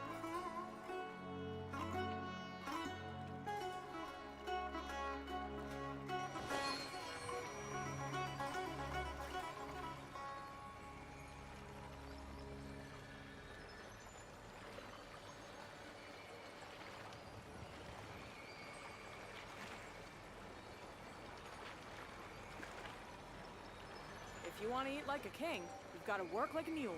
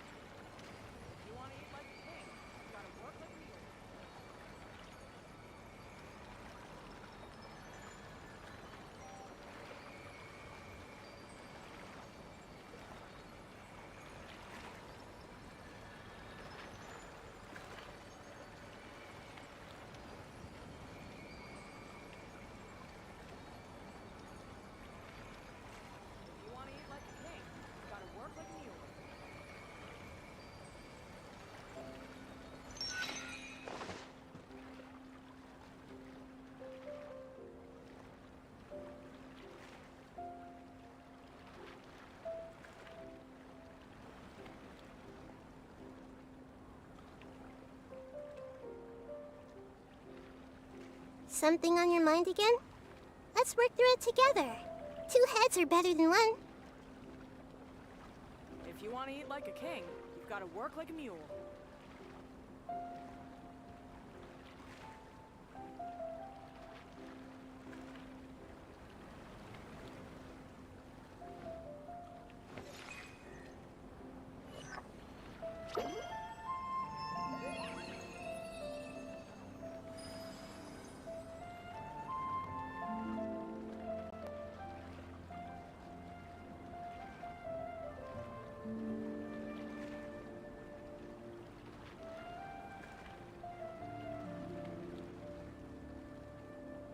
What they say is true.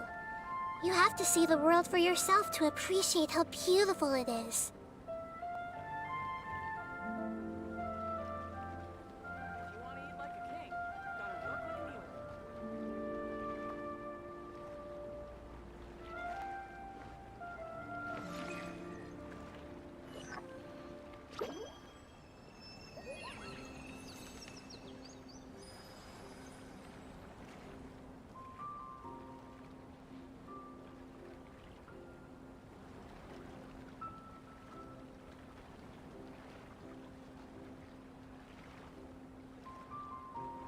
want to eat like a king, you've got to work like a mule.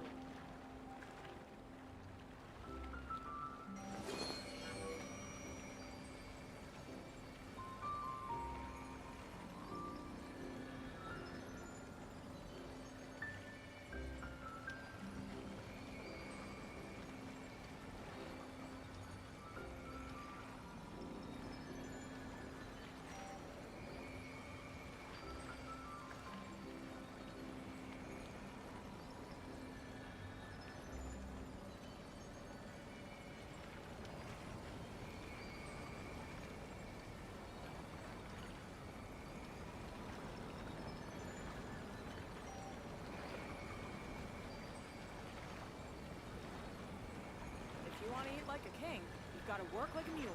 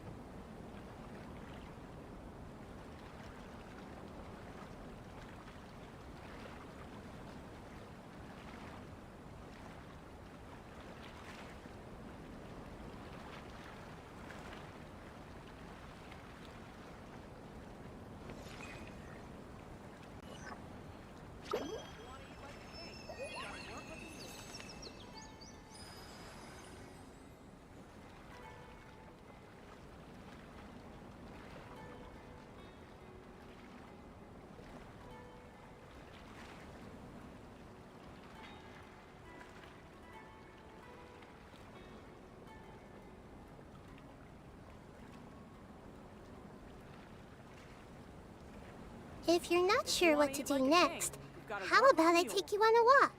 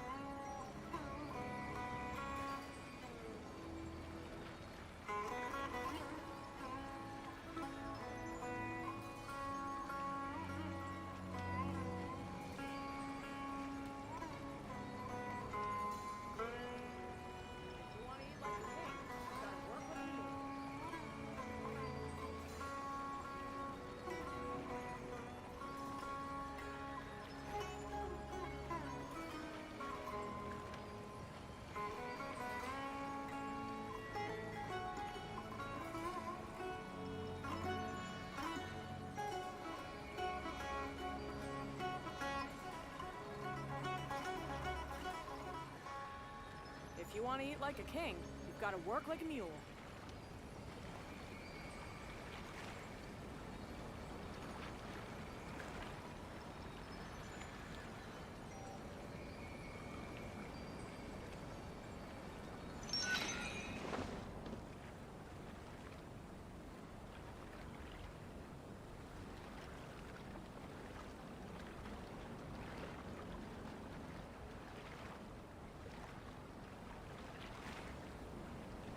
Something on your mind again? Let's work through it together. 2 heads are better than 1.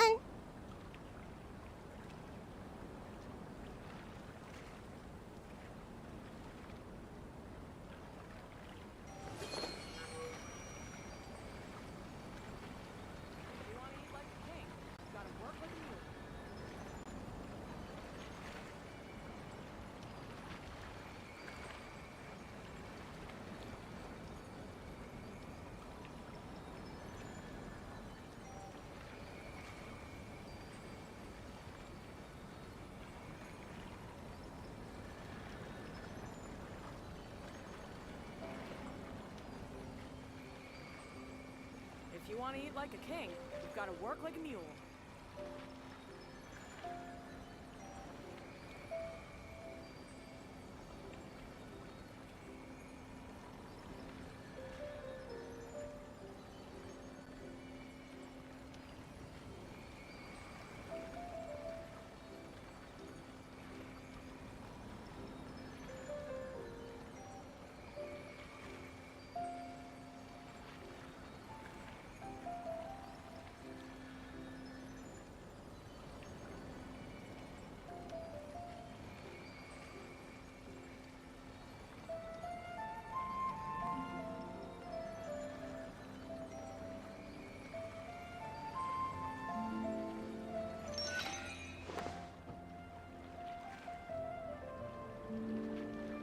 If you want to eat like a king, you've got to work like a mule.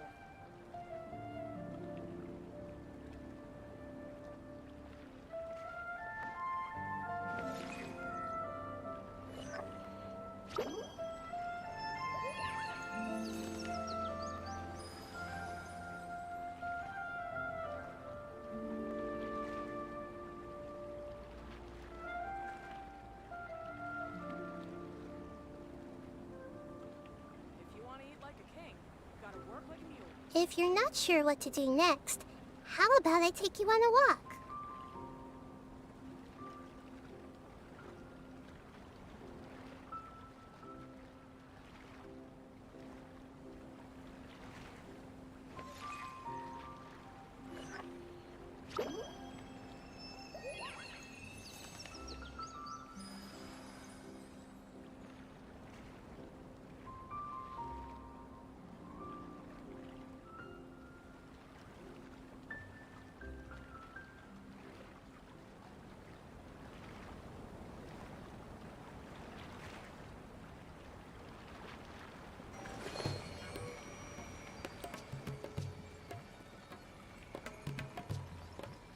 If you want to eat like a king, you've got to work like a mule.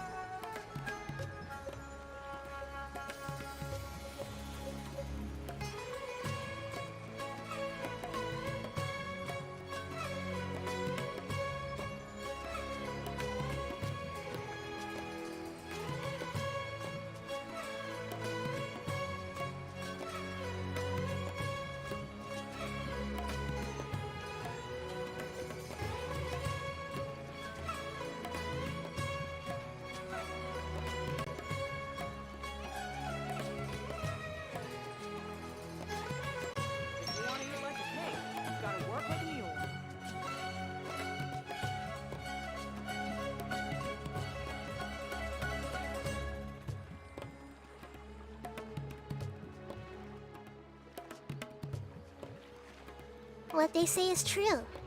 You have to see the world for yourself to appreciate how beautiful it is.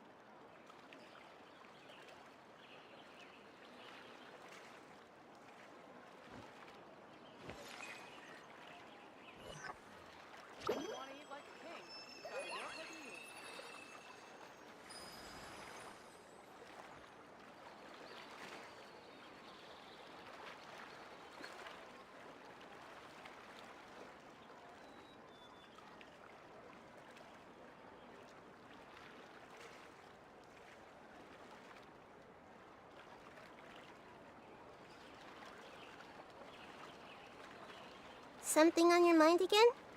Let's work through it together. 2 heads are better than 1.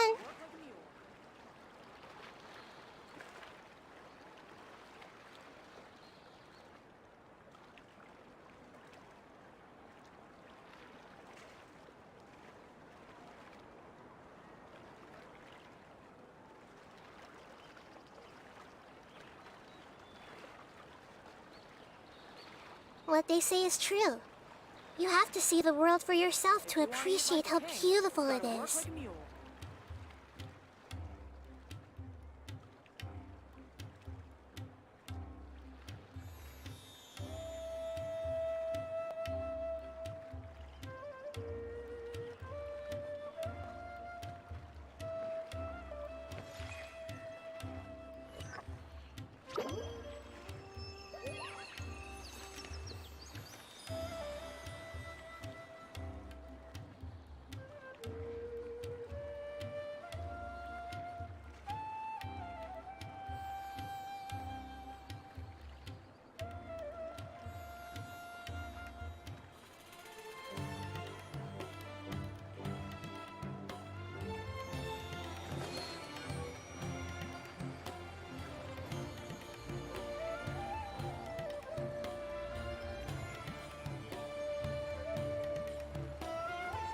If you want to eat like a king, you've got to work like a mule.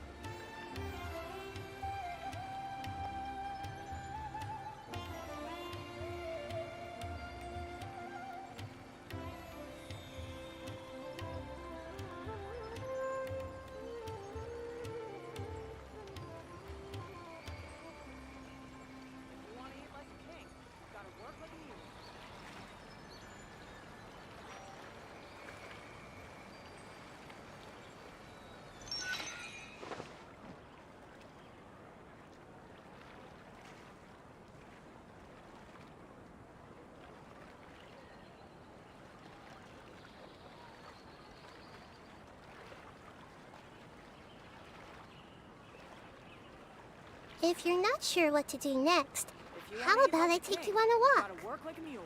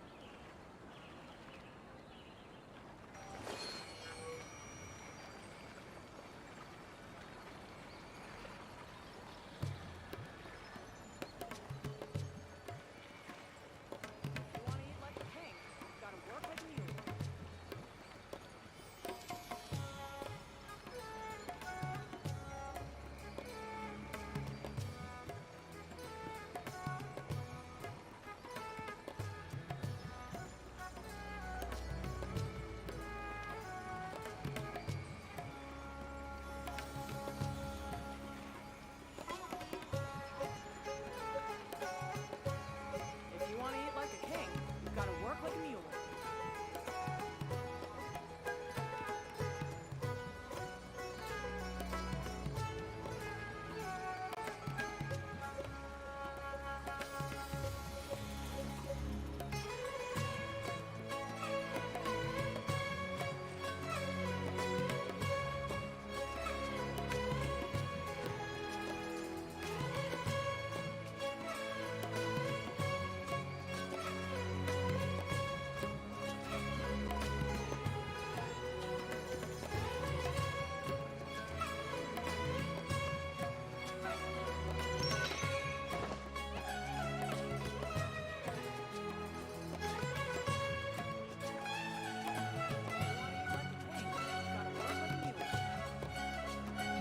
Something on your mind again?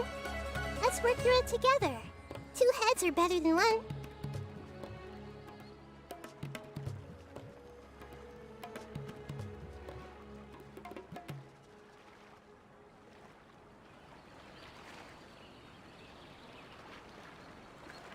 you want to eat like a king, you've got to work like a mule.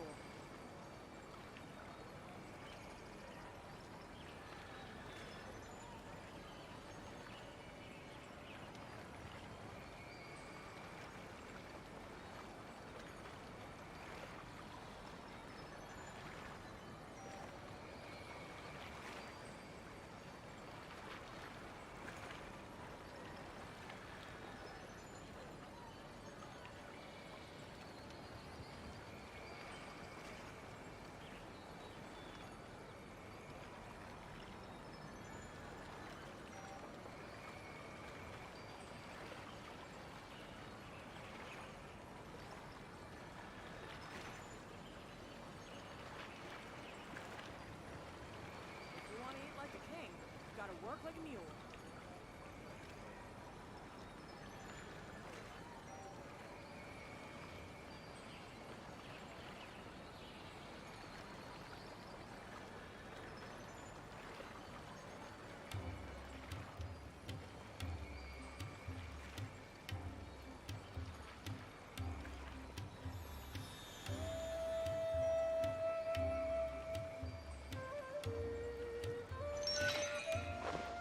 If you want to eat like a king, you've got to work like a mule.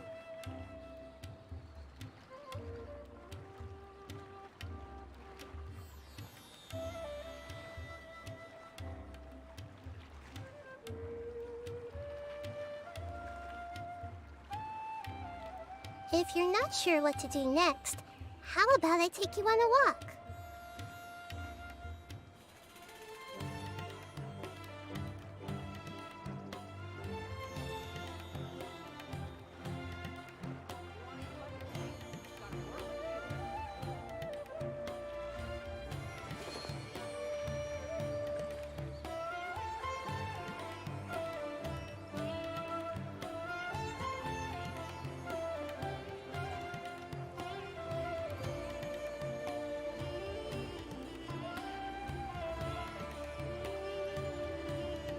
If you want to eat like a king, you've got to work like a mule.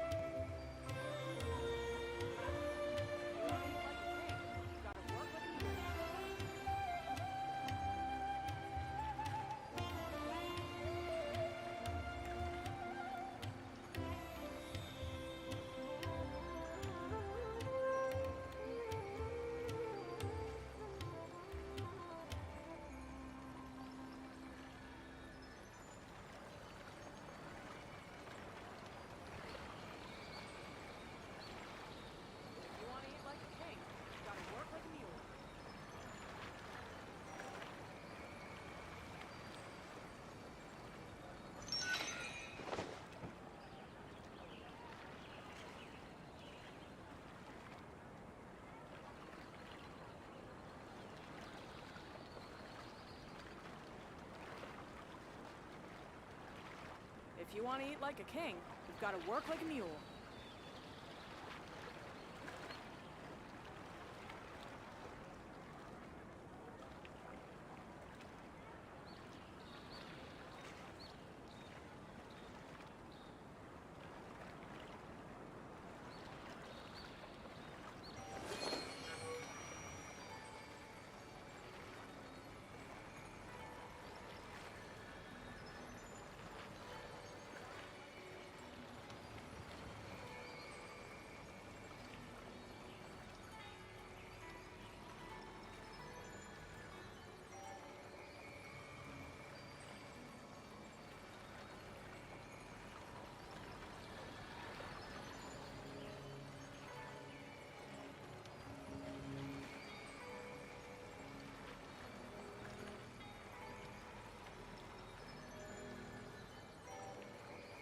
If you want to eat like a king, you've got to work like a mule.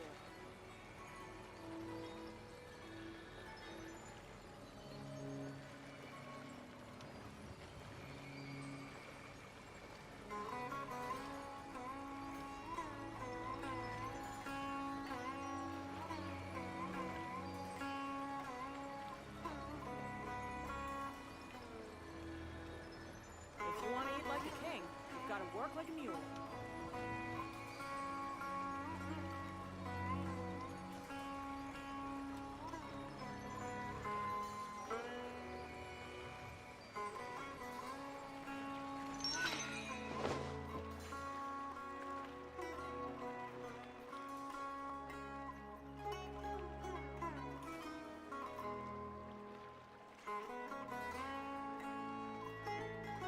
Something on your mind again? Let's work through it together. 2 heads are better than 1.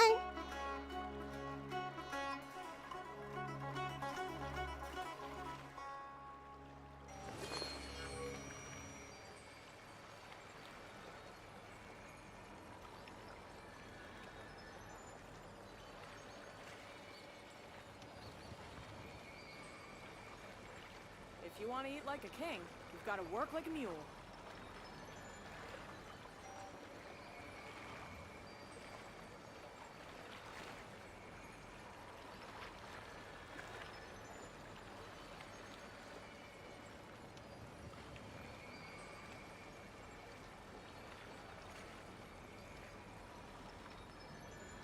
If you want to eat like a king, you've got to work like a mule.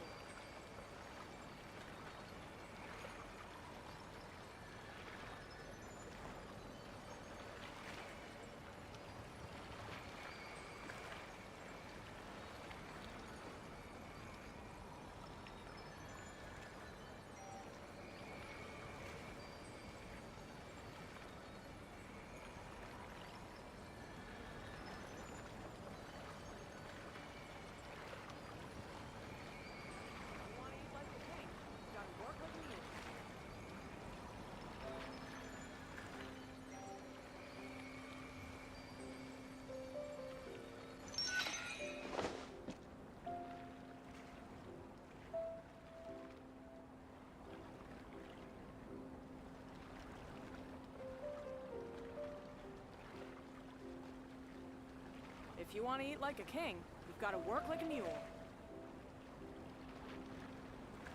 If you're not sure what to do next, how about I take you on a walk?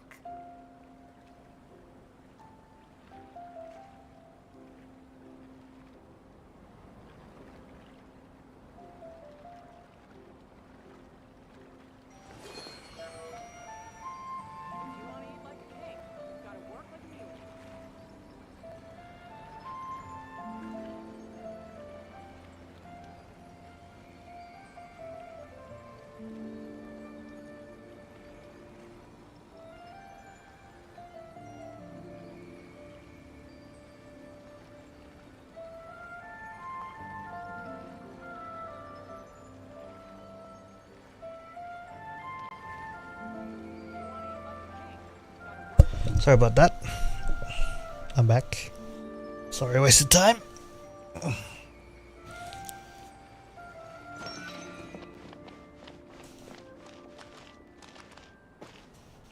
Where do we go next?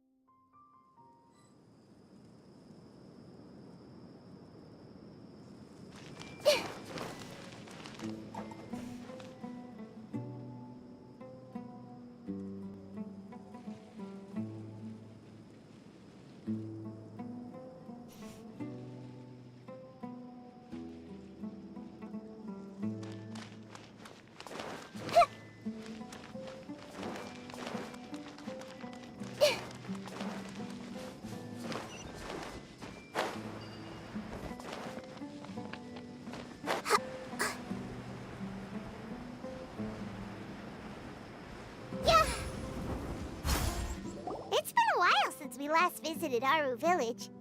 Ah, there's Sino!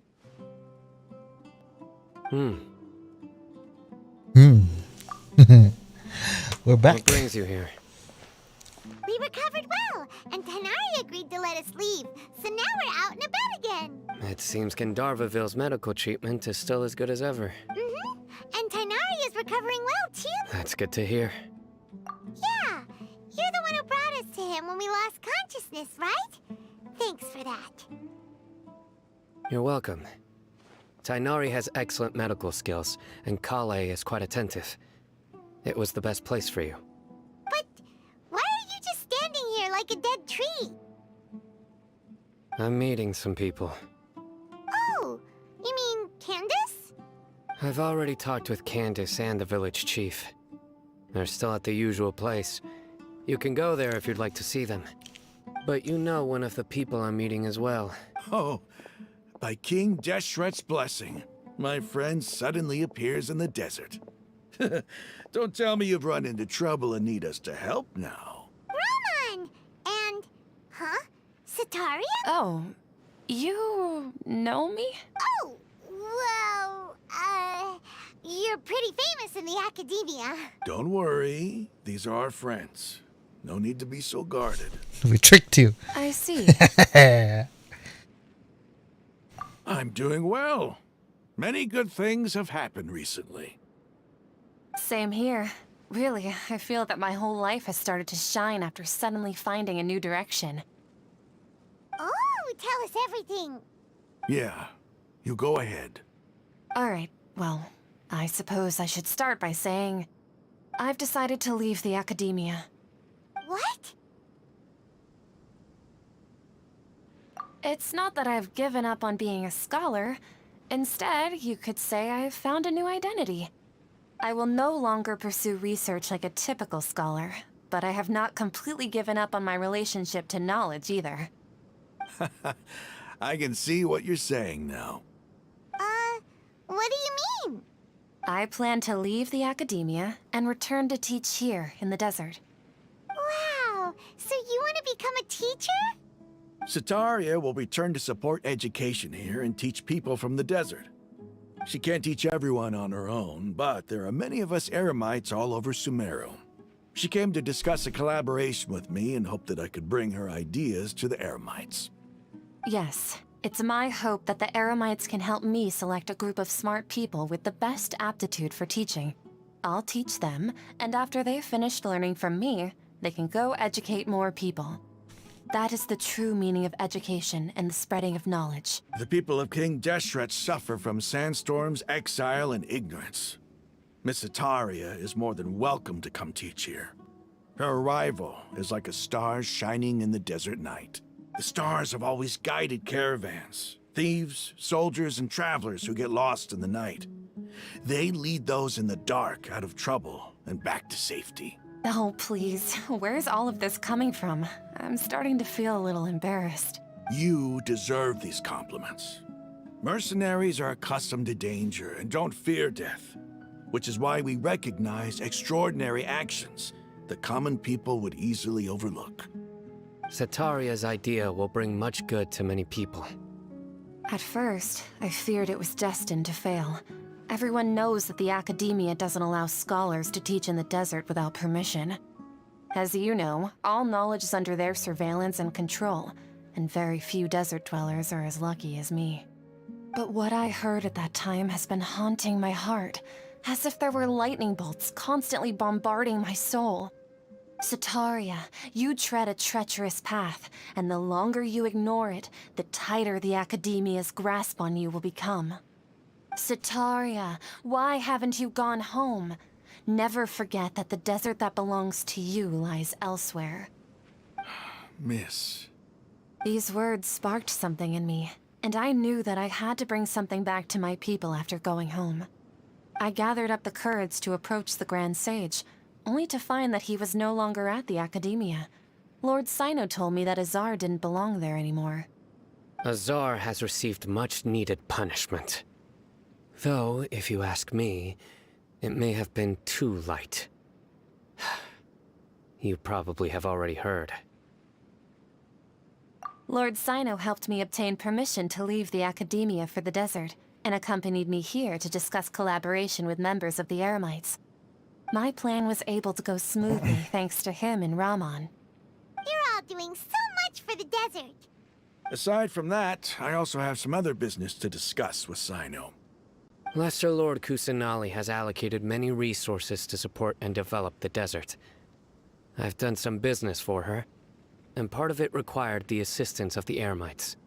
I applied for a few batches of educational materials from the academia, and sent them to several groups in the desert, as instructed by Lesser Lord Kusanali. I believe the people will make good use of them. That's exactly what the people here need. Physical books and other related items. If it weren't for Sino and Lesser Lord Kusanali, I'm afraid we'd never be able to get our hands on them. Apart from this, the academia is also recruiting scholars that are willing to teach in the desert. I'll let you and Satarian know as soon as I have any more news. We must be persistent about this, and maintain these resources to ensure long-term effectiveness. This is the first time in hundreds of years we've had a glimmer of hope. I think this may be the turning point for the desert. Remember these words. Here lies our faithful priest, Kasala. His wisdom is a miracle among the people, deserving of high praise and admiration.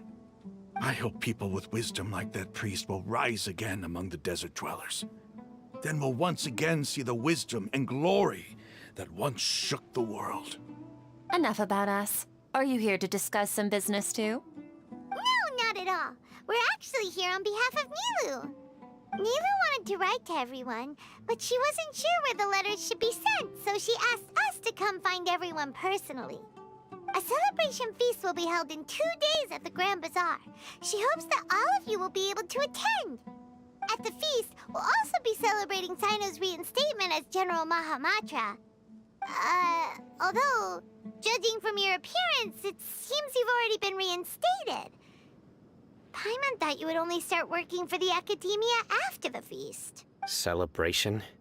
Feast? It's the first I've heard of it. Tighnari was right. He really didn't know. This feast is for you, Sino. Sounds to me like you'll have to be there. It's rare to see that kind of expression from Lord Sino. You must not like feasts very much. No, not really. But I'll go. Well, I still have a lot to handle here. Besides, I need to look after Miss Sataria in the desert, so... I'm afraid I won't be able to join you. The messages. I'm sorry for how I treated you before. But now I understand the beauty of your dance. You and the art you symbolize are not only beautiful... Hey, I'm not gonna remember that. Fuck off. Please keep dancing. And someday, I'll be able to appreciate your art in person. Okay, we've got all that down. No, we don't. Our job here is complete as well. Oh, Sino, remember, party's in 2 days. Make sure you're there. Got it.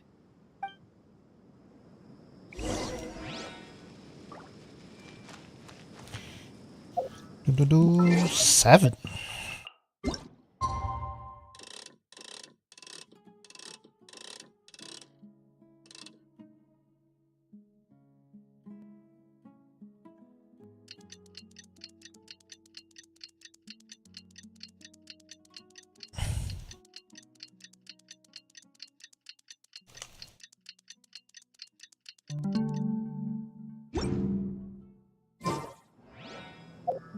Oh, fuck me. 2 days later.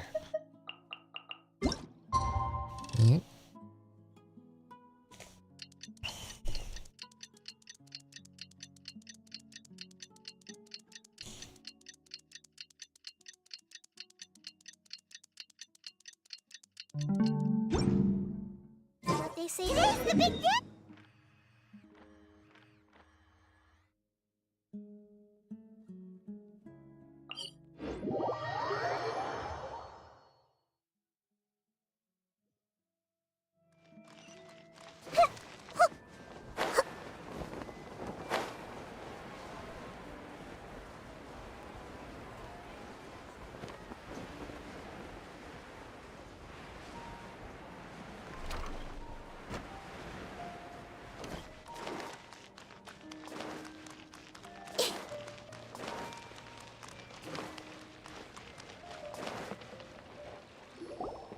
Everybody's already here.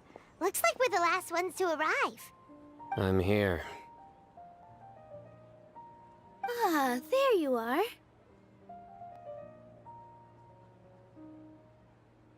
Well, look who finally decided to show up. You look like you came here immediately after finishing up some work. I'm very happy to see you here. But we're not late, are we? It's just that everyone else arrived ahead of time. I propose that the last one who arrived be put in charge of today's speeches. Nah, there won't be any speeches today. Oh, really? Well, even better. Come join us over here. Let's share some great food and drinks, and chat about all sorts of fun things. Everything looks quite good. Wow! Paimon can't wait! Traveler, just look at all the delicious food here! Paimon's gonna eat all of it.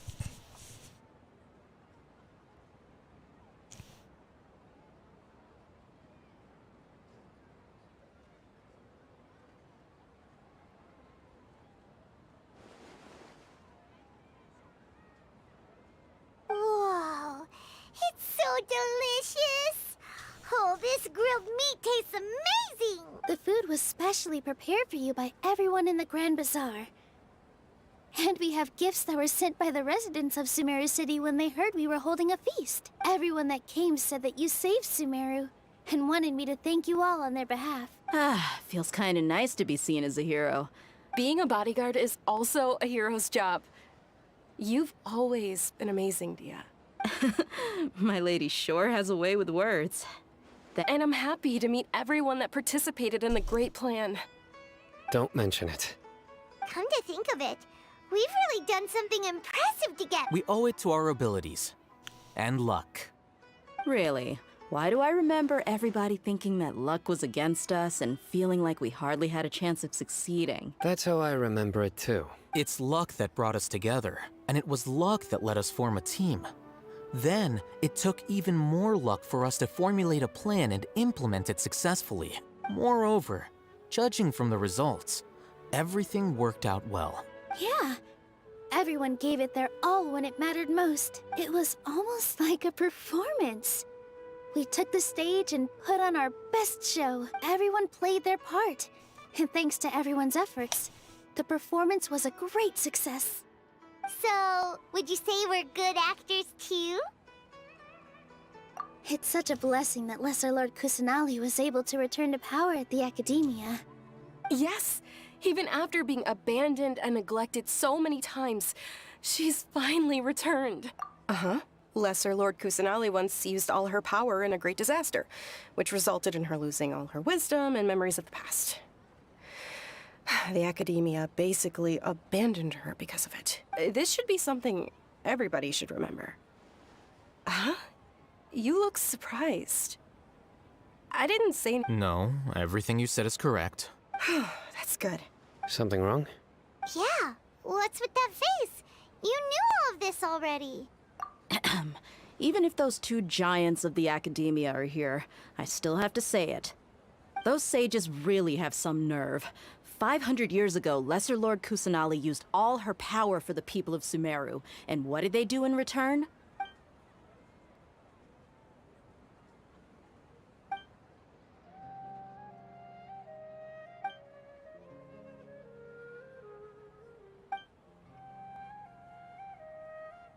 If you bite the hand that feeds you, don't act surprised when it turns into a knuckle sandwich, right, Sino? Perhaps I shouldn't say this, but their treatment of Lesser Lord Kusanali calls for a more severe punishment. You could simply tell Lesser Lord Kusanali that you wish to have Azar and his accomplices severely punished. I respect our deity's decision, and won't interfere in any way. While we're on this topic, why didn't you accept the Academia's invitation to become the Grand Sage? Are you trying to say that I'm fit to be a sage? Not at all. But every person handling the selection process has said that you are the most suitable candidate to lead the Academia right now. Why? Because he dethroned Azar from power? Could you try to put it another way? This is a good thing, yet you're making it sound like I overthrew Azar for my own personal gain. But seriously though, I always wondered if you had some personal motives behind it. I did have my own motive, but it had nothing to do with being a sage. If the rules of our nation were suddenly cast by the wayside, then it wouldn't be long until chaos ensued. I had no intention of letting their dreams disrupt my life. By that, you mean your life working as the Academia's scribe? Precisely. Wait, is that all? So, That's the only reason why you joined us and came up with all those plans? It's reason enough. You've certainly got quite the personality. You flatter me. All right then. How about you? You've already resumed work as the General Mahamatra, right? That's right. Will you be happy with that life? It's not about being happy. There are merely a lot of things that I must do. Even so, keep your spirits up and try to be happy, okay? Thank you. I'll keep that in mind.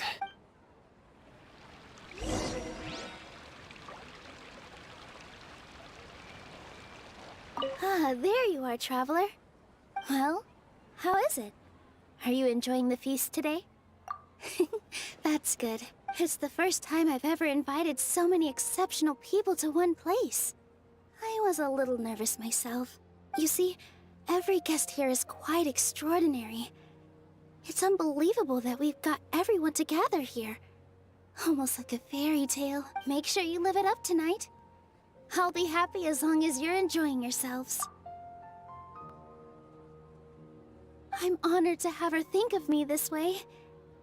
If I have a chance in the future, I would really like to invite her to one of my performances. I can't explain why, but I just feel elated right now. Thank you.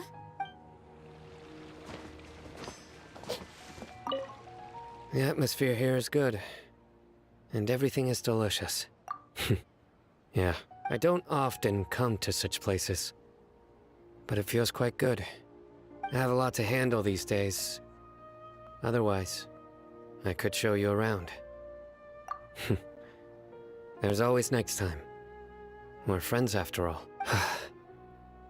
This feast is pretty good. I like it.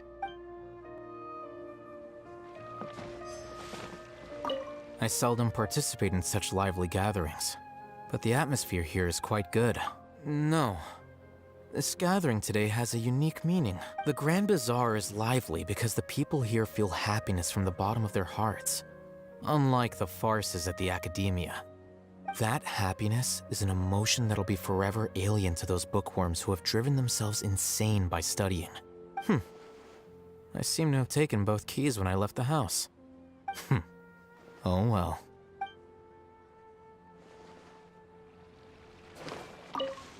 My lady, the grilled meat over there is delicious. Have you tried it? Yes, I also tried some fruit just now. Oh, they're very sweet. What an amazing place to relax. No wonder everybody likes to rest at the Grand Bazaar. You said it. Oh, look who else is here. Hello. Oh, I'm so happy Nilu invited everybody. Oh, now I have the chance to meet all the heroes. Hey, less of that polite chit-chat and more eating and drinking. The feast is about...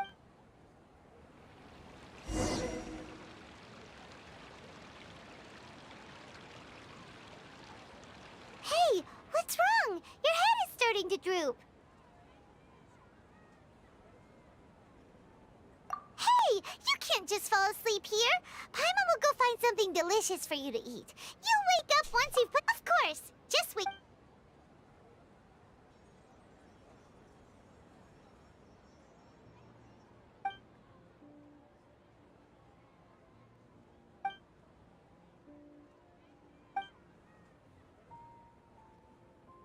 Is it Kusunali?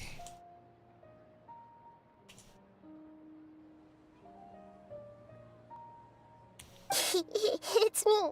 Oh my god, that's fucking scared the shit out of me. You may blame me for being a bit too self-indulgent. I was thinking about talking with you, and the next thing I knew, I had made a connection with you. The connection between us is amazing. It's like flora and the fence it grows upon.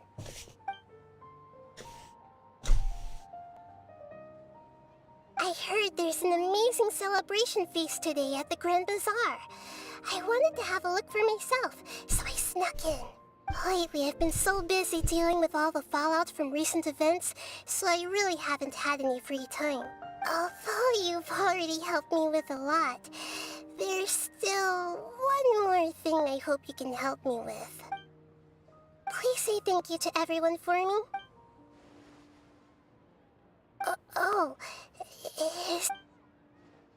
But If I just show up all of a sudden, people will be... What if I end up scaring them?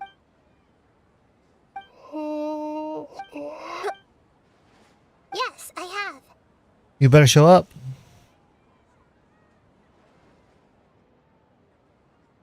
You said I should go thank everyone as myself, right? So... I've decided to borrow your body for the time being. Please don't blame me. The flora also climbs up to the fence to get closer to the sky.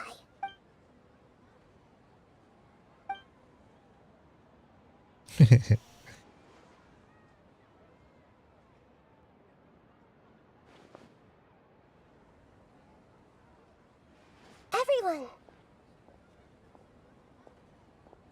Are you awake now? Paimon was just about... It's me. Huh? That voice. Nahida?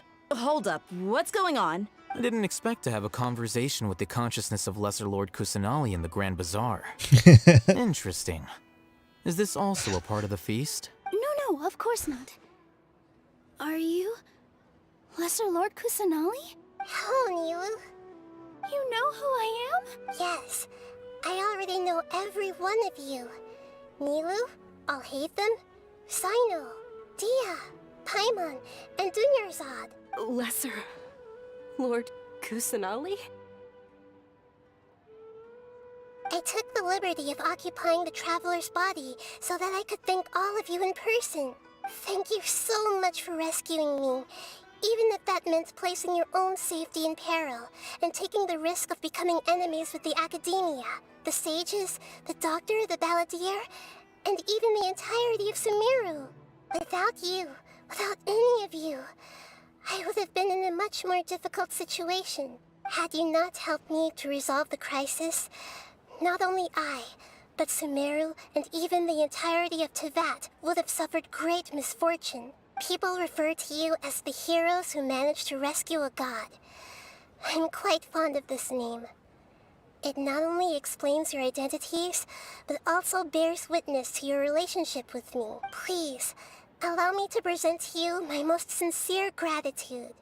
Lesser Lord Kusanali, you have done so much for Sumeru, and I didn't even have a chance to do anything for you. You don't have to do this. Dunyarzad, the suffering you endured during your illness is also proof of you being with me and praying for me. Thank you. You don't need to be so ceremonious. It's always been my duty to protect you. This is how the relationship between the Academia and Sumeru Archon should be. We just did what was necessary and set things back on the right path. You're an Archon, but you act so humble. You really don't need to be so polite with us. I'm honored to have been able to take part in this plan. I hoped you liked the dance I dedicated. Thank you, all of you. Thank you so much.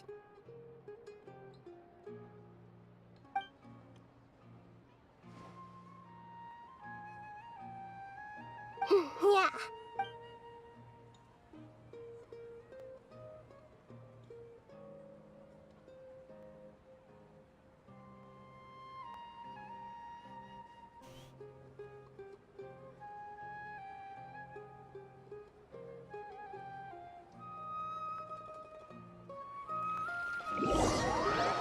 The next day, obviously, they're not gonna show us the happy Are you feast. awake? Did you rest well? After Nahida left, you ate a lot of food. You've become a glutton. That just means you still have a lot to learn from Master Paimon, the Sage of Gluttony. Alright, since you're awake now, should we go and have a chat with Nahida? She should be in the Academia right about now. If you have any questions, now's your chance to ask. Dun-dun, dun-dun, dun-dun.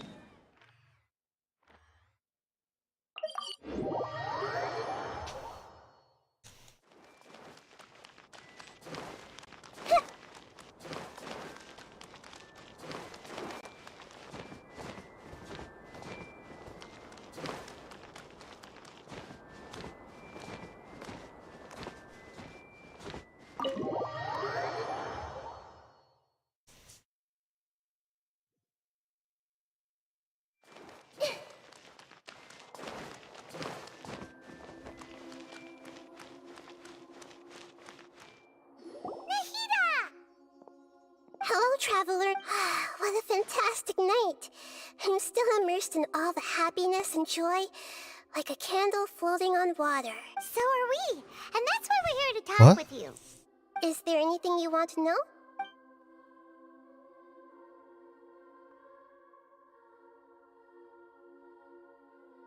He's still in a coma. I've hidden him like how one would hide a feather. I know you have many misgivings about him, but as someone who had become a god, he has retained a number of very useful features.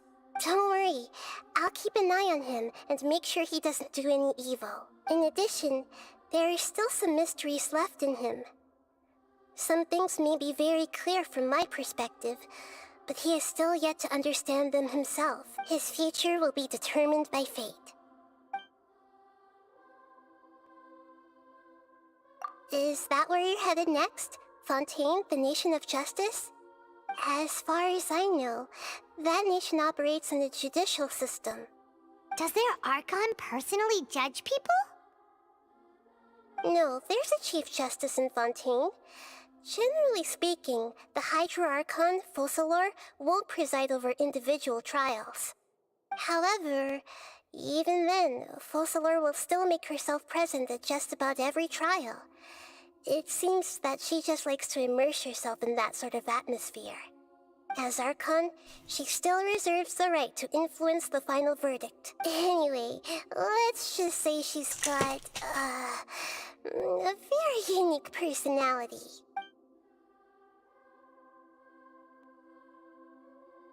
You mean, what happened after the doctor put you to sleep? Not exactly. The top-ranked Fatui Harbingers, up to number 3, possess power comparable to that of gods. I was no match for him in that kind of situation. However, in spite of the bad situation, I still managed to make a fair deal with the doctor. I'm sure you remember the entity that changed your fate, the Heavenly Principles. In fact, the Heavenly Principles has been quiet since the Conria disaster 500 years ago.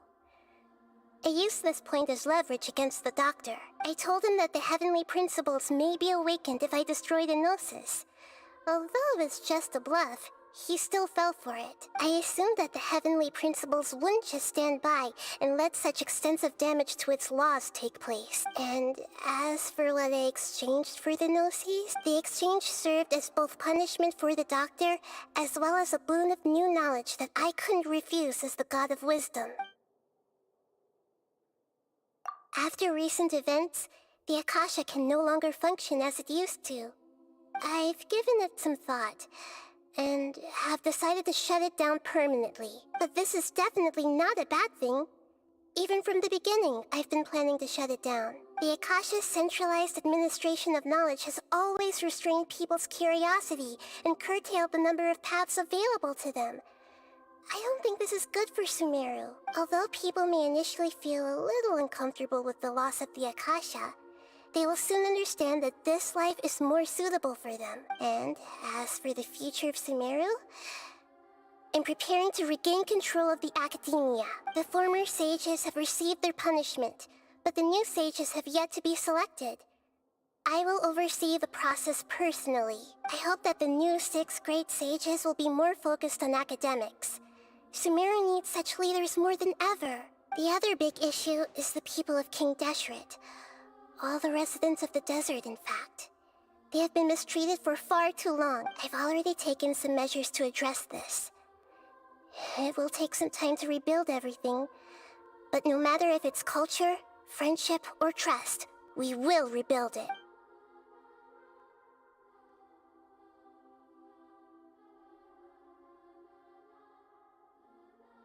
Are you sure? Isn't there something else you haven't asked about yet? Huh? You mean... About your brother. While you were resting at Gandharvaville, I took some time to perform an Irminsul search for information on your brother. Yeah! Isn't Irminsul a repository for all the information and memories of Tevat? So there shouldn't be anything on her... This is true in your case, Irminsul indeed does not have any information on you. However, there must be something different about your brother. Because, as it turns out, the world has recorded information on him after all. What? There's only one possible explanation. He belongs to this world. What? But nothing about this makes any sense! Wasn't this your first trip to Teyvat? According to the records I was able to access, your sibling suddenly appeared in Conria. After the Conria disaster, he began his journey through the 7 nations of Teyvat. But just as his journey was about to reach its conclusion, the Irminsul records on him suddenly become fuzzy. What do you mean, fuzzy? Did something happen to him? All I know for sure is that somebody, for reasons only they can know, is deliberately obfuscating his fate. And whoever it is, if they can do that, who knows what else they're capable of. But even that wouldn't explain how he somehow comes from this world. Something else I noticed was that according to these records, the Fatui have not classified your sibling as one of the Descenders. What's a Descender? Paimon's never heard of it. Look, I'm sure you must be curious about the information I received from the Fatui in return for my gnosis, right? A very important part of the intel was about this world's Descenders. External beings, ones that don't belong to this world. Traveler, you are Teyvat's 4th Descender. Huh? So the Fatui count 3 other Descenders before the Traveler, and her brother isn't even one of them? That's right. My current hypothesis is that the first Descender was likely what we now call the Heavenly Principles. As for the other Descenders, I still need to verify their existence. It could take me some time. Paimon's head's about to burst from all this crazy new We're an information. alien. And yet, even knowing all this, But we already knew I'm this. sure you must still have a lot of unanswered questions. I must say, I truly regret that I can't help you more as the God of Wisdom. There are many questions in my heart as well. I will need some time to go through each one of them. And soon, you'll also begin your journey anew and depart from Sumeru. I'm very interested in your future. If fate is the ultimate knowledge, then your future will be the ultimate fate. Paimon's sure glad we got to meet you, Nahida. The pleasure is all mine. I can't thank you enough. Alright, that's enough talk for today. If you ever miss me, just close your eyes, and maybe I'll appear in your dreams.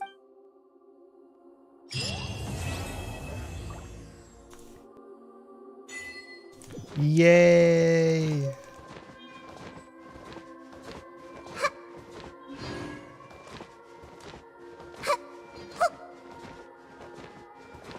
We're done.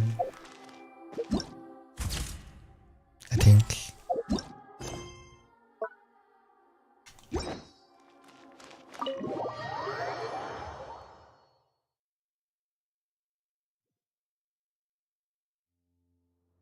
Yeah, so I finished Archon Quest.